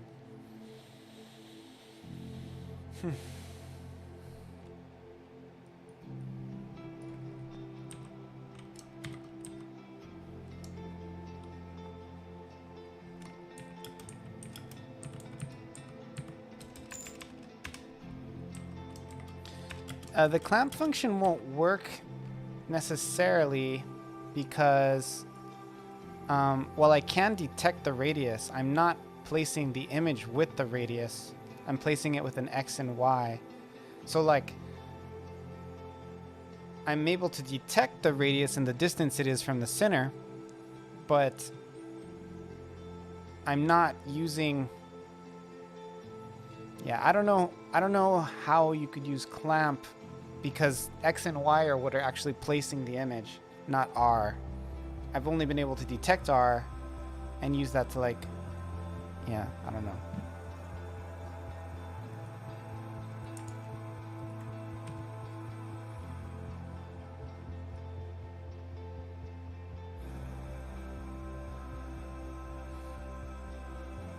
Another thing too, see this kind of works here, right? But the thing about this is, I think I have to set a conditional for, actually that works really good. It's like the opposite, it's inversed.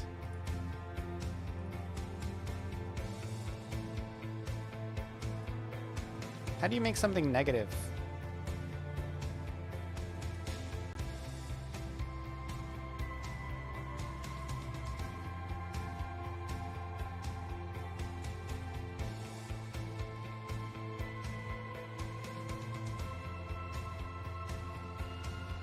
That actually seems like it's working correctly. It's weird. It's working like oddly well. But it's only working on 1/4 of it. I guess I could just do a, if I can figure out how to replicate this, I can do a conditional for each. Oh no, it's not really working.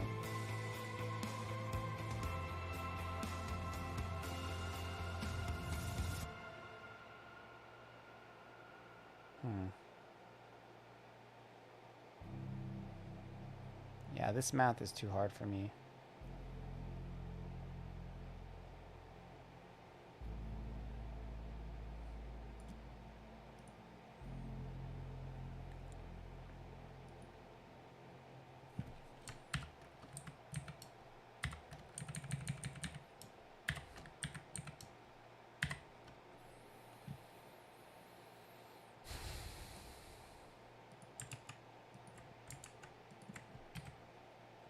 Like the clamp works really well if you just have XY values, but it's quite a bit different.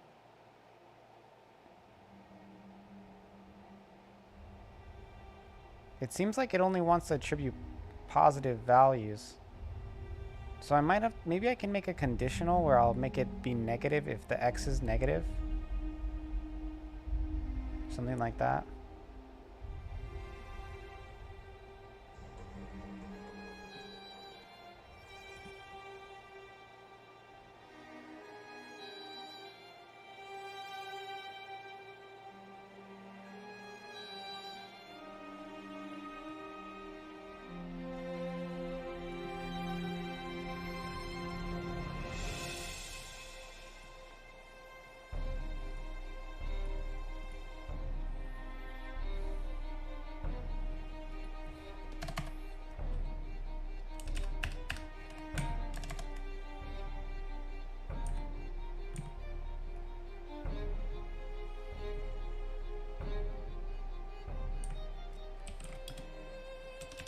can do this actually. If x is greater than 0,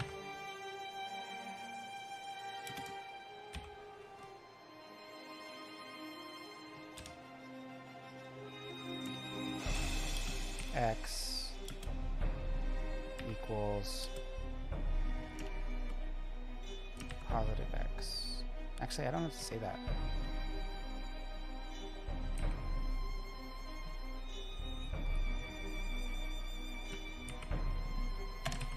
If x is less than x is negative x.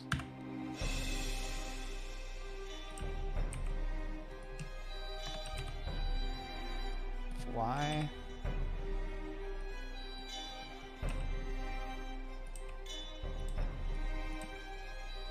see what kind of madness this does.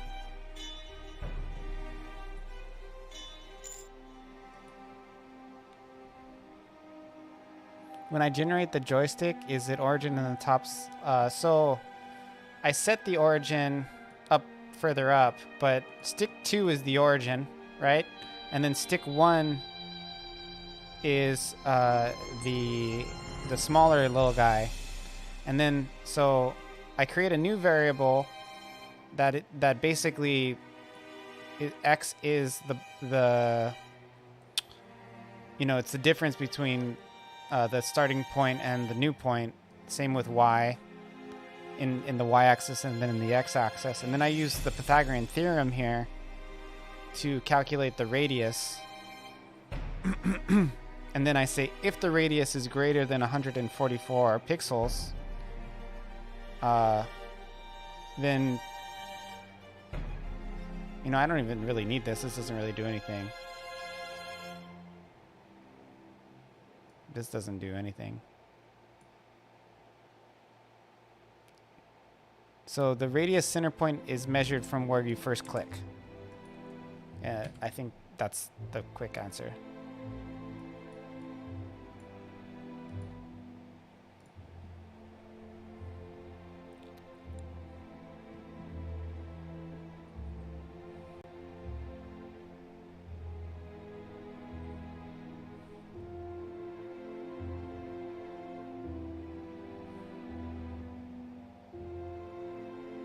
Oh, this wouldn't do anything.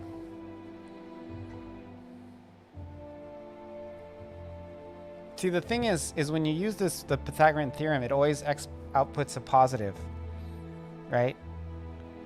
So I'm gonna have to do, this isn't what I need to do. What I need to do is I need to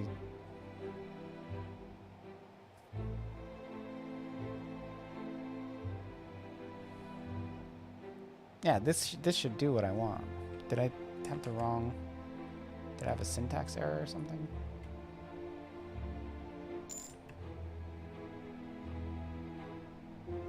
Syntax error 232.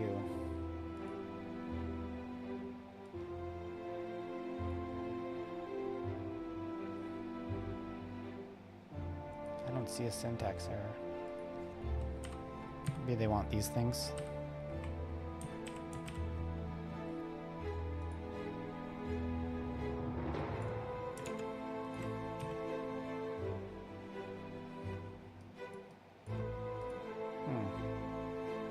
Syntax error.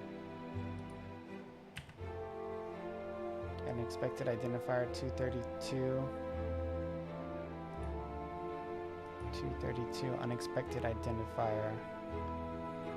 If x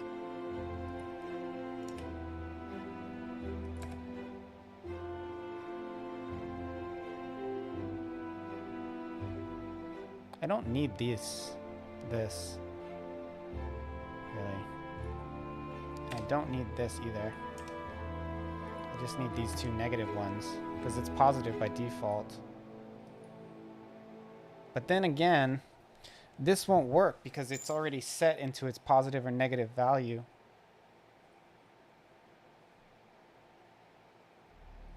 Have I tried to get the absolute value instead of the math 8? I don't necessarily see how that would help.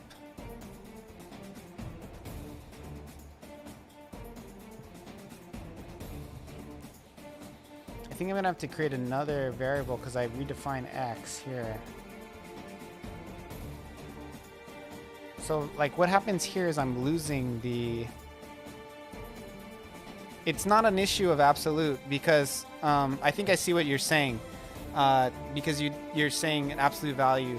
The way the Pythagorean theorem works, it always pushes out a positive number. Just because the nature of the way the exponents work. So that's like the issue I'm having right now. You see how it only will go like in the corner? What I need is I need to make a way for it to conditionally, if it is negative, to make it negative in the output.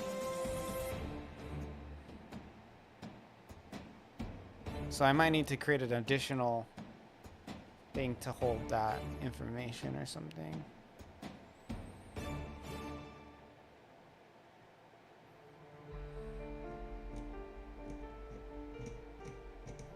Yeah, because if you look at it, right, say x is negative, and then you're in the formula you have x times x, it's always going to turn itself positive. Same with the y. It's always going to turn itself positive because it's the second power. So what I'm going to have to do is I'm going to have to say, I'm going to have to like create another, or I can just, actually I can just grab this. Yeah, let's do that. That'll work. So if stick x minus is greater than... That should actually do it.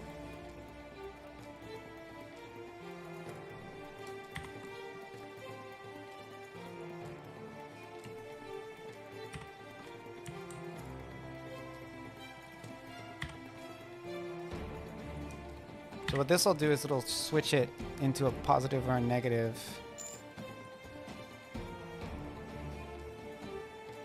Or I think I get it. Yeah, this is actually pretty advanced stuff. I've been kind of screwing around with it, and honestly, I've just been like reading math. I haven't even been looking up code that much. Cody. Thought this was an RPG Maker stream. Yeah, man. What are you doing, Zed Craze? Aren't you usually streaming during this time? Shit, where did my stuff go?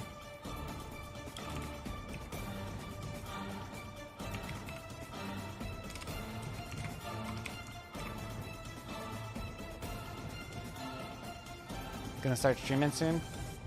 Well, if I don't have any viewers, like I don't now, I'll come over there. Only the best for Zed Craze. Only the best. And by the best, I mean the top one stream viewer that I will have. The number one and only.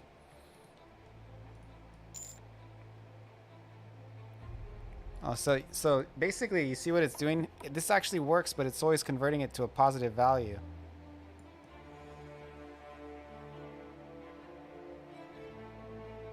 It doesn't work if it's a negative value. So I still just got to figure out a way to convert it back to a negative value after I input the radian. I'm an expert at no viewers. Me too, man. I'm pro.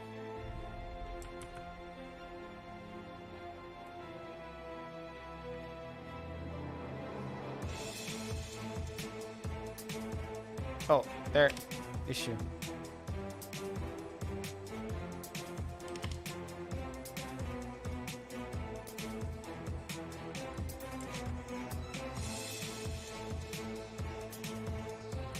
Dude, RPG Maker requires extreme... Did you save where it was negative?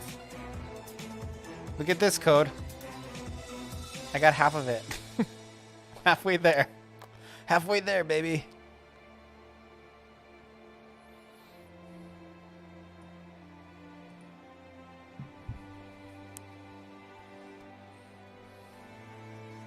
So, do you save where it was negative? Yeah, well, what I was doing here is I was just going back to the original stick 1, stick 2.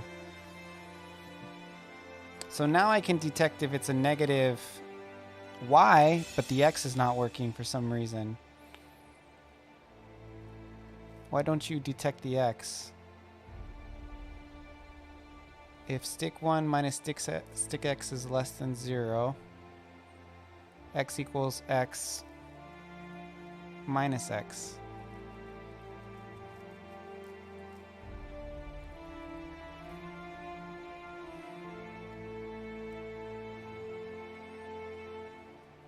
So now the Y is working, but the X isn't working. Why is that?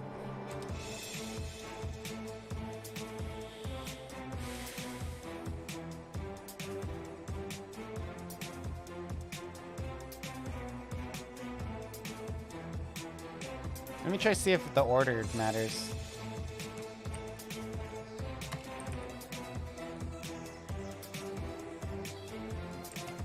This is cool stuff though, don't you think? No, the order don't matter.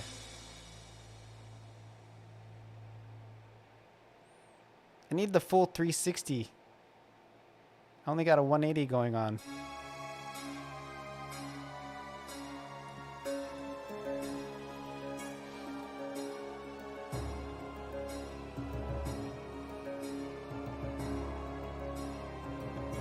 It's less than 0.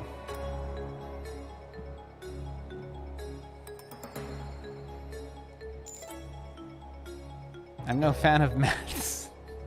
Me either, but I'm a fan of getting my control stick the way I've always dreamed of it working. I'm like so close to all my dreams coming true. Can't you just taste it?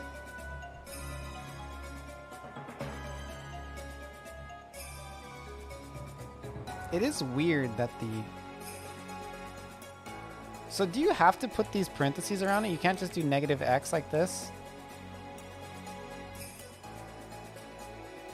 All of my dreams.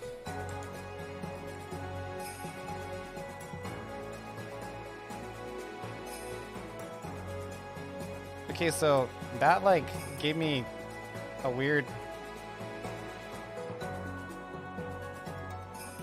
Bro, I think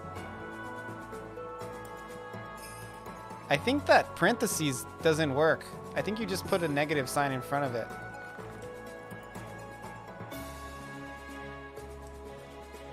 Here, let me go to the... Go to another map. This one is too many transitions.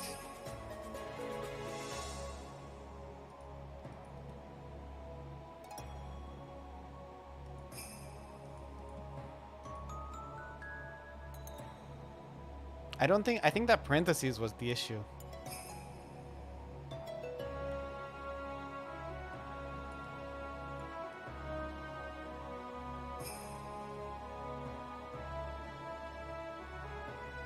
It's weird, isn't it? It like kind of works.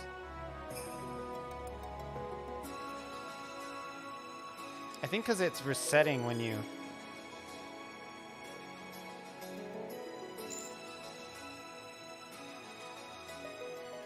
Expression, not a value, yeah. It's interesting too, because if you go past a certain point, it falls off. You know what? It's not actually detecting the angle. It's just detecting up and down. So, I think I know what's happening. I think it's just detecting that, like, this equation is like wrecking the other equation. So it's just doing the Y one.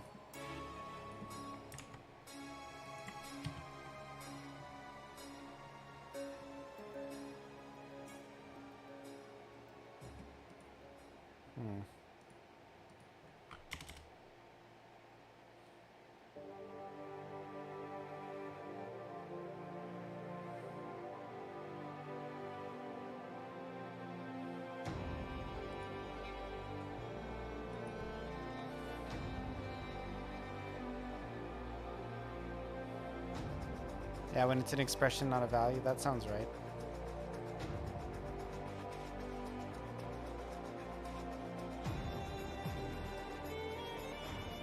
What the hell am I doing? Oh.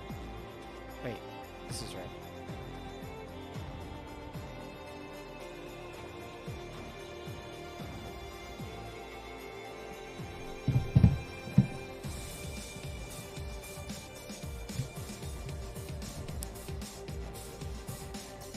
So if a squared plus b squared equals c squared, then a squared equals c squared minus b squared.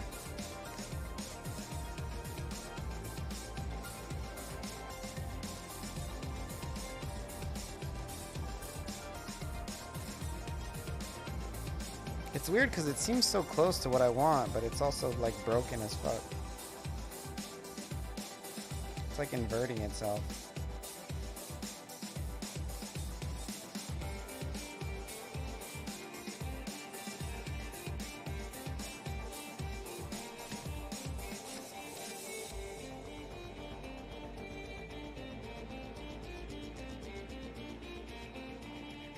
It's only detecting the y-axis.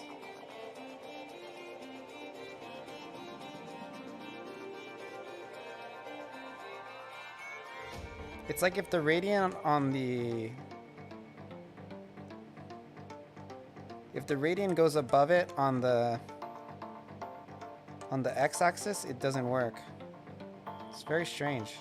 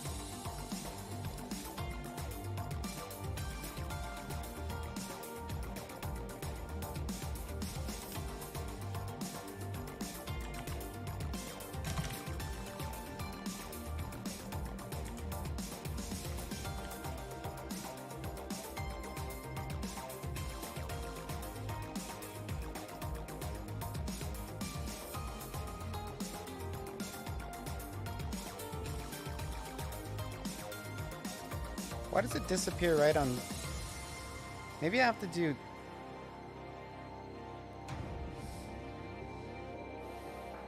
I think it's disappearing on 0. Because I have a radius set to...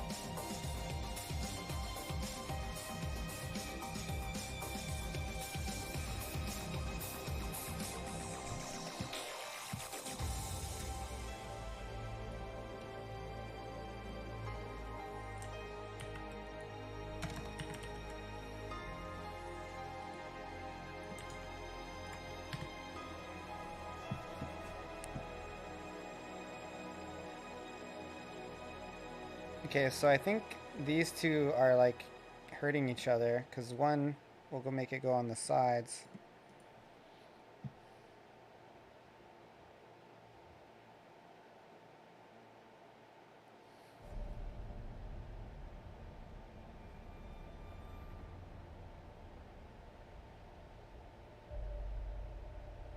It's almost like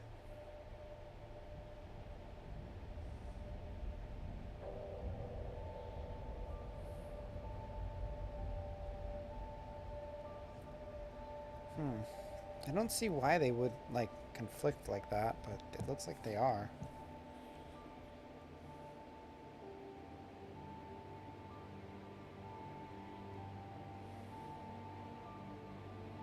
I could make 3 of them.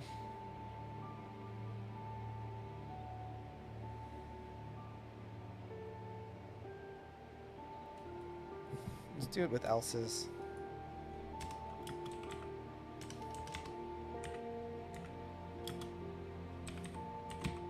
So one goes at a time.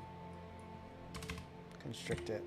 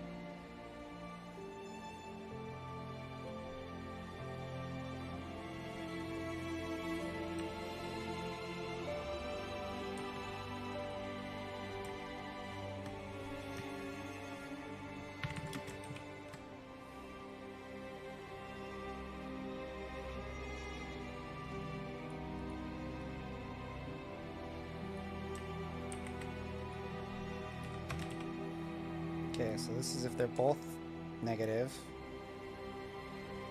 If this is negative and this is positive,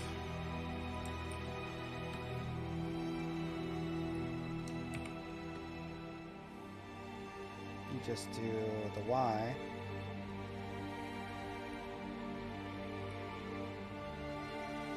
And if this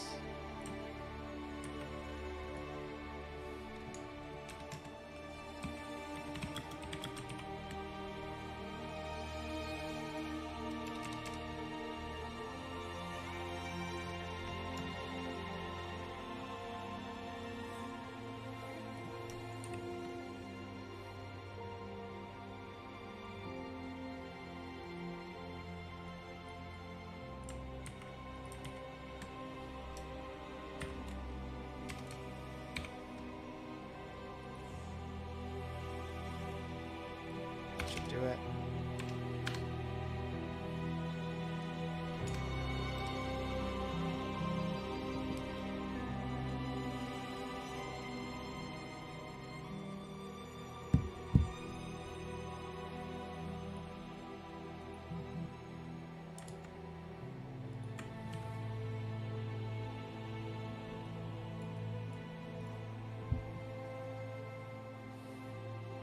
If stick x and stick x, they're both less than 0, x equals negative x, y equals negative y.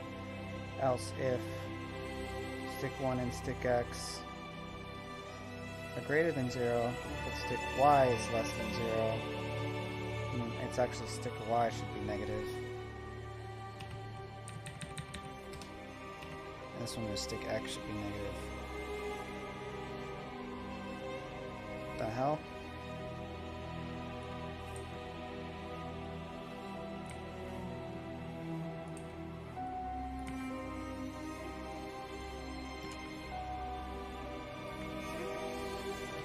This music. This is Schindler's List. Over it.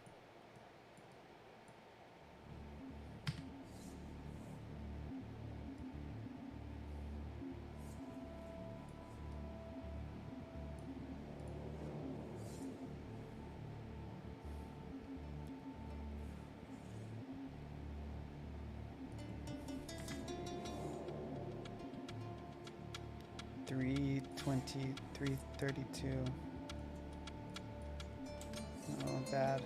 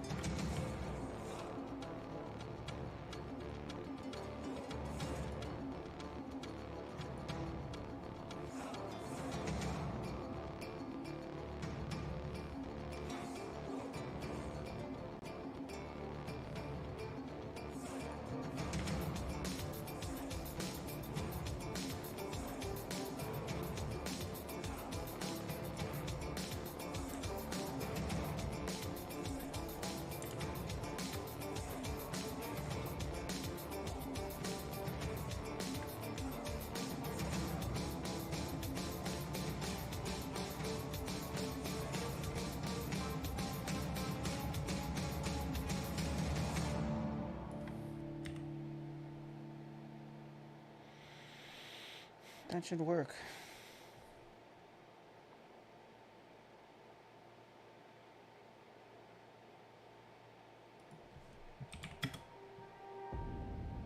Actually, I don't need the equation. I can just do else. Simple.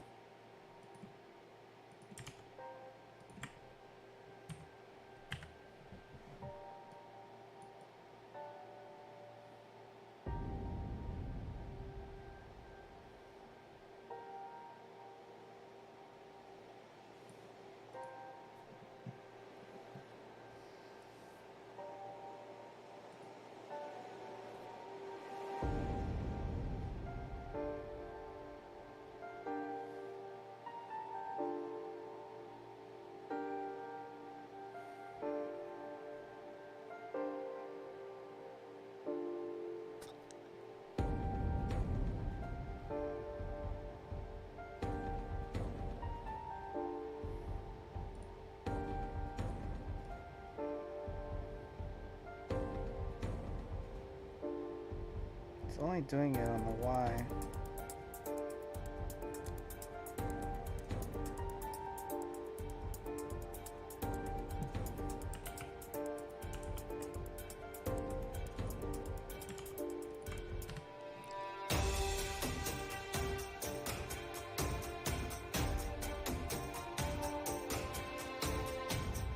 Then this one only does it on the bottom and the top. What the frick?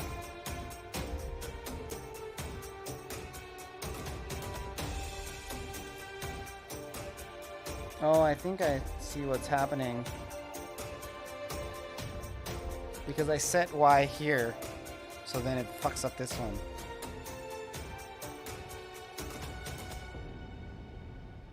I should create another Y. Actually, we'll call this new Y. That'll be better.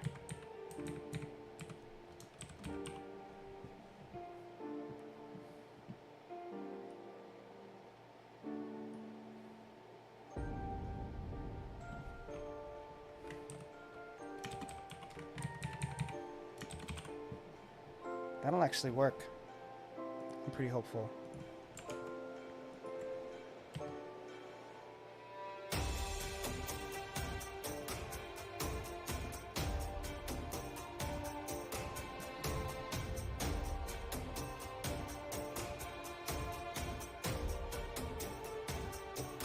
X new, Y new.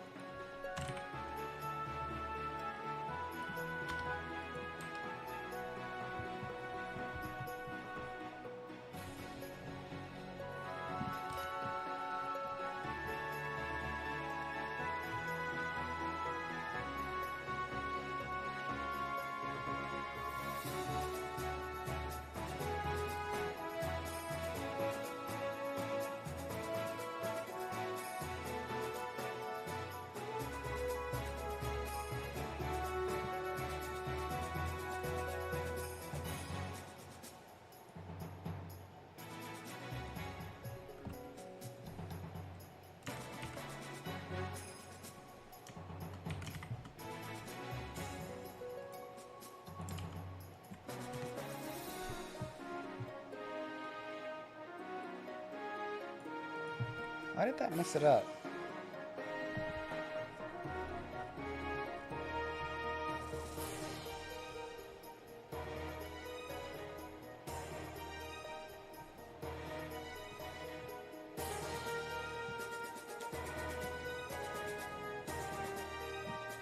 Oh, I see.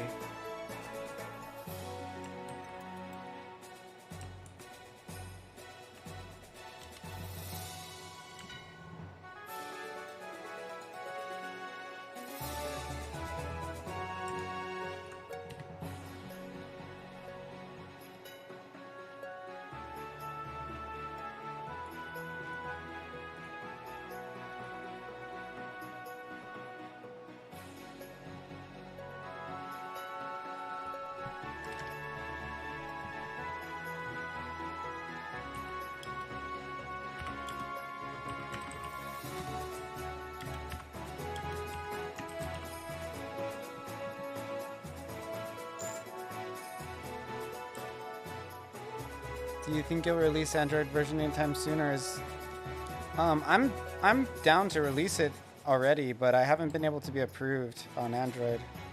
But I mean, am I gonna keep updating it after I release it? Yeah, soon. This is a very like my controller is like crazy. Never really seen anything like it on RPG Maker. The Pixel 2. Yes, the Pixel 2.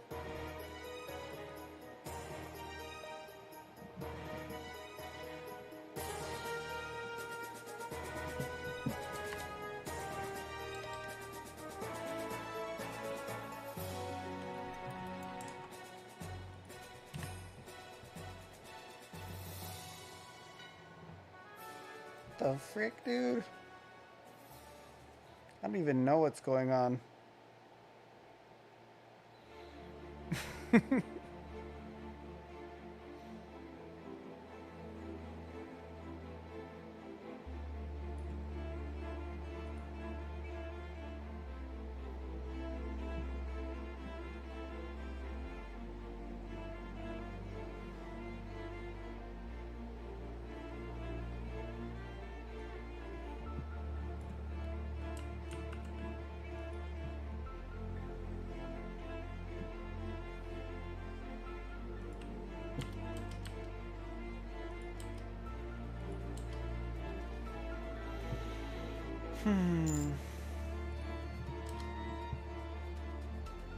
Death Swap Slurps take. What's up, man, woman, whatever you are?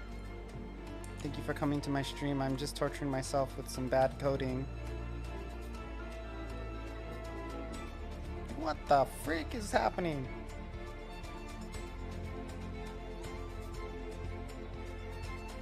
The crap.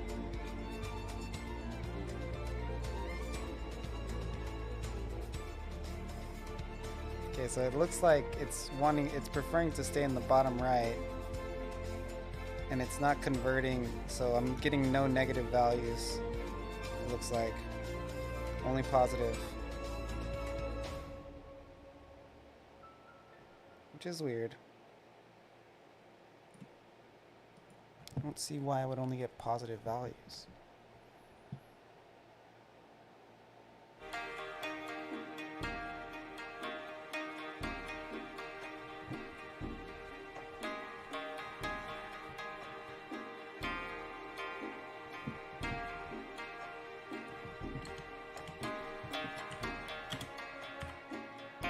Oh. Man, I'm so dumb sometimes. I didn't declare this. I didn't declare any variable. Because I'm a ding-dong. No wonder it wasn't freaking working. You're a man? Congratulations, me too. So I'll call you man.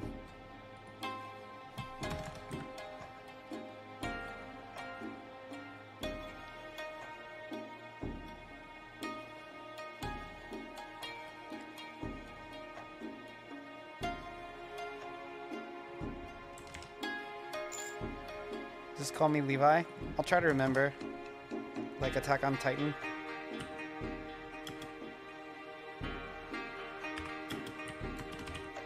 Bro, this is some advanced programming stuff, yo. I'm using the Pythagorean theorem. It's really exciting. I'm not good at coding. That makes two of us. But I do get a lucky streak sometimes. But it's more just like waiting on a miracle.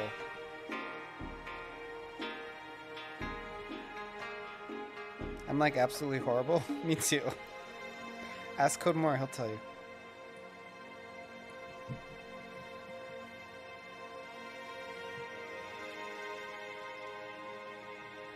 Can't even make a collision. On what? It sounds like you're trying to use Unity. Based on what you just said. Am I right?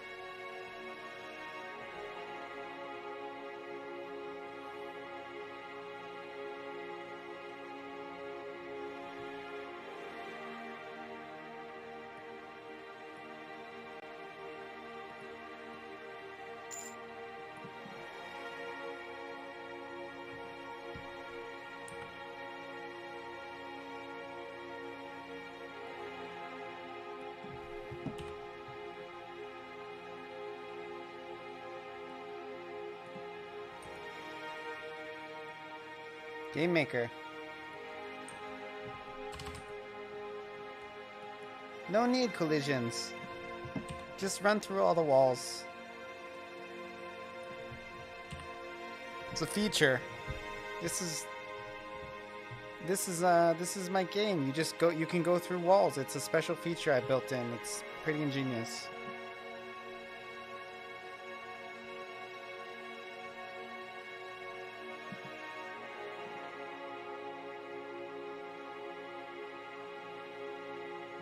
I don't know if you ever thought of something that ingenious before, but it's pretty.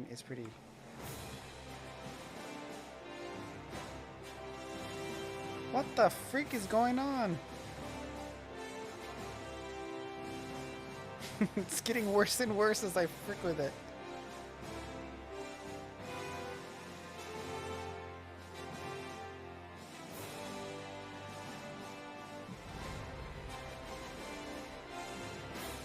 Oh, damn it.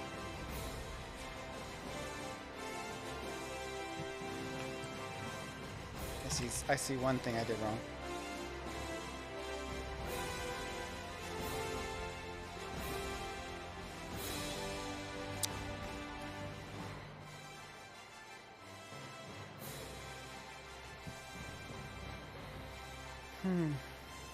This is gonna be kind of broken. I know. I'm just gonna try it real quick.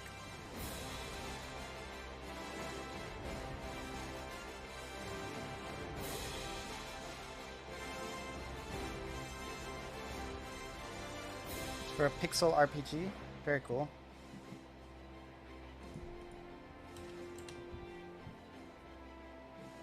Okay, let me talk through this logic, right? If R is greater than 14, then make R 144. If R is greater than 144, you make R 144. Then you create this new variable called x new, which equals this new R value and this new Y value. And then you have to check all the values to see if to get them positive or negative again.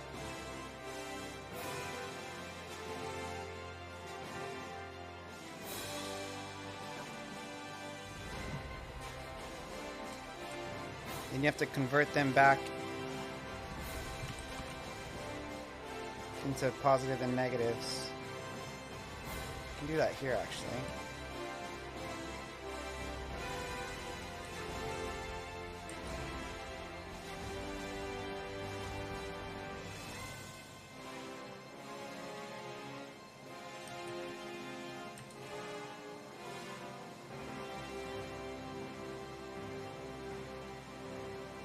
Then I actually have to do x new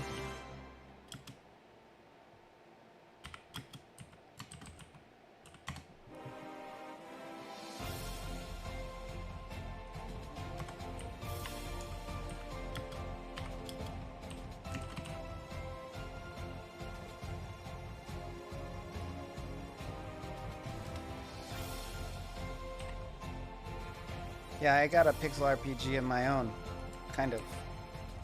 The game's kind of sort of a pixel RPG. It has some painterliness as well. The characters are all pixelated.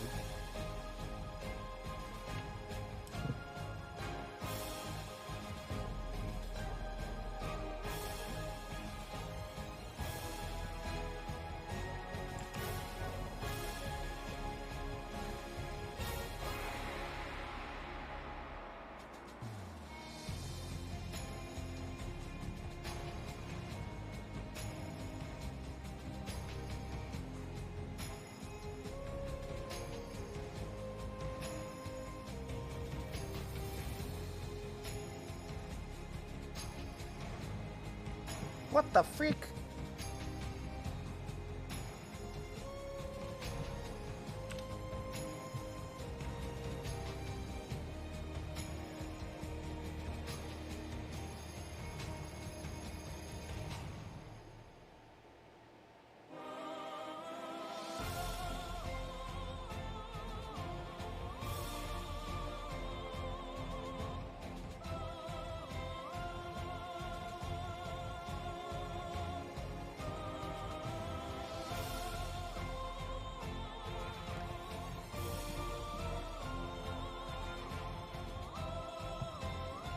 So these are always going to be positive.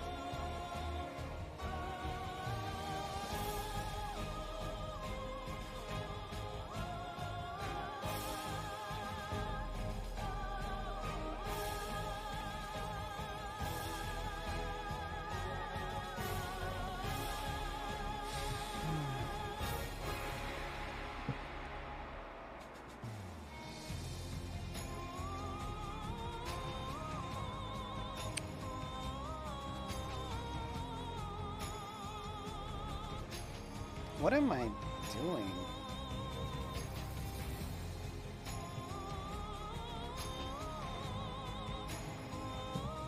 Let's go back to where it was like kind of working.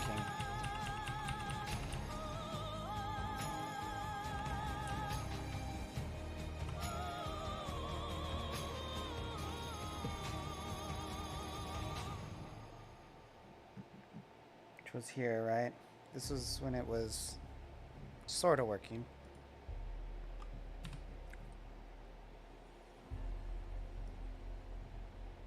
Yeah, this had the vertical and the horizontal.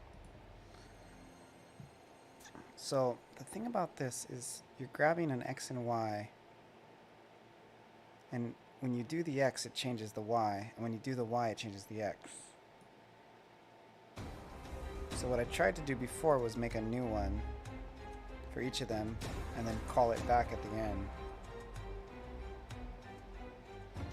And it didn't work. Why didn't it work?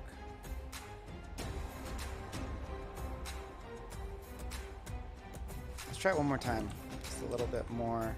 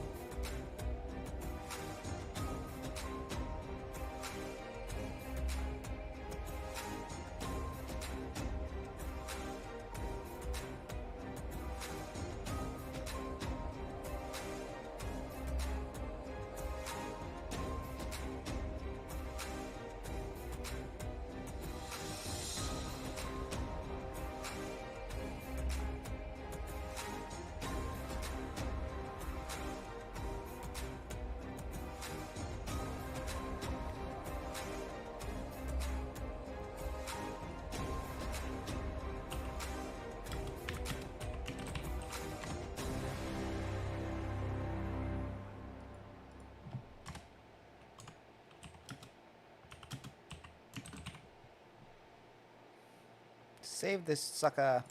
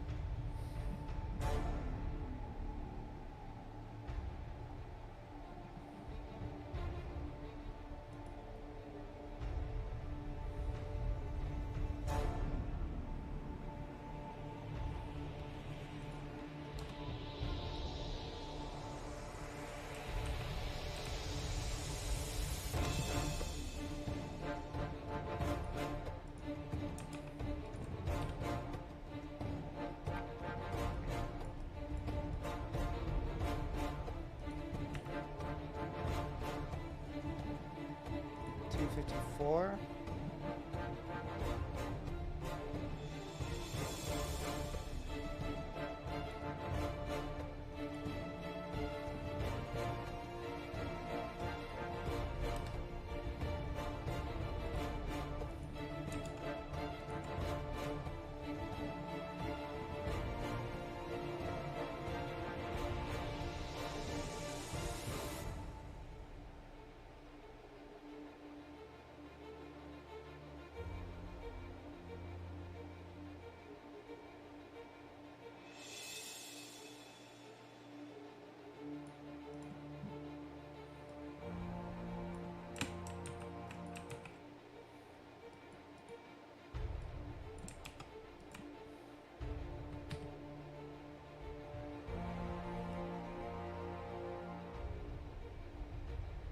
Why is it so far out there?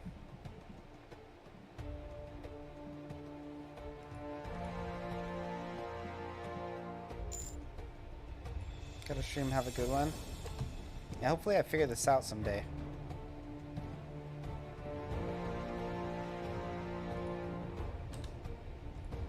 One day.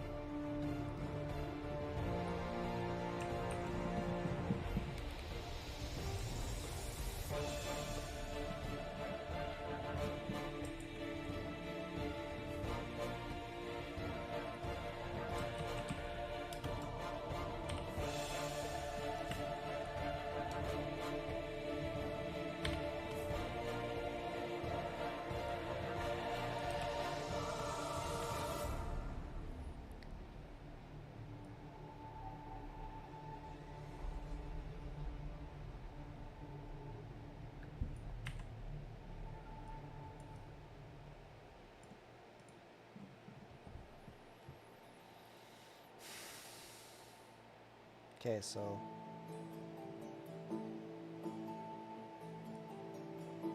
if x is greater than 0 or is less than 0, then it's negative x. If y is less than 0, it's negative y. If x is greater than 0, it's positive x. If y is less than 0, it's negative y. If x is greater than 0 or less than 0, it's negative x. If y is greater than 0, it's positive y. If x is greater than 0, it's positive x.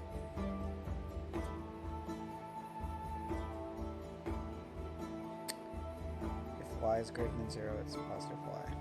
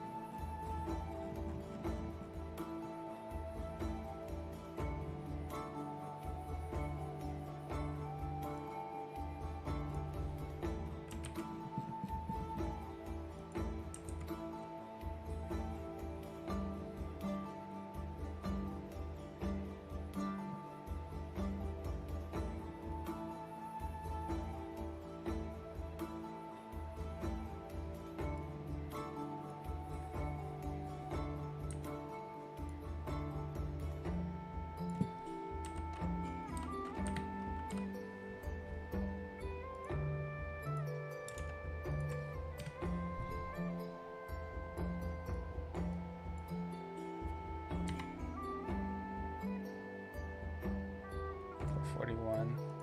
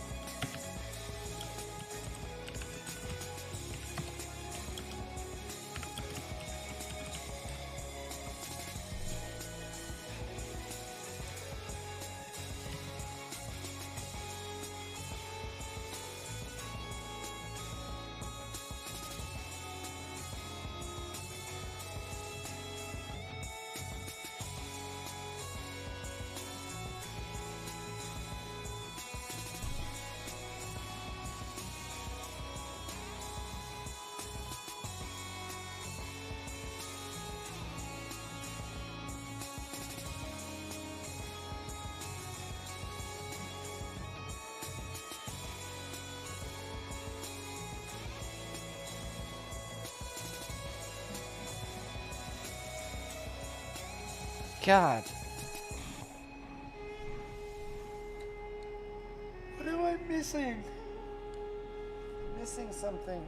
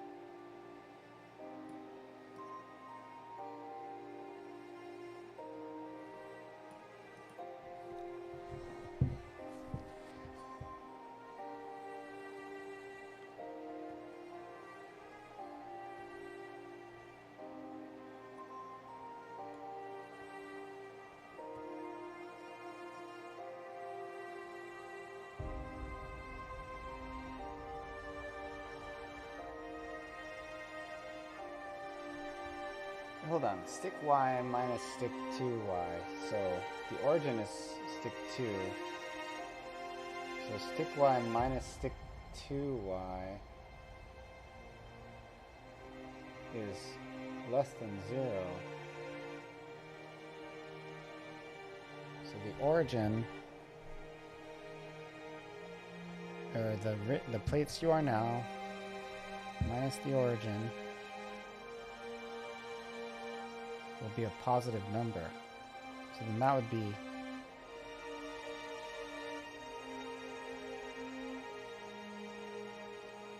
so if it's a negative number, the origin is greater than the other one, then it'll be a positive number, but that'll mean it's negative. God, dude. I think there's something wrong with this. Okay, so if stick x minus stick 2x is less than 0,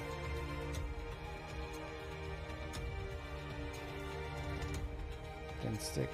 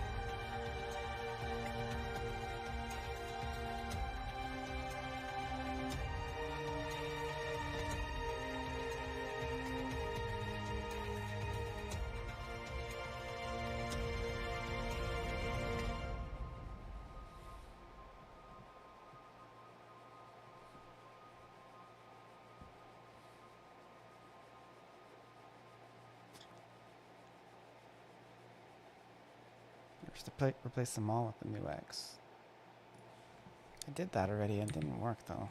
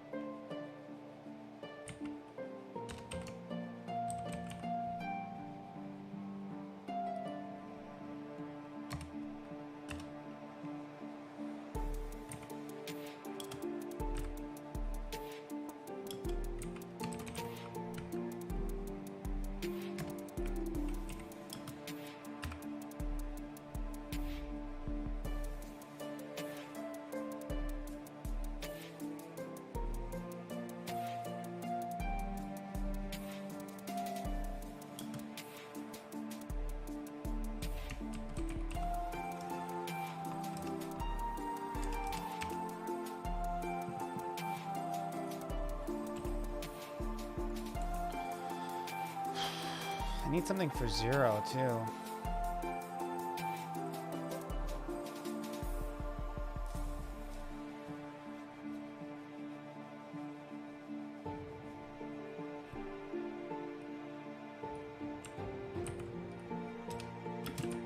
Else if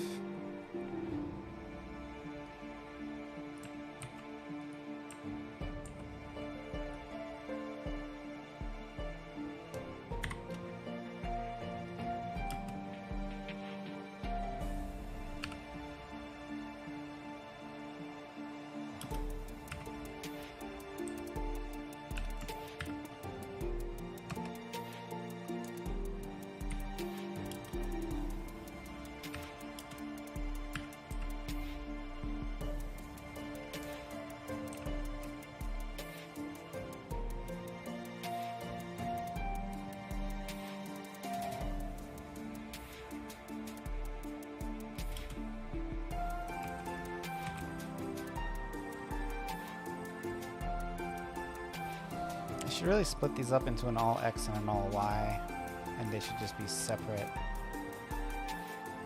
Yeah, let's do that.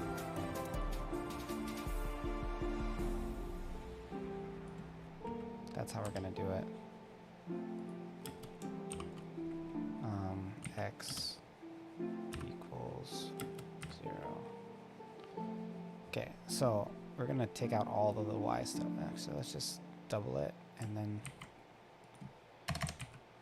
we can just remove all of the Y stuff from the second one.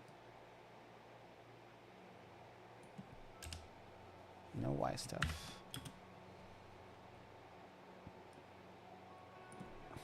Because they should function independently of each other.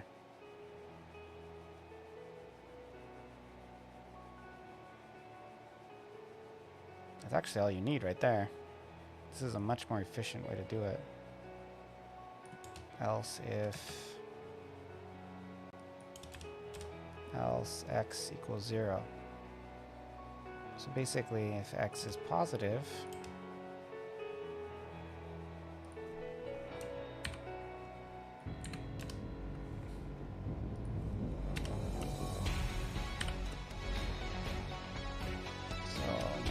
Y's.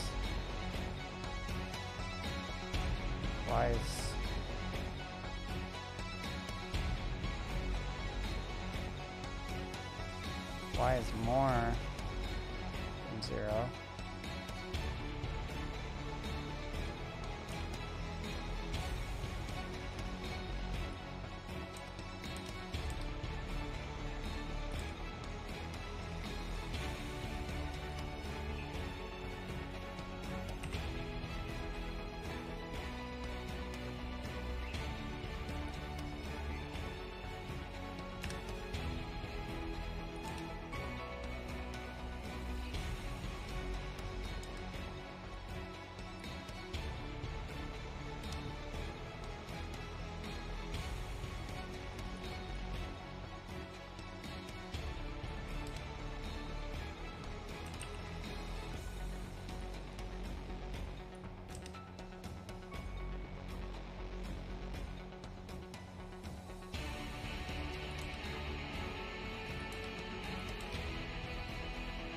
Y is less than 0, Y is negative. Y is greater than 0, positive. Otherwise, Y is 0.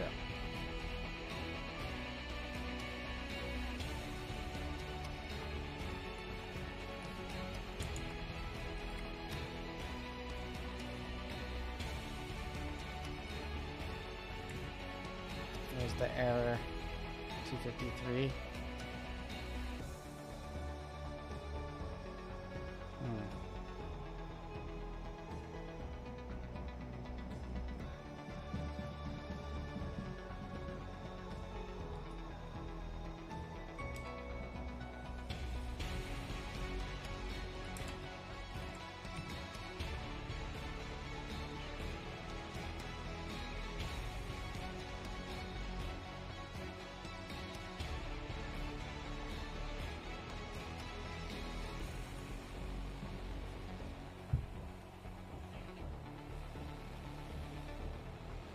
Okay, so if Y is more than 0, Y is a positive.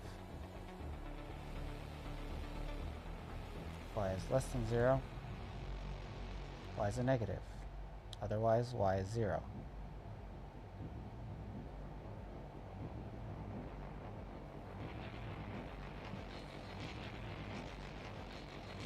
If X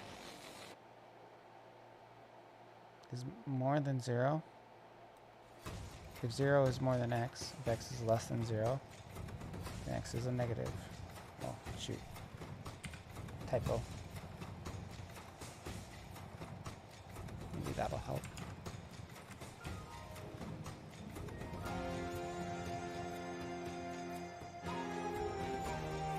Like, made it worse.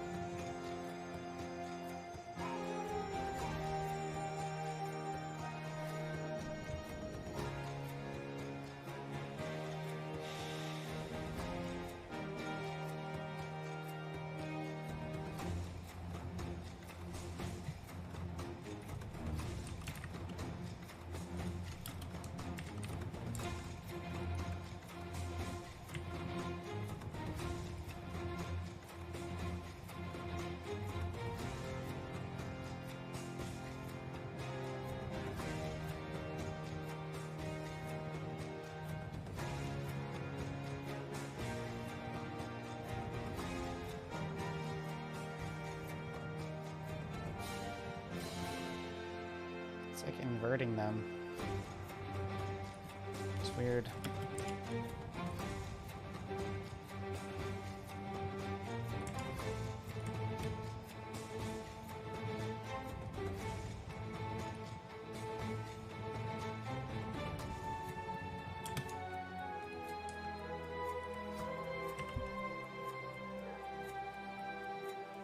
$4.43.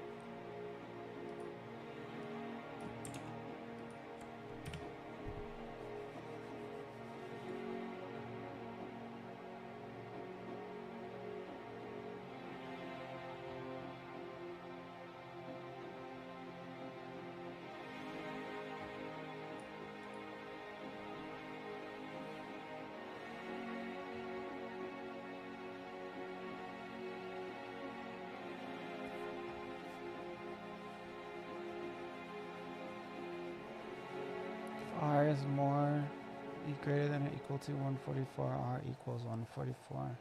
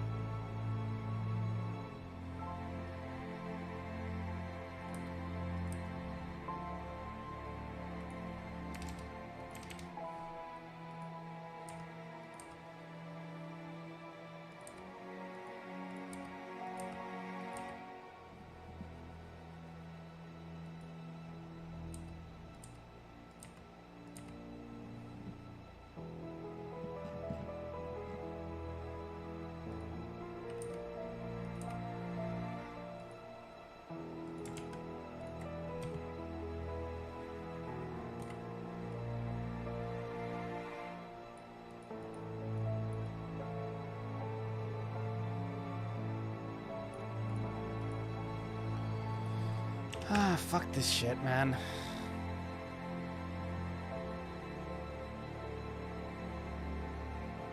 This has been a waste of time. I just kind of keep blunt forcing it and I'm getting nowhere. Wasted my whole night pretty much. I didn't really do anything other than mess around with this. What a tragedy.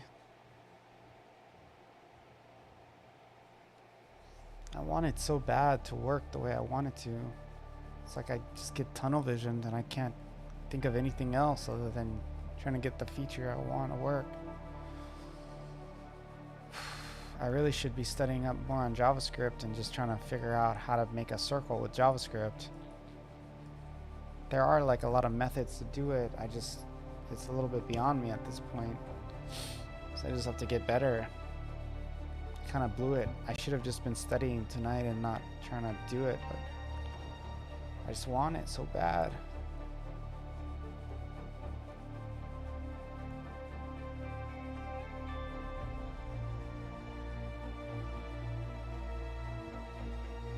Who would have thought it's so hard to draw a freaking circle?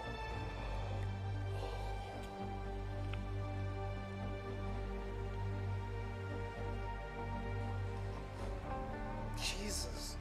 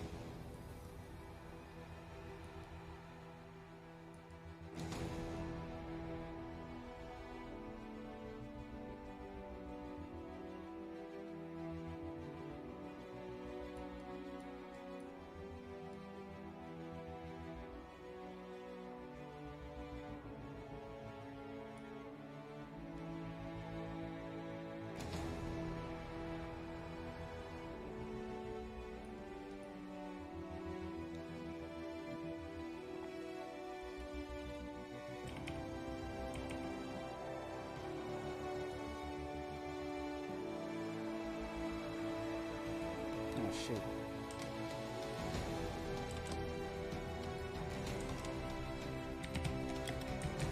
Sometimes I do like dumb stuff and I'm like, what the hell am I doing?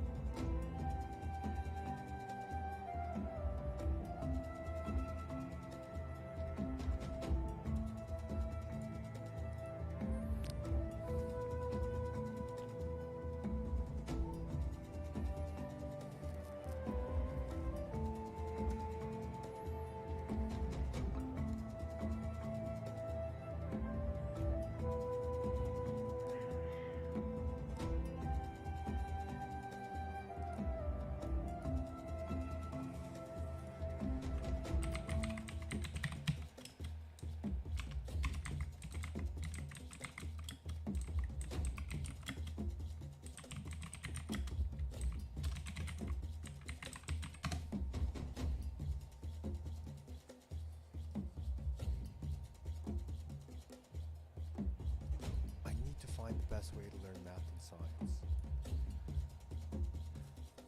It's brilliant. Here's a new way to learn math, science, and computer science that's fun and interactive. On Brilliant, you'll learn by seeing concepts visually and interacting with them, not just by watching videos.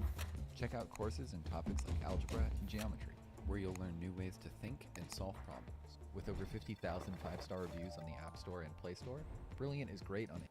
The Pythagorean theorem is probably the most useful thing in the world. I use it to make games, location-based systems, augmented reality apps, machine learning projects, but also to build things in the real world, like this swing. Really, if something is more useful than this, I would like to know what that is. So today, I'll teach you what the Pythagorean theorem is, how to prove it's true, how I use it in practice, and how to implement it in JavaScript. Let's begin. The Pythagorean theorem applies to right triangles like this one. It states that a squared plus b squared is equal to c squared, where a and b are the lengths of these two sides coming from the right angle, and c is this other one, also called the hypotenuse. Now, what does this mean, really? Well, a squared is the surface area of this square, right? And b squared is the area of this other square. The theorem says that adding those two squares together is the same as the area of c squared. And it's true. Look, if I cut this square like this and move these pieces around, they fit perfectly. But that's not all. This statement is true for any right triangle. This dissection-based proof was invented by Henry Perigal in 1872. I found it interesting, so I decided to make it interactive. Check it out, I'll link it in the description. There are over 300 proofs for the Pythagorean theorem. The first was discovered by Pythagoras, or one of his followers, somewhere around the year 500 BC. But the relationship was known centuries before that. Now, if I convinced you that the theorem is true with the visual proof alone, you can skip ahead to the applications. But if not, let's look at a more rigorous proof by Albert Einstein. Before we begin, a quick reminder that these two angles, whatever they are, must add up to 90 degrees. This is true because if I draw a line here, parallel to the base, all angles can be found here as well, adding up to 180 degrees. One of them is 90 degrees, so the other two must add up to 90 as well. Now, Einstein drew this perpendicular line here to create two right triangles. Both these right triangles share another angle with the original one. That means that we know these angles here as well, because of what I reminded you earlier. This also means that all these triangles are similar to each other. The hypotenuse of the orange triangle is A. I'm going to draw it here for more clarity. The hypotenuse of the blue triangle is B. I'll draw this one here as well. And the hypotenuse of the original triangle is C. Now, this relationship is obviously true, that the area of the orange triangle plus the area of the blue triangle equals the area of the original triangle. It is also true that these triangles are all scaled versions of themselves, and the area of the middle one, for example, is equal to the area of the smallest one multiplied by the scaling factor squared.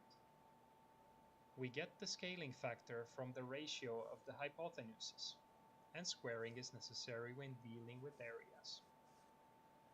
We can do the same for the area of the largest triangle, to rewrite this equation relative only to the smallest triangle, which we can then simplify to get this. Final step is to multiply by a squared, and we find exactly what we're looking for.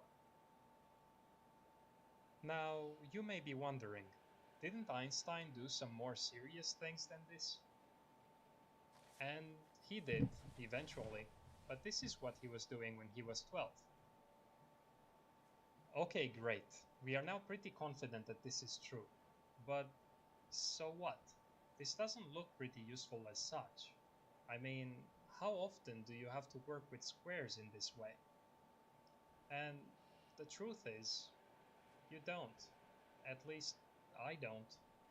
But what I really need in almost every one of my projects is to calculate the distance between 2 points, knowing their coordinates.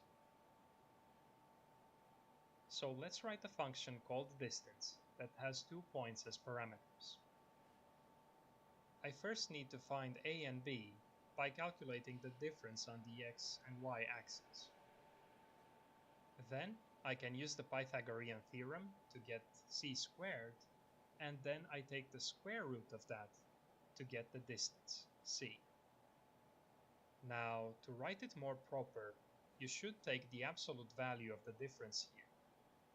But because these values are squared anyway, it doesn't matter, so we can leave it as such, and the code is also more efficient in this way.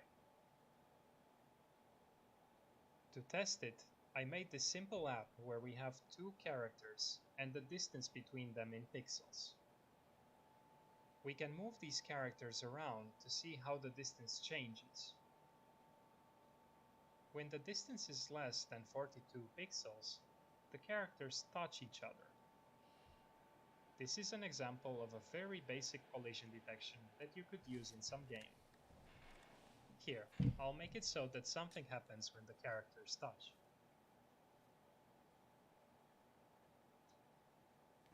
You can play with this simple demo on my CodePen. Check it out in the description. Now you know the basics.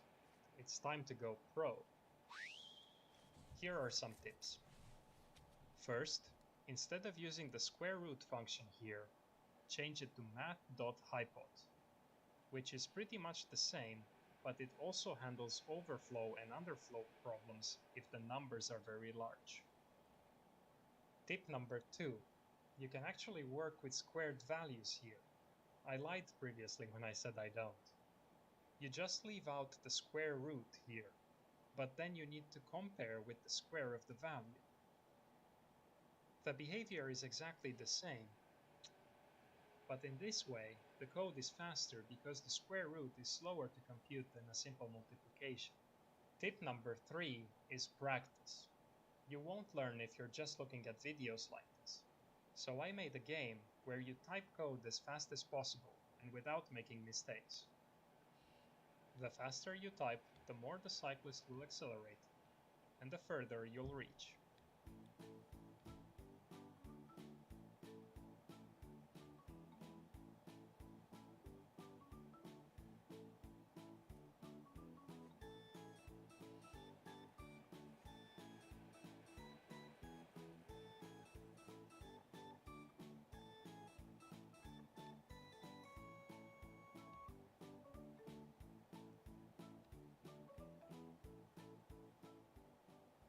Hope you learned something today, and if you did, please like this video and subscribe if you want to see more things like this in the future.